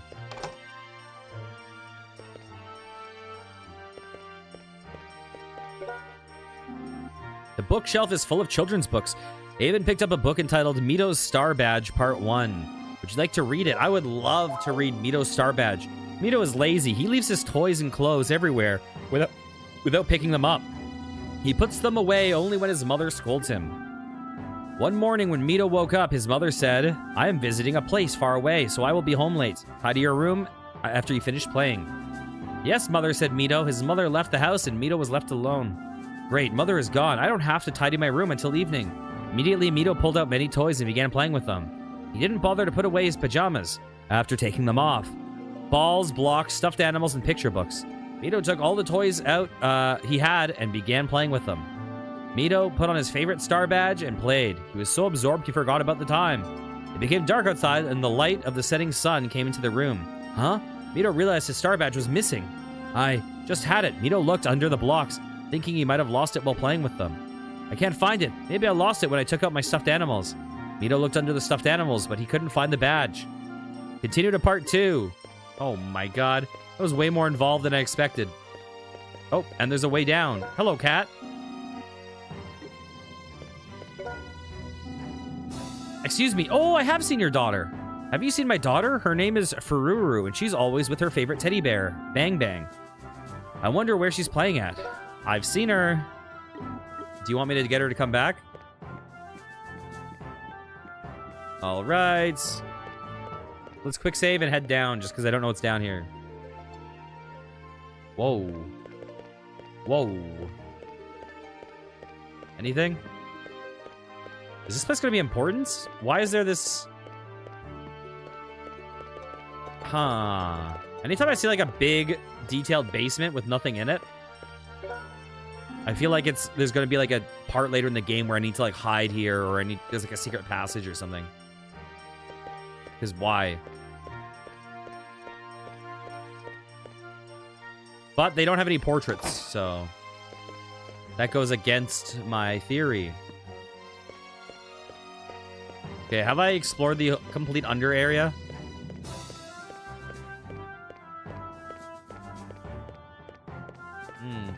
Look at the amount of wasted space in this bookshelf. Why do you have so little shelf? That's gonna be the heaviest bookshelf in the universe. We just moved here. We came from the west across the ocean. Valkt in the west is huge, but it's not as big as this capital.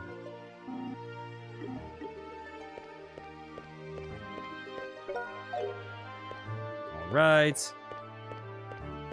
More dragon statues. Hey, hello. Hello. When it comes to this town, leave it to me. I know every nook and cranny like the back of my hands. Where do you want to go?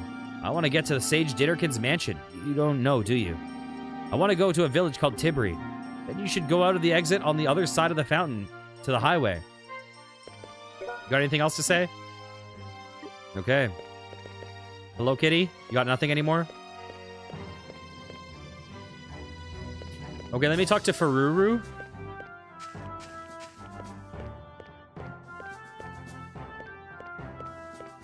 Fururu, you're over here. Hello, your mom wants you. Where'd you come from? From Weird Village? Oh, is that far? Okay. They're not saying anything new. Okay, let's head back up. You know what? This place is pretty large. Considering it's taken us like 25 minutes to explore it. Oh, we threw it away. We're full. We're full up. Excuse me? I'm trying to walk past you, not into you forever. Your village is like, has almost as much fountain as it does buildings. Have I been in here? I think so. Yes. There's the guild. There's the path down.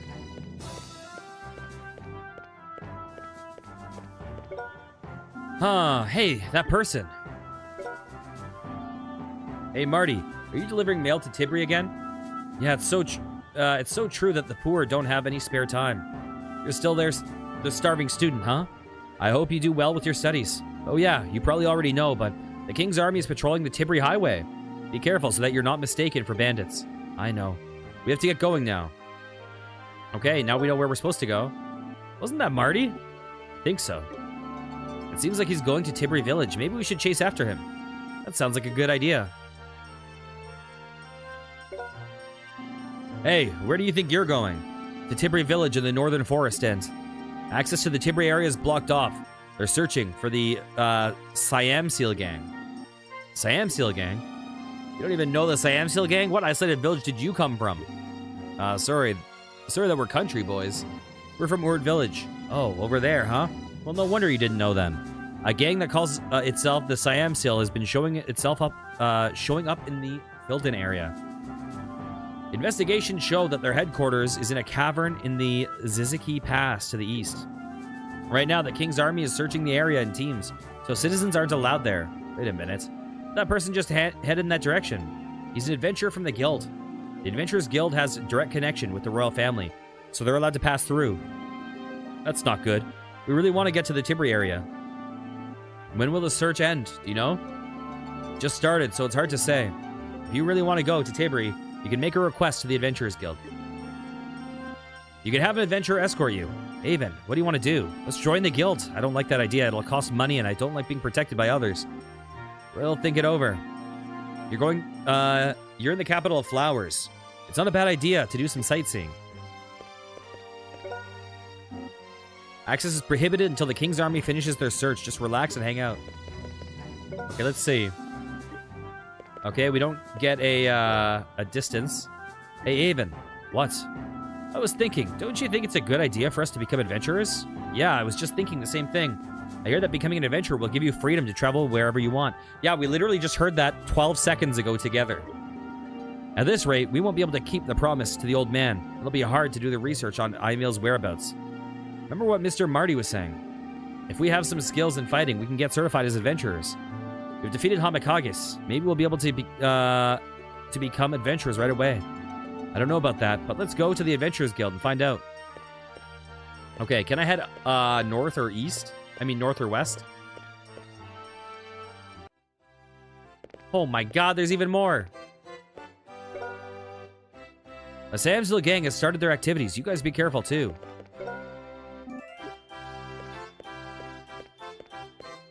Hello.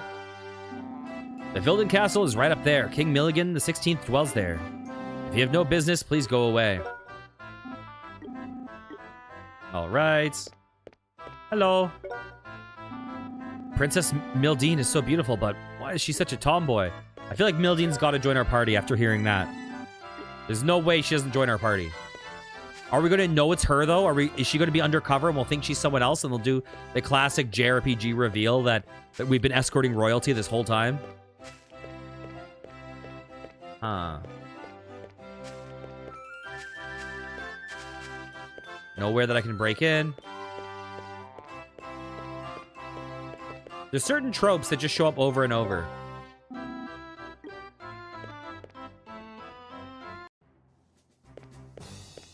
All right. Wait, we haven't been here, have we? Wait. Oh, we've never been up here. What do you want? I'm very busy right now. Is this place a Bardist church? This is the only Bardist church in the capital. I'm the abbot here. I have no time for you. Leave at once. Really?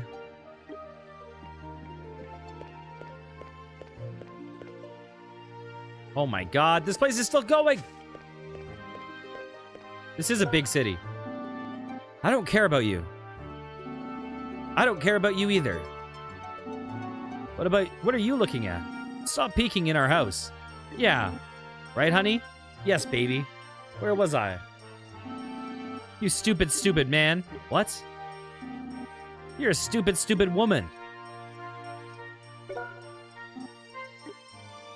Is it all the same? Let's go, Avon. They're going to get mad at us again. All right. Good talk. This is actually a very, very big... Oh, hey there. What do you got? We got some stimulants. Nice. Our cat is hooking us up with some cocaine. Lance and Hannah next door have been fighting for a while now. They're always fighting, but this time it's longer than usual. No matter how many times I stop them, it's no use, so I asked the Adventurers Guild to mediate. The guild does things like that too? They take care of requests like that for dirt cheap. I'm guessing that's going to be our first request. They say it's a service towards residents. Okay.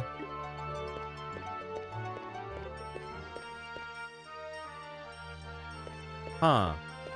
Okay, maybe I was wrong about that basement because we found another one that's exactly the same. Weird.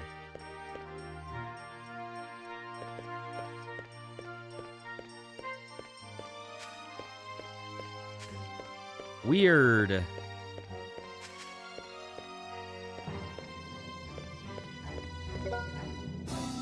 My husband works for the king's army. Because there have been monsters and bandits around, he's so busy he hasn't been home. I hope he's okay. I like how I was like, this town is huge. Oh wait, this town's not that big. Actually, it's huge. Oh, what is this? That's the exit of the capital. We need to head to the Adventurers Guild. Boron. Hello.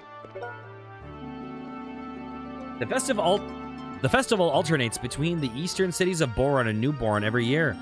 Many activities take place in the name of the spirit Idun. Is that the wind one? I'm thinking of going because this year it's going to be held in Boron, which is nearby. Is there a different festival each season for each god?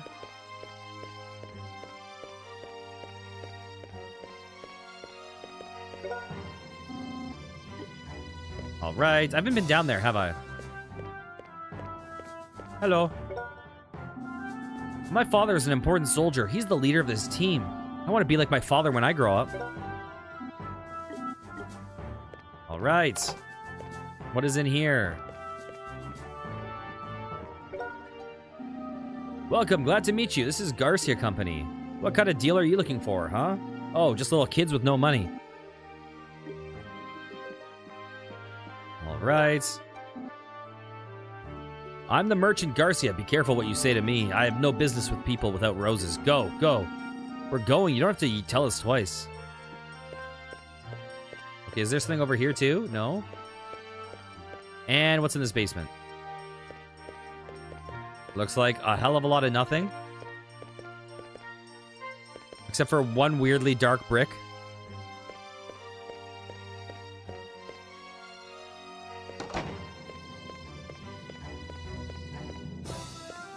Okay. Man, this city is going to oh god, it's going to be brutal to keep up with what's going on in it. There's so many people to talk to. Welcome. Do you want to make a request? We want to become adventurers. Is this where we can get the certification? That's right, but you guys want to be adventurers? Being an adventurer is no easy task for boys like you. How dare you say something like that? The guild judges people by appearance alone. Come, calm down. We need to get to a place that's on the other side of Tibri. I heard that once you become an adventurer, you'll have permission to go out onto the highway. What do you need to do in Tibri? If you'd like, I'll refer you to an adventurer in the guild. I think that's safer. That's no use. We can't rely on other people to do this task. After this, we plan on traveling all across Elfilden. In order to do that, we want to be certified as adventurers. It's true that it's convenient for you to be an adventurer because there are guild offices in all cities, but you guys are just too young. We've already defeated a monster on the Sheep Highway with an adventure from the guild. The monster was called Hamakages. Oh, I guess it was you that Marty was talking about. Some helpers that were ordinary citizens. I guess I have nothing to worry about then. Yeah, that means we are certified as adventurers? It's not that easy. We'll have you take a certification exam according to the guild rules. A certification exam. We'll have you take 3 requests as a test to measure your abilities as adventurers. It's not an okay, is one going to be to find the daughter, one going to be to break up the fight, and the third going to be to fight some baddie or something? It's not an official format, but you get rewards that come with it. How about it? Are you interested? In other words, we complete 3 requests, we can become adventurers. That sounds fine. Let's do it. Okay. The first test. Oh, this sounds perfect. It's a request to collect donations for the Bardist Church. Oh my god. Collect donations? What kind of request is that? It's a job to collect donations from the citizens. We'll probably have you go around the capital at least once. Oh my god. That's a really humble job. Don't you have a job that's more exciting? If you don't like it, you don't have to do it. Hey, Avon, we can't just be choosy under our circumstances. Okay, I guess that's fine. Meister, we'll take the job. Well, I guess it's set. Go and ask the abbot Zarya for more details about the job. Good luck. Like how we just spent 34 minutes talking to everyone in the city, and then our next task is talk to everyone in the city.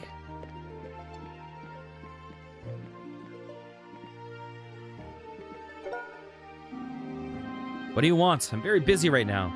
We're here for the guild. From the guild. You kids are adventurers? You're the only kids. Ugh, I'm 17 and Miles is 18. We're not kids. In any case, you're still too young. That Meister, I can't believe he assigned the important work to such people. It doesn't matter. I'm busy. It could be flying monkeys for all I care. Take this. Receive donation box from Abbot Zarya. Go and collect donations in that box. Donations are necessary to maintain the church. Be sure to collect well. All right. I wonder if I can go south out of town still. What's with that guy? Every other church person I've met has more courtesy than him. That's right. He used to live in the Holy Land of Bardus Church. Yeah, it's called Cathedral. Everyone was so nice to Emil and I after our parents died. I see. I think there are many different people in the church, so I don't think you should mind him too much. Let's hurry and finish our job. You're right. Okay. I want to take a quick test.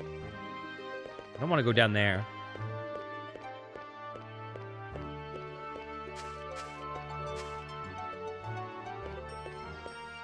Hey, you. Oh. Can I bother you for a moment? We're collecting donations. What the heck? You came out of nowhere. Why are people like you collecting donations instead of the abbot, anyway? Well, sorry if we're not good enough to collect donations, but the church asked us to. Church asked you to? Then are you adventurers? You don't look like adventurers. So you don't think we can be adventurers. For an old man, you sure have a big mouth. Wow, my guy's kind of a dick. Calm down, Avon. Actually, we're just in the middle of an exam to become adventurers. I see. Well, let me tell you about myself, too, then. I am Karamuro Karamis, the writer. Wait.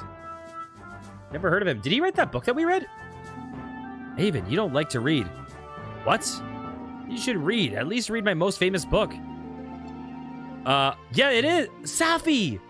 Oh, Karamuro Karamis's most famous work is the swordswoman Safi. Oh, you know my work. Oh, I guess I've heard that one. What's a writer doing in a place like this, anyway? Have you ever written a novel? Starting out is really fun, but it's really painful when you run out of ideas. It's literally mind-numbing. So, what are you doing here? Aw, man, can't you tell I'm hiding from my nagging manager? We can't tell that just by looking at you. In any case, after I finished Swordswoman Safi, I ran out of ideas. I was hoping that I'd come up with an idea if I changed my lifestyle. Yeah, I can tell you ran out of ideas when your names in your story were Sapphire, Tourmaline, Garnet, Ruby, and Brad. I see where you ran out of ideas. And that's why you're hiding from the manager, huh? How pathetic. You're too young to understand. Writing takes a lot of... Oh, wait a sec. You guys are adventurers, right? We're still going through the exams, but we're planning on becoming adventurers. That's it. Man, you scared me. Don't yell like that. I see. Yes, yes. A rough young lad and his blonde companion, 2 childhood friends, started their dangerous journey to become adventurers. This may work. I get it. What? My power to write is taking shape. My fountain of creativity is filling up. That's it. Now I must write. You got some ideas? You're the model for my next novel. Huh? What are your names? I'm Avon, and this is Mile. Avon and Mile, huh? I'll remember that. I'm running from my manager, so I'll probably see you here and there. When I do, can you tell me about your adventures? Understand. Be sure to have good adventures. Farewell now. Are you giving me money? What was up with that old man? Oh, I forgot. Here's my donation. We got a rose under the donation box. Whoa. Thank you very much. Well, farewell. Until I see you again. He was kind of crazy. I agree. He needed to calm down.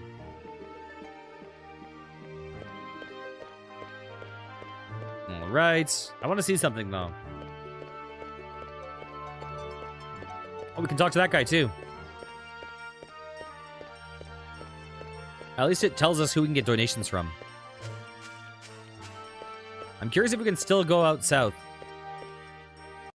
Okay, we can. That's good news. That is very good news.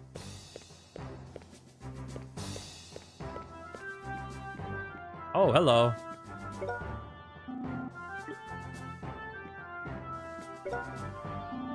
Welcome. I came here under a request from Bardus Church. We're here to collect donations.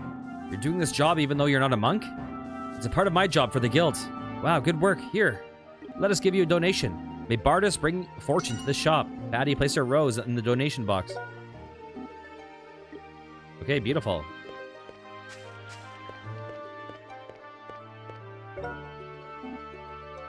You guys have a strange looking box. What's it for? That's what he said? Welcome. If it comes to weapons and armor, let me handle it. Not right now. Okay, see you next time. Oh, pretty boy. You're back. You came here to see me? I came here on business. Please contribute to the Bardus Church. Oh, you're working for Bardus. I'm in such luck. I'll gladly give you a donation. We got a rose in the donation box. Come again, pretty boy. All right. I now know how it feels to be objectified. Bye, pretty boy. Come shopping next time. I will. Thank you for your help. I'm jealous.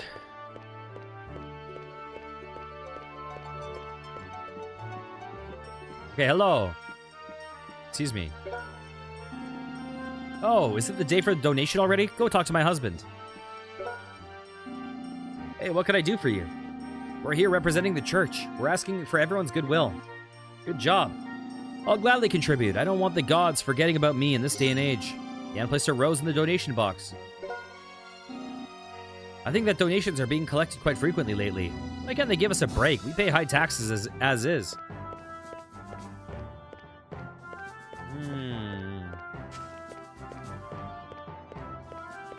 Okay. Time to go back to West Town.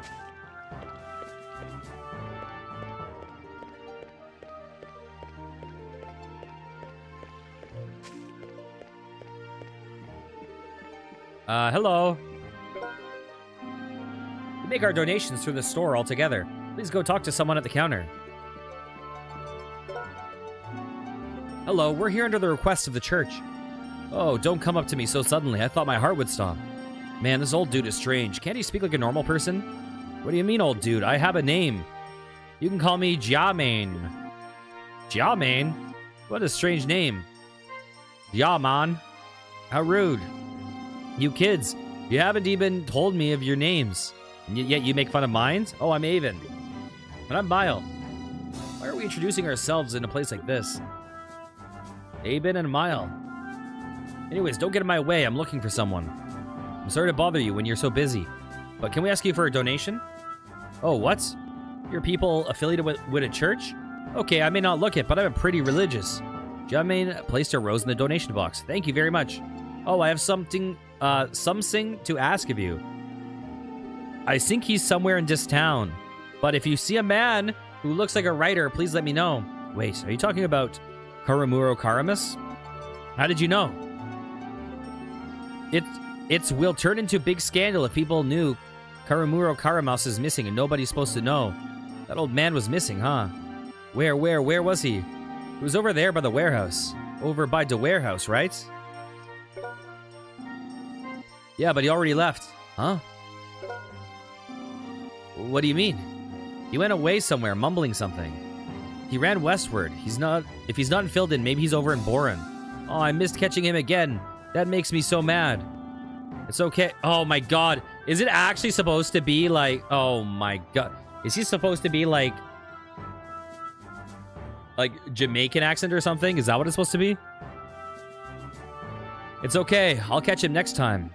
He went towards Boren, right? It's only a guess. Thank you for your help. Good work. I think it might just be a weird, just general, random mix of stuff. I have a strange feeling that I'll see you again. Until then, goodbye.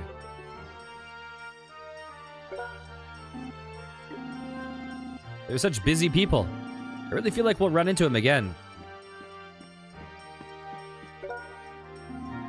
Donation, I'm sorry, but I'm a little tight this month. I'll pay you next month. What's going on? What's with that donation box? This is the work requested by the church. Wow, young ones like you are adventurers, huh? I'm still training. Anyway, is it too much to ask for a donation? Sure, hold on a sec. Bartender placed a rose in the donation box. Keep up the good work. I hope you can be great adventurers someday. Oh, did I ever go upstairs? Oh, I did. That's where the annoying diva was, right? No thanks.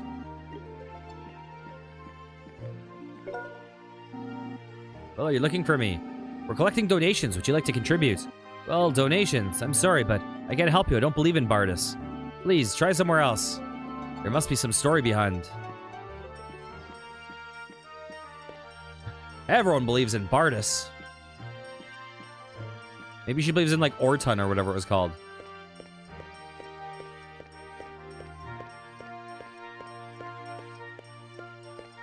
All right, am I good to cross?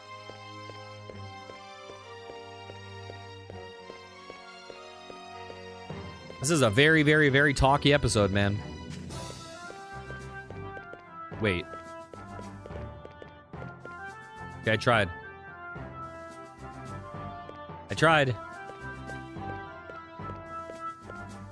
Let's go over here first.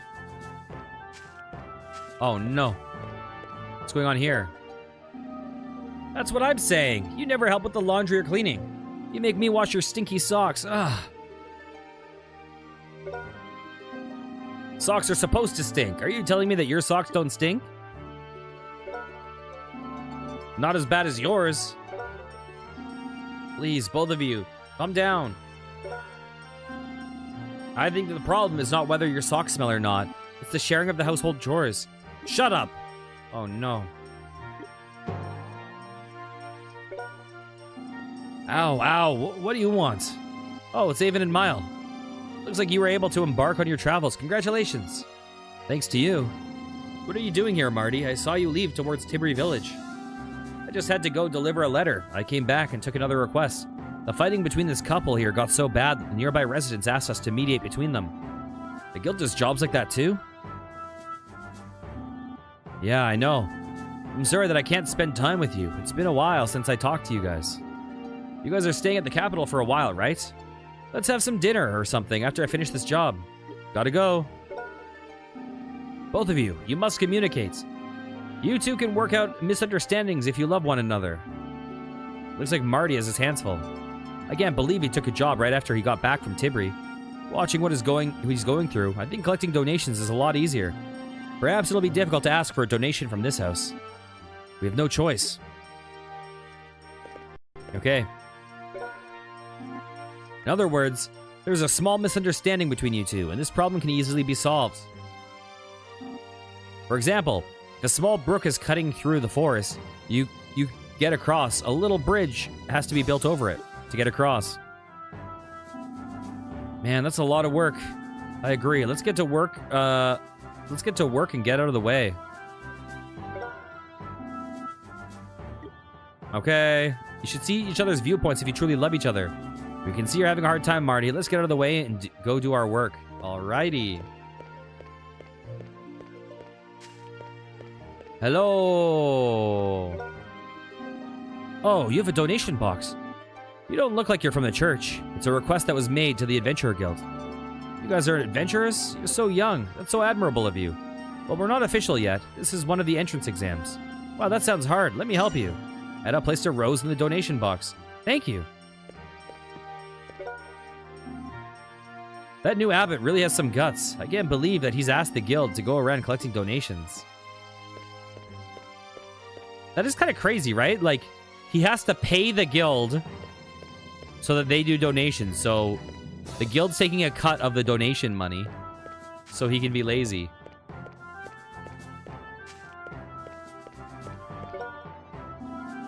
Oh, may I help you? I'm collecting donations on behalf of the church. Oh, is it really that time already? Can you wait a second? Bardus, please protect him. All right.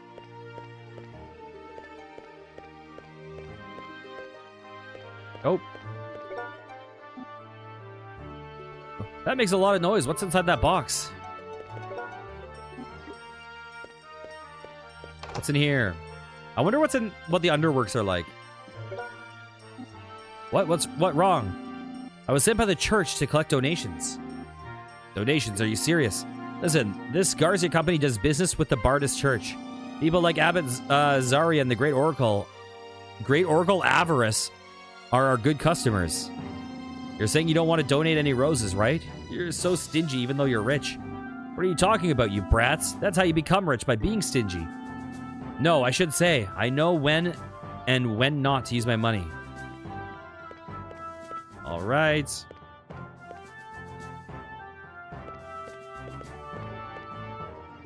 Bam.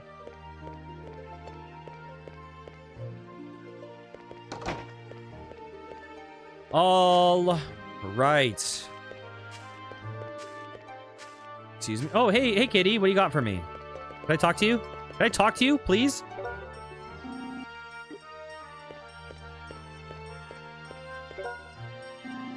Oh, I wonder what's the matter. I came here to collect donations on behalf of the Bardist Church. Well, good work. I'll gladly make a donation. All right. May we be blessed by Bardis. Oh, what was this? We can live in peace like this because of Bardis. I'm really thankful.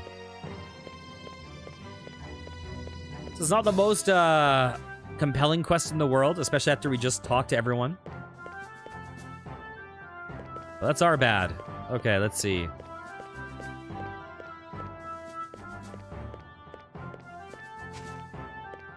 Bum bum ba ba dum bum, under pressure. There we go. Fell down again. Oh, you're collecting donations? I'm sorry, I don't have my purse with me. All right, what about in here? Under pressure. What's wrong? We were asked by the church to collect donations. Can you help us? I don't think my husband would be happy about that. But that's okay.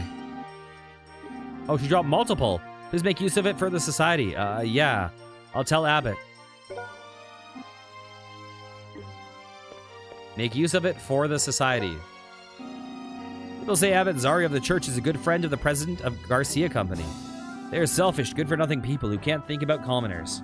They must get along well.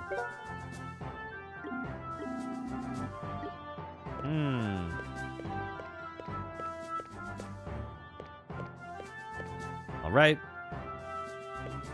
Hello. Did you get your donation from my wife? Man, that Abbott himself should be doing the collection of donations. All right. So I've been down there.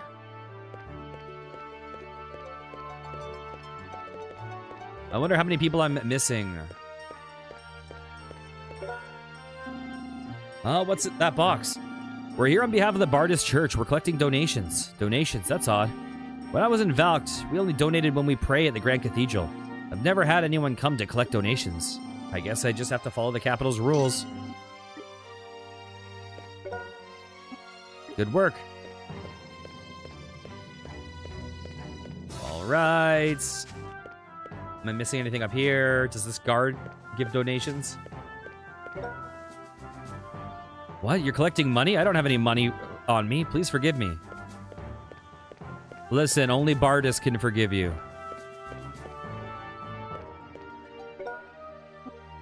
I know what that is. That's a donation box, right? When I peeked inside the church the other day, I saw someone laughing and shaking the donation box around. Jesus. Oh, don't want to go there. Down we go. You're carrying a strange-looking box. What are you doing? It's a test, or maybe a part-time job. We're collecting donations. Donations? That's the money we give to feed the monks and stuff, right? That box contains roses, right? How do you know all that? I was living in a town called Valk not too long ago. I used to go and play at the Grand Cathedral all the time. I think that's why I know so much. Good luck, guys. Yeah, thanks. Okay. Like a poisonous mushroom. Deadly.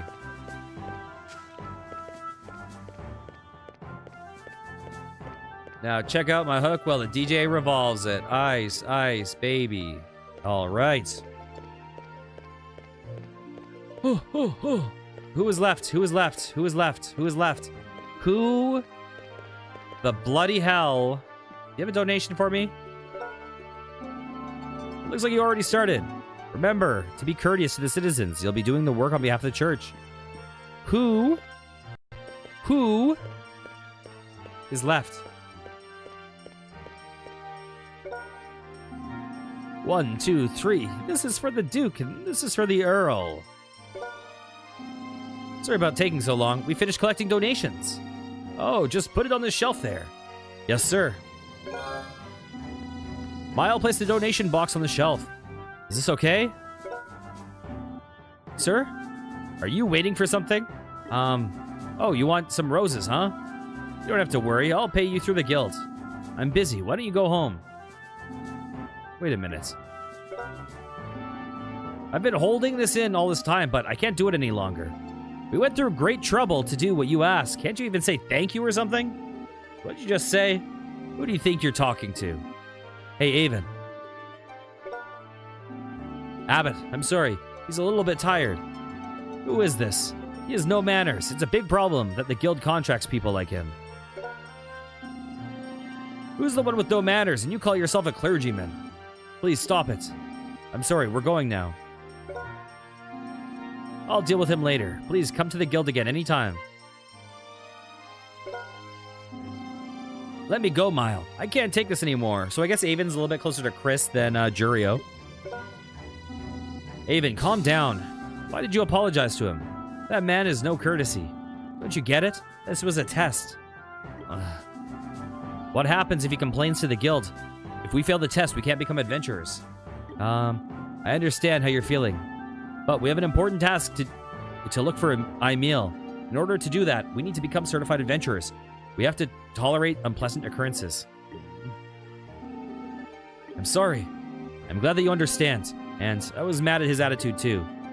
I felt better after you told him off. You got guts. Don't flatter me. Let's get back to the guild. All right. All right. Let's do a save. Bam. Amazing. So this is our first entrance to the capital. We'll call it there, and next time we will do more tests. If you enjoyed, please consider liking, commenting, and subscribing. I'll be back next time with some more. Take care, guys. Mwah. All right, everyone. So I'm going to call stream there. I will play more of this next weekend. I just wanted to... So originally I wasn't going to play this today. Originally I was going to wait until next week, and I was going to play this game. Here, while I'm at it, let me just close out of this. Boop, boop. I was going to play this game today. But I'll play this next weekend. And then we'll do a bit more of Legend of Heroes. But I just wanted to get to a place where I could do some grind on my days off. So that is the plan. I hope you guys have a wonderful rest of your weekend and a wonderful week.